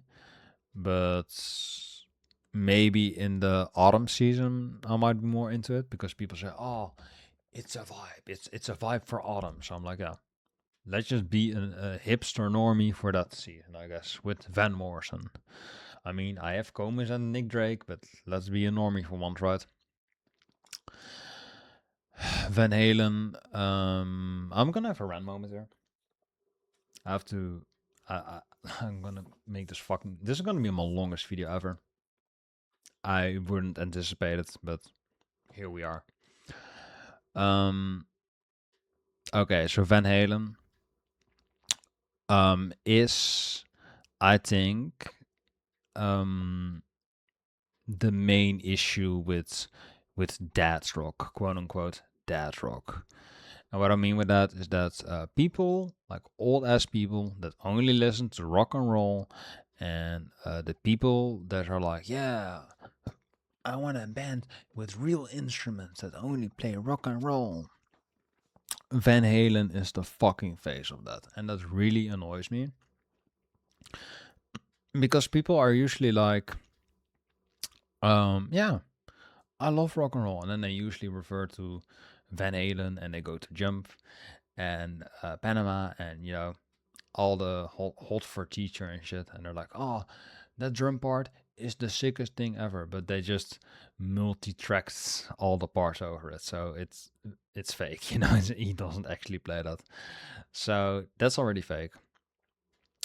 Eddie Van Halen is real though. That guitar is pretty fire, but I'm not really into his tapping technique. I find it kind of annoying to listen to, and the musicality of Van Halen is pretty limited. Like, I get kind of bored listening to Van Halen. I rather have Guns N' Roses. I think they're way more diverse than Van Halen. I tried listening to Van Halen for a long time, and it just really fucking bores me. So the debut has a decent vibe, But whenever I hear that, I'm just like, oh man, can I just listen to Appetite for Destruction? It just does way more for me. So yeah, for that reason, I'm gonna put it at the low tier. Definitely better, definitely the best low tier band. But I think they are the face of that rock, and I hate that rock. So Van Halen is, I think, everything wrong with rock and roll. Basically, because how do you explain? They are just so straightforward and generic. They're just like, yeah, fucking party, ain't talking about love, you know? It's just so fucking formulaic, bro. I mean, the only unique thing about Eddie Van Halen is Eddie Van Halen because he does that tapping shit. So his tapping is pretty great, but the topics and the actual music of Van Halen is just really boring. And whenever people talk about, if you say Van Halen is my favorite band, you know dick about music. You actually know dick about music because if you know all these great bands like Iron Maiden, you're probably in that time zone as well. It's like a dad rock boomer. But Prince and Tool, Megadeth, King Crimson was even before that. Fucking Depeche Mode, Jimi Hendrix. Do we have a modern example? Animal Collective, Gorillaz. The Stooges, I mean, it's not really new, but System of a Down, you know, all this music that you could listen to, but no, we have fucking Van Halen. Just really, really boring to only listen to that, I think, but that's just my opinion. Velvet Underground, obviously a great band. I haven't really heard a lot of the first album. The second album, I believe, was the White Noise album, which I think was interesting. The third one was the self-titled, I think, or was the self-titled the second one? One of the two. So yeah, that one, and the last one, of course, was Loaded, which might be my personal favorite because it has the catchy singles. So that's like kind of their sellout disc, but I think it's pretty catchy. And the first album obviously is very influential. Like that album created bands. So you gotta pay respect to Velvet Underground. They are obviously a high tier band at the least, but because they made Squeeze, I mean not under Lou Reed's name, but because Squeeze exists under that name, you can't really put them at top or god tier because that album exists. You can say the same for Metallica with Lulu and Saint Anger, but Lulu was under Lou Reed, related to Velvet Underground somehow. All the dog shit comes from there, I guess.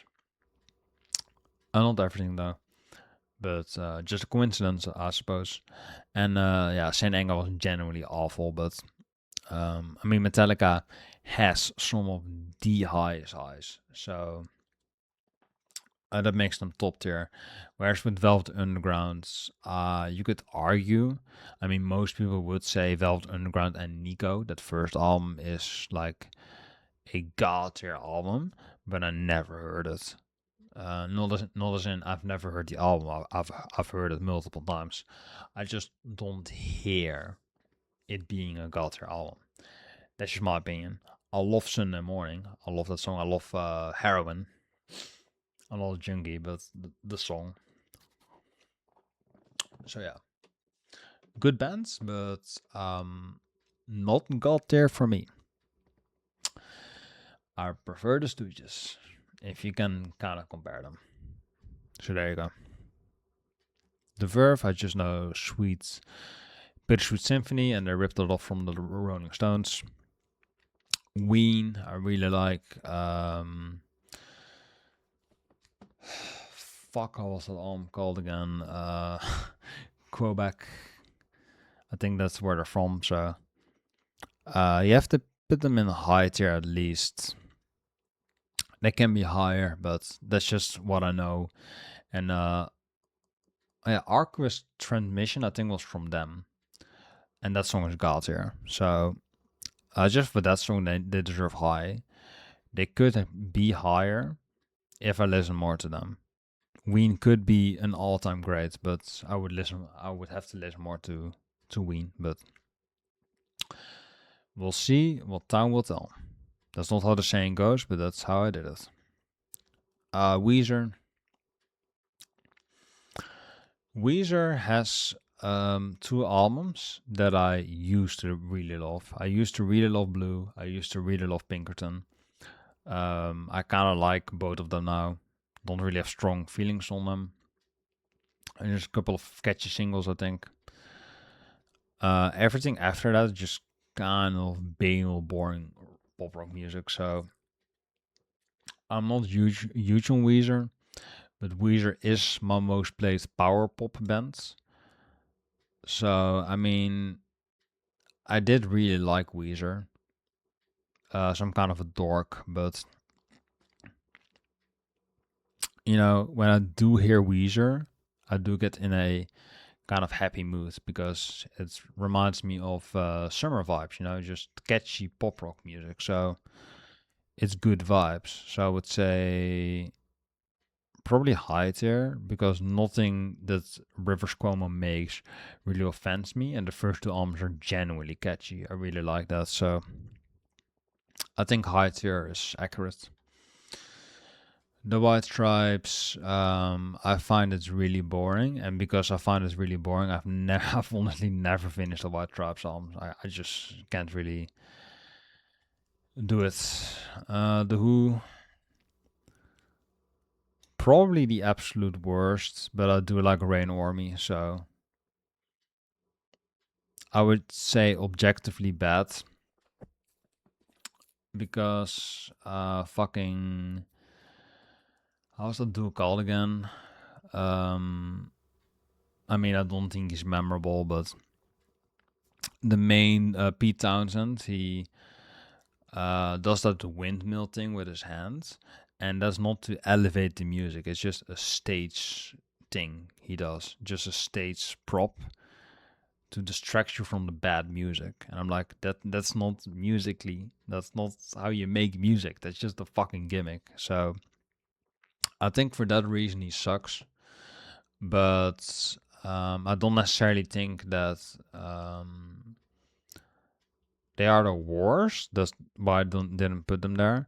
But basically, what he does with this windmill thing, and basically everything after Who's Next is just not good. It's not just not good music. You could argue everything they did is not good, but obviously, One Get Fooled Again is classic, and they have a couple of good songs on Who's Next, but um, like their sound and just how they sound today is fucking dog shit. Like dated,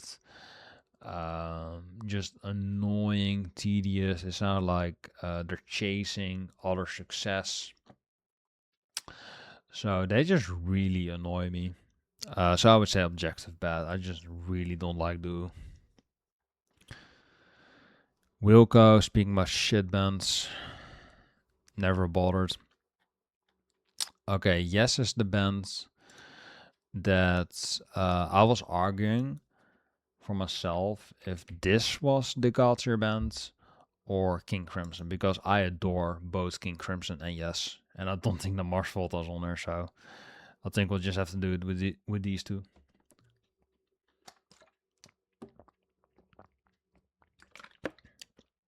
So they already made more, and I was happy to see that Yes was coming to my area, to the Netherlands, but they canceled the show.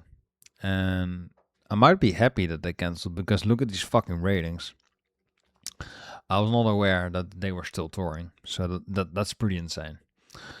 But yeah, I mean these albums are all good, like the first couple, and I mean they really made some fucking great material. Like 3, 4, 5, 6, 7, 8, 9, 10, 11. So back to back, they made 11 great albums.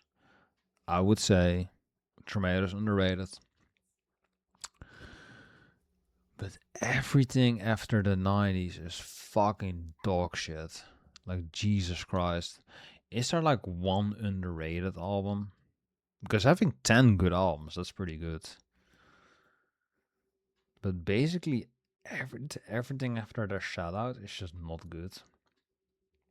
Which is a shame. Because they used to be really good. Okay, so Drama, I don't think they hided that, so 1, 2, 3, 4, 5, 6, 7, 8, 9, 10, 11. Yeah. So basically everything after that is just not good. And Jesus Christ, bro. So they're basically a zombie band, which is really sad because I wanted to put Yes at God here, but look at this fucking discography, bro. That's bad. Oh man. Like, I did not know that this was real. So that's insane. John Anderson is still on this shit, bro. And Chris Squire, so this is a zombie band at this rate. Or well, not a zombie band because they're still here. People usually refer to zombie bands to where bands just continue on without any of the real members being there, but this is just not good. So 90125 is basically the last hurrah they ever had, and then they just turned into fucking dog shit. So Yes is one of those bands that kind of went down a commercial route, and once they went down that commercial route, it was just game over from there. So Yes really suffered through the commercial era. They shouldn't have sold out because this is what happens. They wanted to be mainstream, but I still wanted to be proggy as well. What the fuck do? You go in the middle and then you make the most drab shit of your entire career, which is always what happens.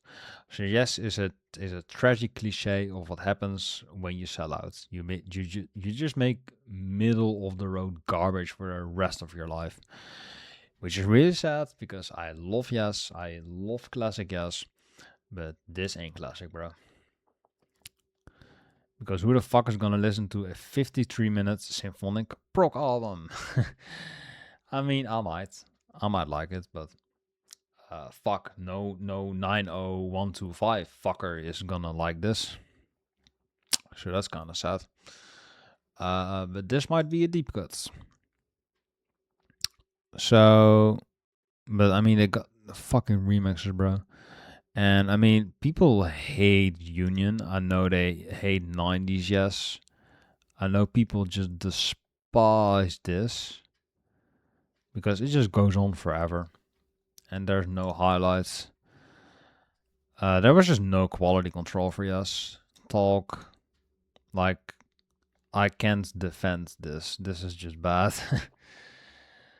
So it's really sad what happened to Yes. So calling the shots on King Crimson early was the right move. King Crimson has no duds.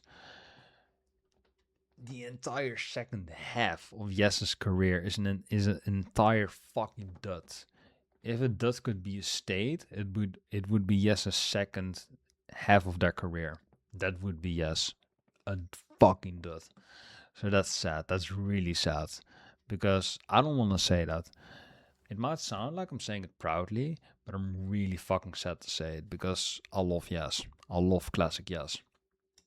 But no, I do not love the second half. So that might be ironic because Yes for classic Yes and no for sellout Yes.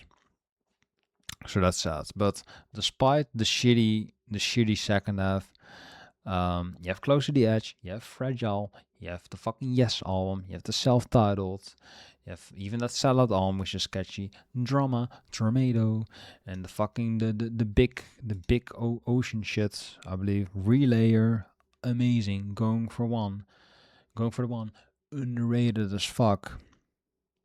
What else do you have? Tales from Topographic Oceans, which is a fucking mind-bending album. So what happened to Yes? This was an amazing band. This was arguably the peak of prog, and they just fucking suck. They just suck now. So sad. Yes was so good. Yes was such an amazing band. So that really pisses me off because Yes just has the perfect sound for prog, and they just ruined it. They ruined everything after the sellout. And I don't want to say it. I want to enjoy catchy sellout prog bands, but they just don't make good shit after that. That fucking annoys me. That really annoys me. Yeah, I want to put them higher, but their second half is literally unlistenable. So they might be at the bottom of top tier, but they're so much better than Radiohead and the Smiths. And they don't have the lows of Metallica. So let's say here. Yeah, I think the highs are better than Alice in Chains, but the Stooges. Do they have a better career? I think the Stooges only have a couple of classics. And Yes is half of their career's classics, so that might be the better call. Oh damn! Yeah, I was like the Stooges had like a whole row of mids, but that was Iggy Pop. Iggy Pop had like a whole lot of mediocre albums, and whenever the Stooges came back, they were just fucking dog shit. So the Stooges have less filler, but when they did came back, they were just a fucking garbage band. A fucking garbage band. Can't even say it right. I don't want to say it. I don't want to believe it, but it's shit. It's weirdness. It's weird shit. Yeah, so the Stooges have undeniable classics, but the last two are fucking dog shit. But they have less dog shit than Yes's dog shit. Like the second half of their career is arguably all dog shit. Well, some of it is, some of it is just average. So I think that balances out to better. Yeah. And I definitely prefer listening to them over any of this shit. Way more interesting than the Kings and the Beatles. I mean, Led Zeppelin and Black Sabbath have pretty bad ending careers. So, yeah, let's say Sabbath, Zeppelin, yes. Yes, I agree. That's probably the most accurate because the second half of Animal Collective is fucking shit. Not shit, it's not shit, but it's just not what it used to be. Just all these bands past their prime. But Yes's highlights are so much better. So let's say better than Animal Collective. Yeah, slightly, but Jimi Hendrix does not have a dot. So yeah, this is accurate. This is my bias for Yes. I really want to put them at the god tier, but they have so much fucking drop. Like this is probably the highest top tier band that has like half of their career is just fucking unlistenable duds. Like not even dog shit, just really fucking boring. So that sucks because Yes is great. Zappa, can't say I've really tried him, but I'm open to listen to more of his stuff. From what I've heard, I liked it. 30 floor elevators, haven't really tried that. Cake, short skirt, long jacket, baby, I know that one. Gang of Four, I've listened to the first album. I really like the dance punk vibes. I know that a lot of people rip off Gang of Four, and I've honestly really liked it, and I can hear the influence. So let's say I'll put it in the high tier. I might listen more to it because I've really liked that Gang of Four album. I don't know what it's called anymore, but you know, the famous one that everyone likes. I think it was self-titled. I don't fucking know, but it was a good ass album. You can dance to it. Dance punk. It is the best dance punk album. Easy.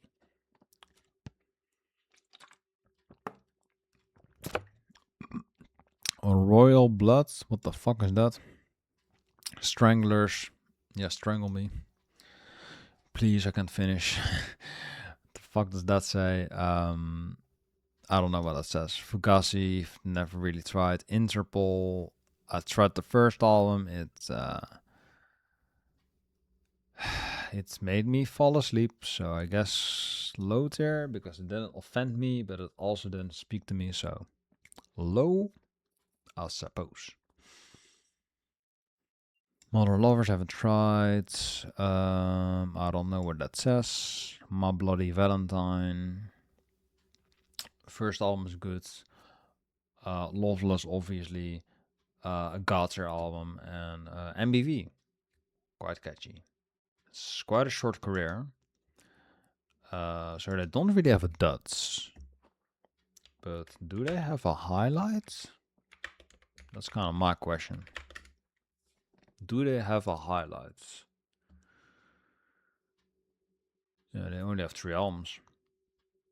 And I kind of like everything. Man, you love to hate. Not a high rating. So let's skip that one.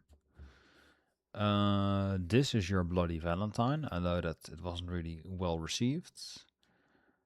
You Made Me Realize is good. Feed Me With Your Kiss. Tremolo EP, I adore. Glider, I really love. The one thing that I really like is the EP's compilation because it just compiles all that shit into into just one album. So that kind of it makes it their 4th unofficial album. And the Tremolo song or Honey Power, I love that song. It's fucking amazing. So Tremolo is great. Moonsong is really good. Honey Power is arguably my favorite song they ever made. Fucking Loveless is a masterpiece, of course. I'm not gonna shit on it. Like, who can shit on Loveless? This album is acclaimed for a reason. So we got When You Sleep, Tear Knows When, which is a fucking mind trip. Only Shallow, legendary opening song. Touch is kind of the only debatable skip, I would say. Only Sad, Come In Alone, which is a moody one. Sometimes is. That song is fucking heroin to me, man. Oh, when I hear those riffs of Kevin Shields, my mind just goes fucking blank, bro. So that is a fucking amazing riff right there. I can't describe it. It sounds like 100 distortion pedals are just fucking syncopating into your mind. It's an insane sound. Blown a Wish, What You Want. Pretty good. And Soon is a masterpiece. So this is just bliss. Dream pop, neo psych, shoegaze, noise pop. This album, I can live in this album. I can live cozily in this fucking fuzzy ass sound of reverb and fucking bullshit noises that Kevin Shields makes. It's oh man, it's ecstasy to your ears. That album is this album is drugs, bro. I might it's not it's actually I'm talking very highly of it. It's actually not on my favorites list right now, so I might return it because might put it back on there because holy shit, I can listen to it just over and over and over again. I just never get tired of it. So that's the sound of a good ass band. And MBV, I'm also quite addicted to. So they just need to make more albums in that Loveless style. I'm like, give me more drugs. Holy shit, their music is drugs. So I need some more. But the closest thing you'll ever get to more Loveless is the EP's compilation and MBV. So I got some variation of it, but not a lot. So I'm like, when I hear this band, I'm a junkie. I need more. So yeah, they don't really have a duds. Like you saw what was there. It was not a lot, but holy shit, what was there was fuck, man. Holy shit, that was good shit. I'm pretty much a junkie for that sound. So holy shit, that's a god there. If a band can make me crave more like that, like actually being hungry for it, you are obviously a godly band if you can make me feel like that. Because you're always anticipating more, like Tool. Like Tool and MBV are these bands that never give you fucking breadcrumbs, but whenever they drop a loaf of bread, you're like, the fucking gods rain down on me. Holy shit. So that's kind of the vibe I get from those bands. And whenever you can make me feel like a god is arriving, obviously you're going in the god there. That only makes sense. Yeah, the logic is kind of fucked right here because we're 5 hours in. This is insane. This is my longest video ever. New Order, I haven't tried that much, but I was kind of bored. Television is fucking great. I mean, their self-titled was great. They haven't really made anything on that same level. I think they tried one album afterwards and it was just kind of a flop, so they broke up. But the self-titled Marquee Moon is, or not self-titled, Marquee Moon is a legendary album. So this is definitely the best post-punk album. So this is going in the top tier. Not for Yes because I'm really biased against Yes. I'm sniffing high copium to keep them up there, but we'll see what happens. Not a lot because I'm not stable at this point. Okay, this is the worst band logo ever, so that fucking sucks. Breaking Benjamin. I can't say I've really tried it. What the fuck does that say?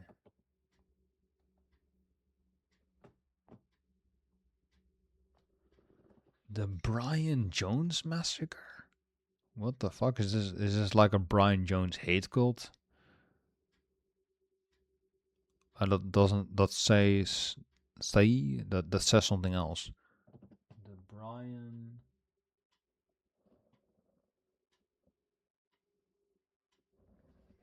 The Brian. What the fuck? The Brian Jonestown Massacre. Can't say I've ever heard of that. So that's going in Heaven Dirt.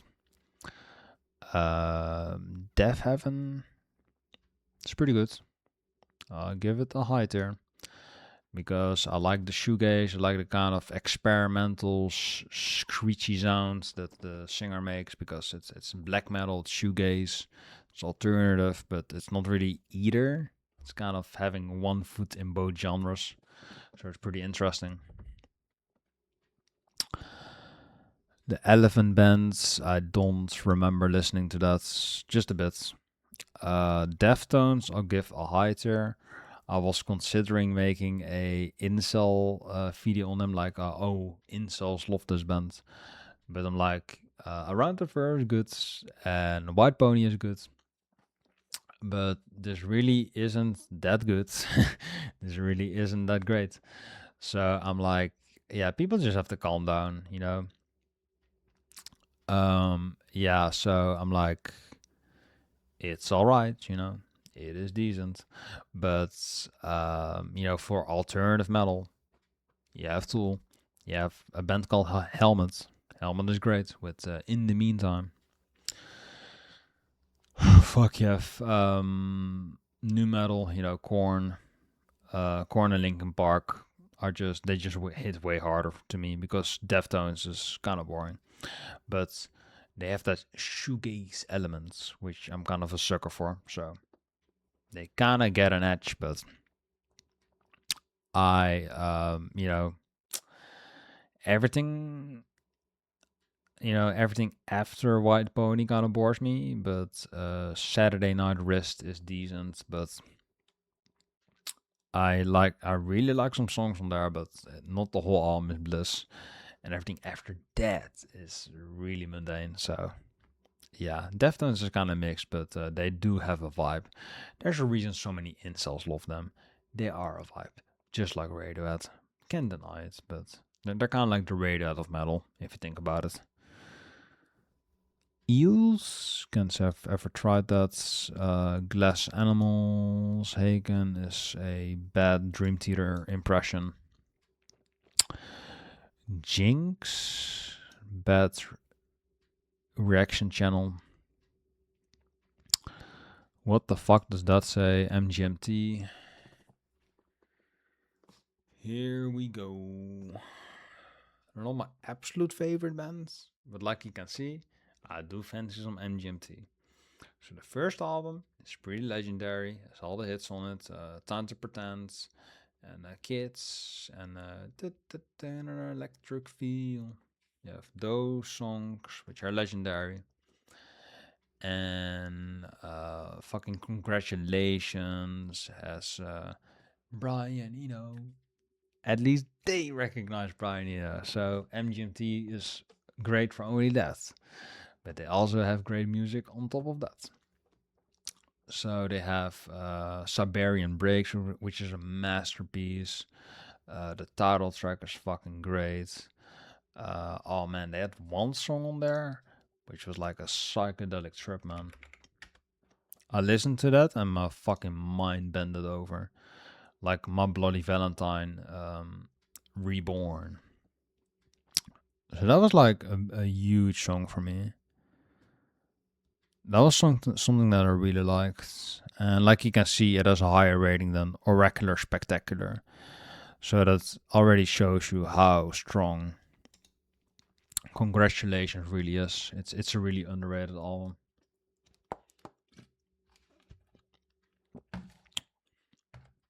Flash Delirium.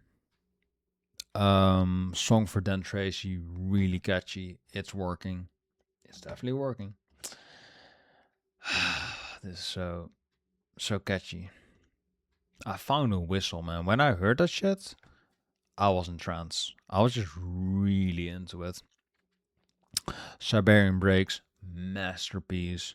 Brian Eno, I have that song stuck in my head. So that already shows you Brian Eno will never go away.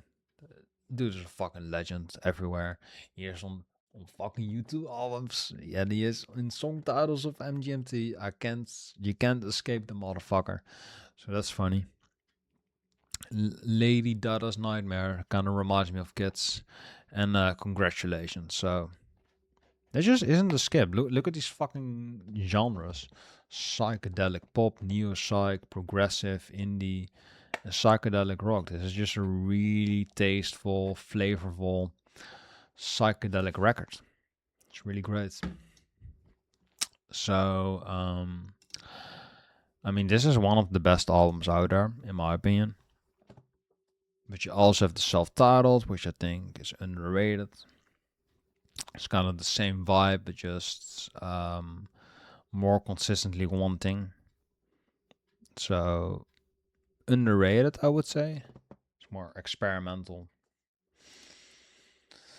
And Little Dark Age, obviously, is the major comeback of this band. So,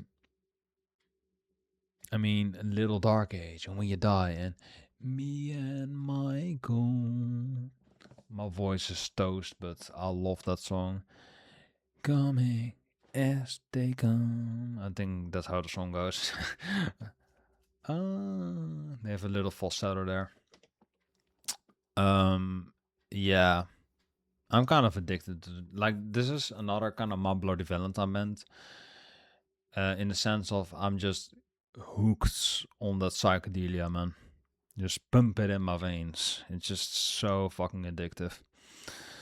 And Loss of Life is the newer album. I haven't heard this one, but it has a 340, and even an album that had like a 286, I still loved. So I'm not gonna doubt that I will love this album. So pretty much the entire MGMT discography is flawless in my eyes. which is kind of wild because this album arguably still has the most ratings, and it's not even it's not even their second best. So that's insane. That's pretty crazy. So MGMT, all their albums are great. I will presume because the last album it's looking good. So fuck it, let's just give it a god there because I am a biased fucker for this band. I love Congratulations. That album is a fucking mind trip. I love that shit. It might be a fucking uh what the fuck is that album called again? It might be another case of oh fuck it, the last two album. That's what I meant. It might be a case of the last two album where it will really bore me, but I'm like, yeah, but you're a legendary band. Like everything you did before is legendary in my eyes. So whatever will happen, MGMT, they will always be a classic band in my eyes. Unless they're gonna make like 10 shit albums after this, but I highly doubt it. So it's a consistent discography. At least the ratings would showcase it. Prophets of Rage, never tried that because I've heard it wasn't good and I wasn't really a huge Rage fan. So there you go. Traveling Wheelbarrows, I can't speak anymore, is not going on my list. It's 5 hours now. I'm losing my mind. Bad Company. I haven't tried that. Birds haven't tried. Cheap Trick. I know that you want me. That song. Haven't tried anything else. Hate Breeds. I never really liked their vibe, so I never tried it. Jethro Tull. Aqualung. It's not something else, so that's kind of a weird phrase, but they have some classic songs. I don't really like Flute in my prog. They have a decent discography though, so I will say mid there.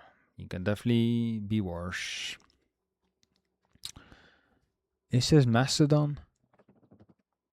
Yeah, I think that's Mastodon. And Mastodon doesn't really have a dot, but a lot of their stuff sounds the same and nothing is really on the level of Crack the Sky again. So I'm gonna say top tier. I really like Mastodon, but ever since Crack the Sky, they don't really go on that level again. And rip Brent Hines for getting in that motorcycle accident. But Crack the Sky is one of the best albums. Blood's Mountain, one of the catchiest albums. Leviathan, one of the most consistent albums in sludge. So, and Crack the Sky, one of the most consistent stoner albums, and my personal favorite of the band. So, great discography. Primus, I've only kind of tried the first album. It bored me, so I didn't finish it. Sepultura, first 4 or 5 albums are pretty good. Everything after Max Cavalera is dog shit, so I don't like that. But Max Cav Sepultura is good shit, so I'm gonna put that at high tier. I like it. I have no shame. Steely Dan has one of the chillest vibes ever. It's kind of like the little Dark Age from MGMT kind of sounds like Steely Dan. That's probably why I like it so much. Steely Dan is like really refined, like lounge, jazzy pop music, pop rock. Every time I put on Steely Dan, it relaxes the fuck out of me. Especially Aja. Aja really puts me in a good mood. Whenever I hear that, I'm just in a good fucking vibe. If you put on a Steely Dan record and you give me like pina coladas, I'm like the happiest fucking dad rocker that you'll see. That shit makes me happy. So Steely Dan gives me good vibes. They don't really have a dot. Like literally, like look at this fucking career. Like I think they only made like 9 records, 8 or 9, and everything is a banger. Banger after banger after banger after banger. Banger, banger, banger, banger, banger, banger, banger, banger, and they let it go. So accurate advertising. So banger, banger, banger, banger, banger, banger, banger, banger, and a banger. Did I say 9? 4, 6, 8? I'm a real fan. I knew this. 9 bangers. 9 albums, 9 bangers. So this is arguably the most flawless band on this list. There you go. But yeah, Soundgarden does have the better highs though. So let's say,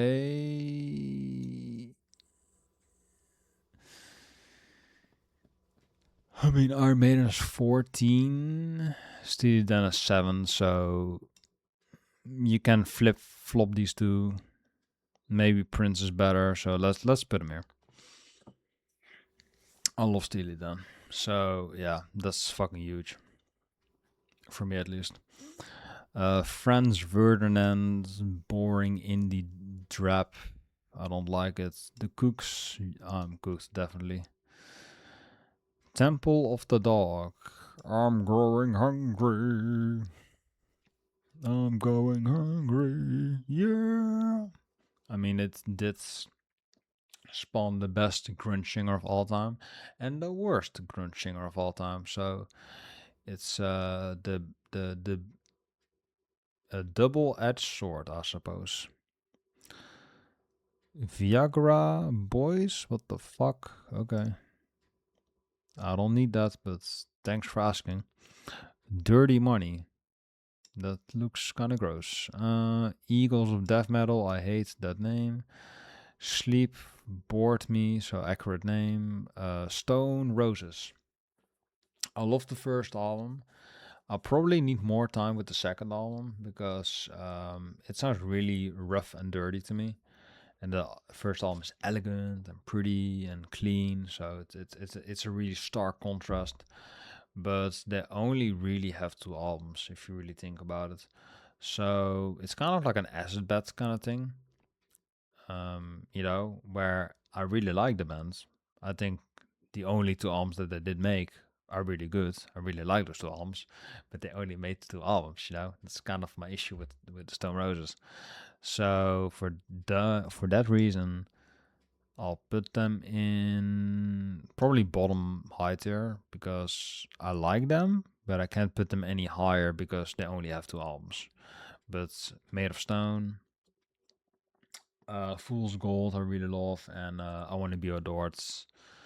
Waterfall, that melody. Oh man, the fucking melody in Waterfall, beautiful. I love that melody. So that's fucking great. Stone Roses are great, but I wish they had more. I want more Stone Roses. That's psychedelic jam, Fool's Gold. God fucking damn, that's great. Good shit. Suede. I like it, but I haven't really listened to a Suede album. I just like the singles, so that's probably the only band that I haven't really heard of the big 4. Suede. So that's a pretty big blind spot. I'm not gonna deny that. Suede is probably great, but I can't get into the singer. Supertramp, I liked what I've heard, but School, baby. They're probably my least favorite prog bands, but they have some good singles. Definitely better than the other one, Genesis. Definitely better, but I've listened more to Genesis, unfortunately. Death Grips has obviously Ex-Military, which is one of my all-time favorite albums. You have fucking what was it called again? The Money Store. You have fucking, how was it called? I don't remember. It was called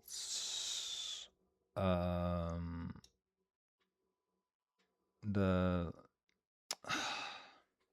it's so late, I can't think of it. The double album that I actually like listening to. It's insane, I know.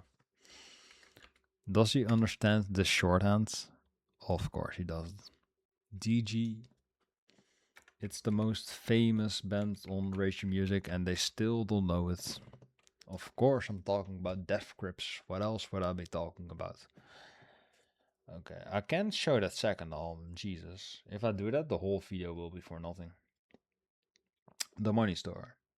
And No Love, I do like, but I can't go on that. I can't show it.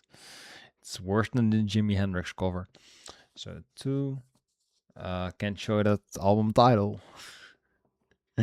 That's 2. Jenny Deaf, I like that. 3 and 4. And I stopped here.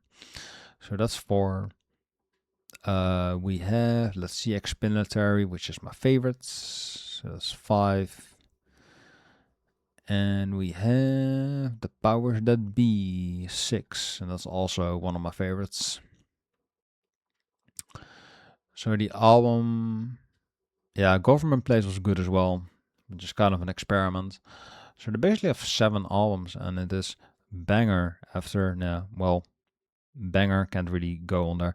Banger after, banger after banger after banger after banger after banger after banger after banger. It's great. So they don't really miss. The only thing that I'm kind of debating on is Fashion Week, but I think that was a looks more like a compilation. So I don't really know what this is. But all of the main 7 Death Grips albums are pretty much flawless, so they never missed. They literally never missed. So that's arguably the greatest God tier we can have. So that might be the best one. Maybe. I listen more to Soundgarden these days. And Iron Maiden has double the albums to enjoy. So,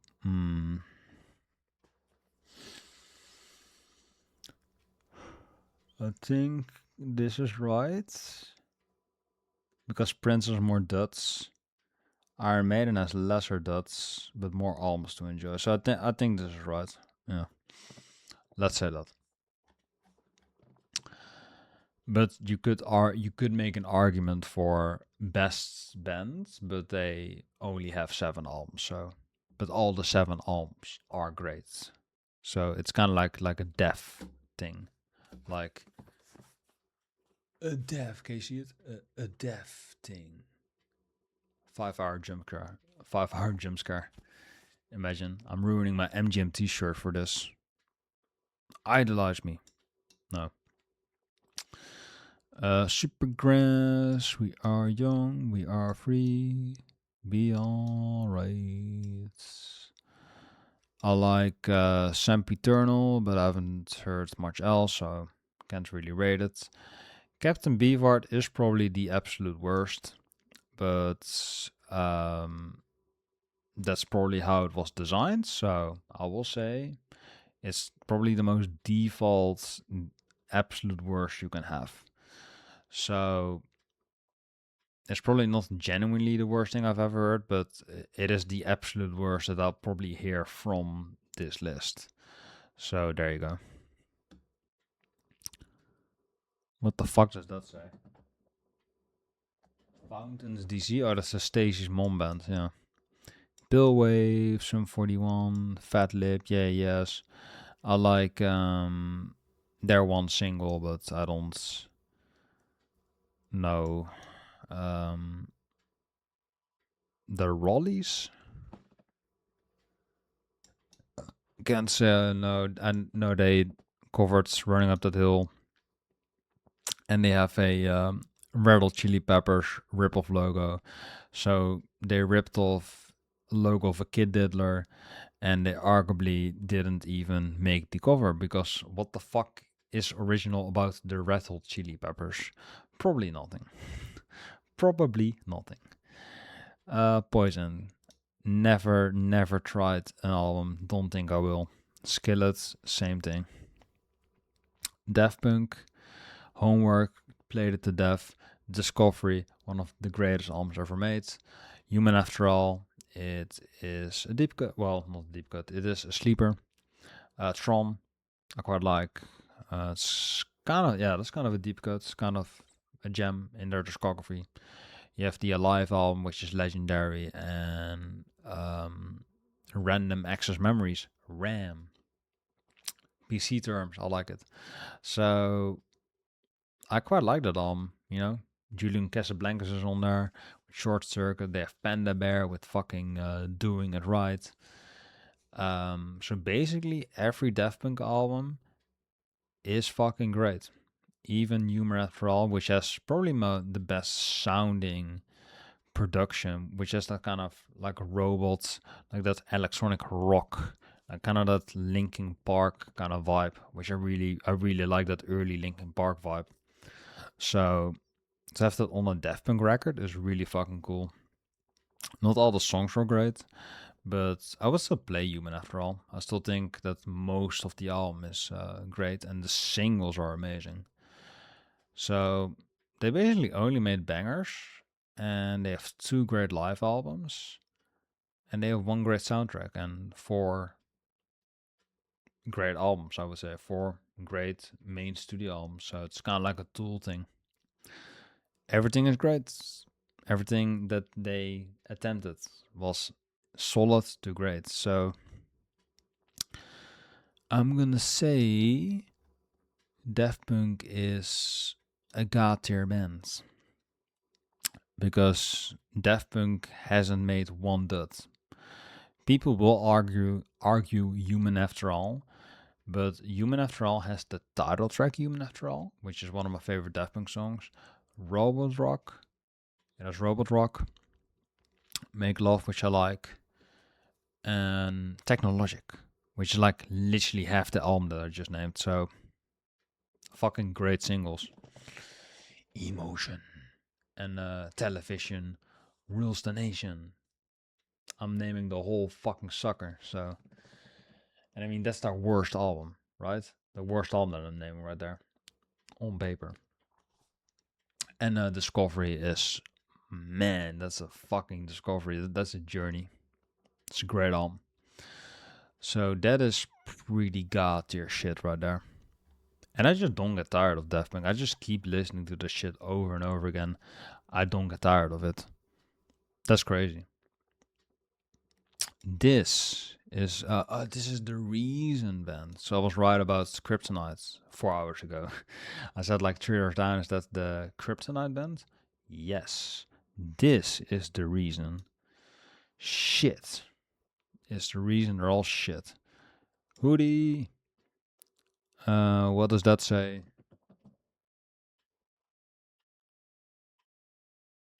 I cannot. My brain isn't burning. Block Party, like their first album, but I haven't heard it in so long.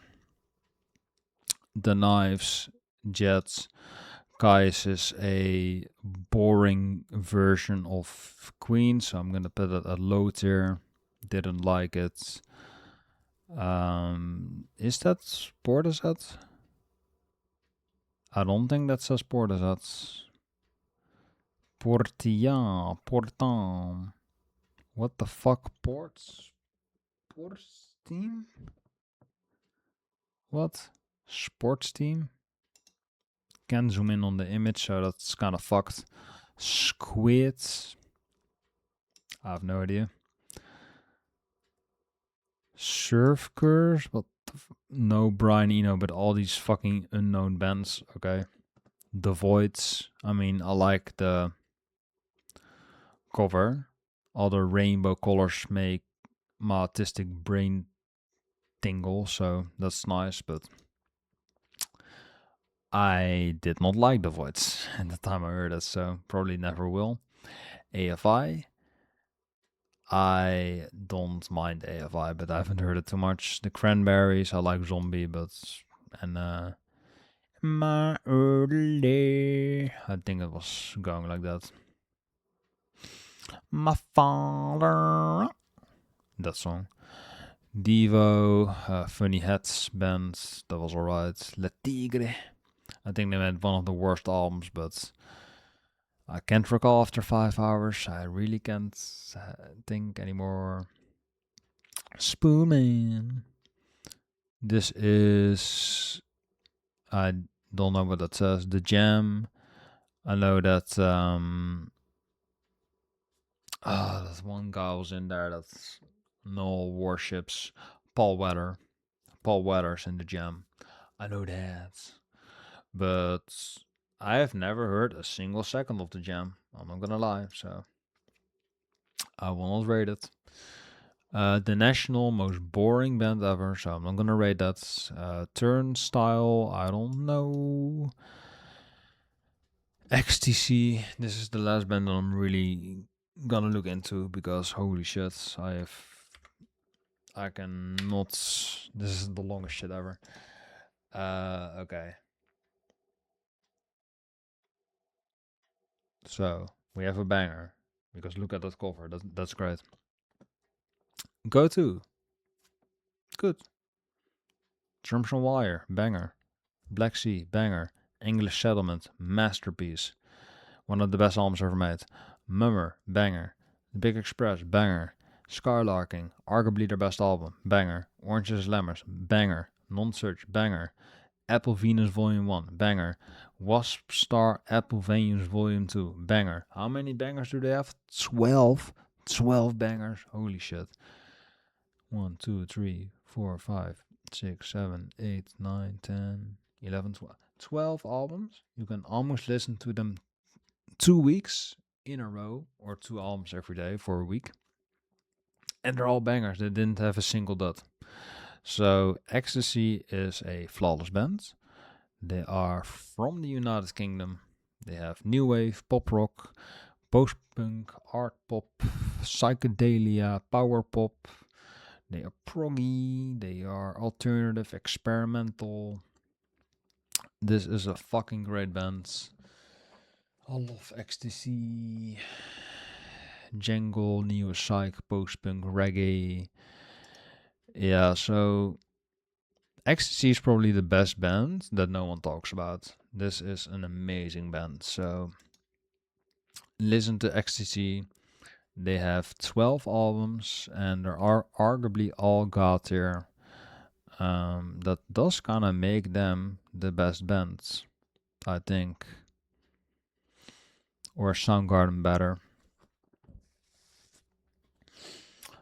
I think. I mean, it kind of is between English Settlement and Superunknown, which has the higher rating. We have a 381 on English Settlement and a 391 on Superunknown, I believe, from last I checked. So Soundgarden does have the better highs, and Bad Motorfinger is a masterpiece as well. Whereas fucking Ecstasy, English Settlement is really the only album where I'm like, that is a front to back masterpiece. Because Black Sea comes close, not quite. Skylarking comes close, not quite. Big Express is probably the second closest to a masterpiece, but not quite. So, I mean, they have a masterpiece though, so that's fucking great. But Soundgarden has 2.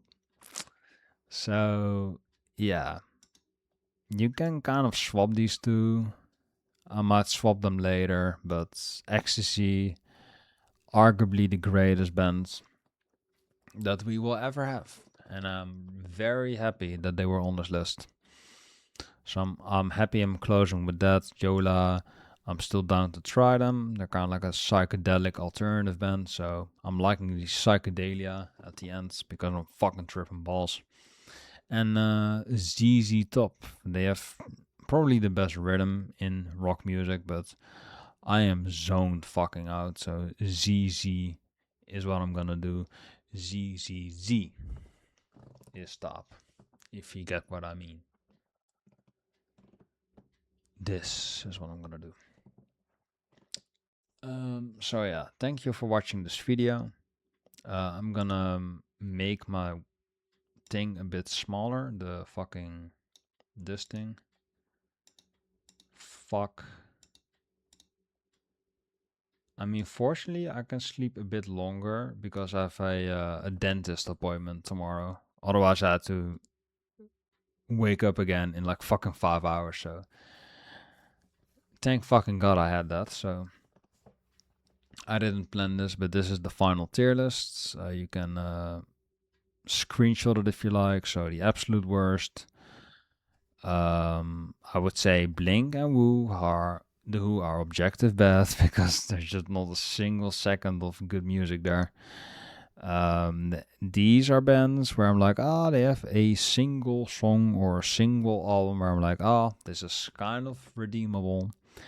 The bands that are basically shits, the bands that have really rare moments of quality are here.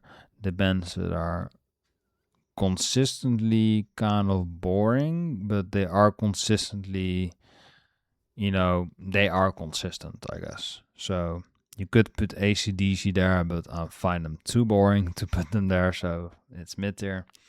High tier are bands that are consistently good, consistently enjoyable, consistently I would recommend. So it's just consistent shit. Top tier are the bands that are basically flawless. They don't really have a flaw, or at least the sound they cover is basically flawless in my eyes. But because of a inconsistent discography, or maybe a shoddy, a dodgy ending, a dodgy fall, did they not make the God tier? Machine Head, shit ending career. Led Zeppelin, shit ending career. Black Sabbath, shitty ending. The Kings, could be could be good, but it's just kind of a personal thing, I guess. It's just a really old sound, so can't say that I would really like consistently listen to it. But the Kings are just consistent quality, so you can't really put them anywhere other than top. Top is minimum. The Smiths, nothing is really like How Soon Is Now, so you can't put them there for lack of consistency, but what is there is good. And the Depeche Mode, pretty much same thing. Lack of anything on the quality of Violator and Enjoy the Silence. Dream Theater. Basically a bunch of God tier moments, but not anything on a single album that is God tier. So that's the reason. That's probably the most petty top tier, because they could basically be at God tier, but they don't have a God tier album in my opinion.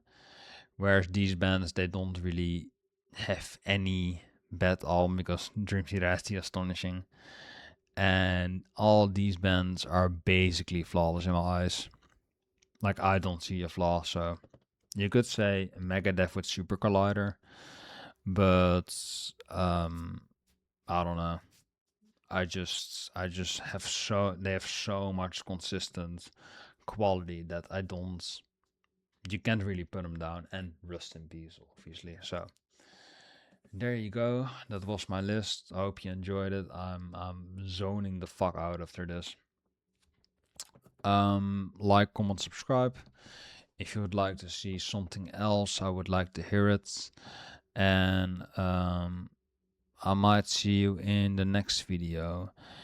Am I gonna put Ecstasy? Is Ecstasy the best band of all time? I would argue yes, but fuck it, Soundgarden has a better logo.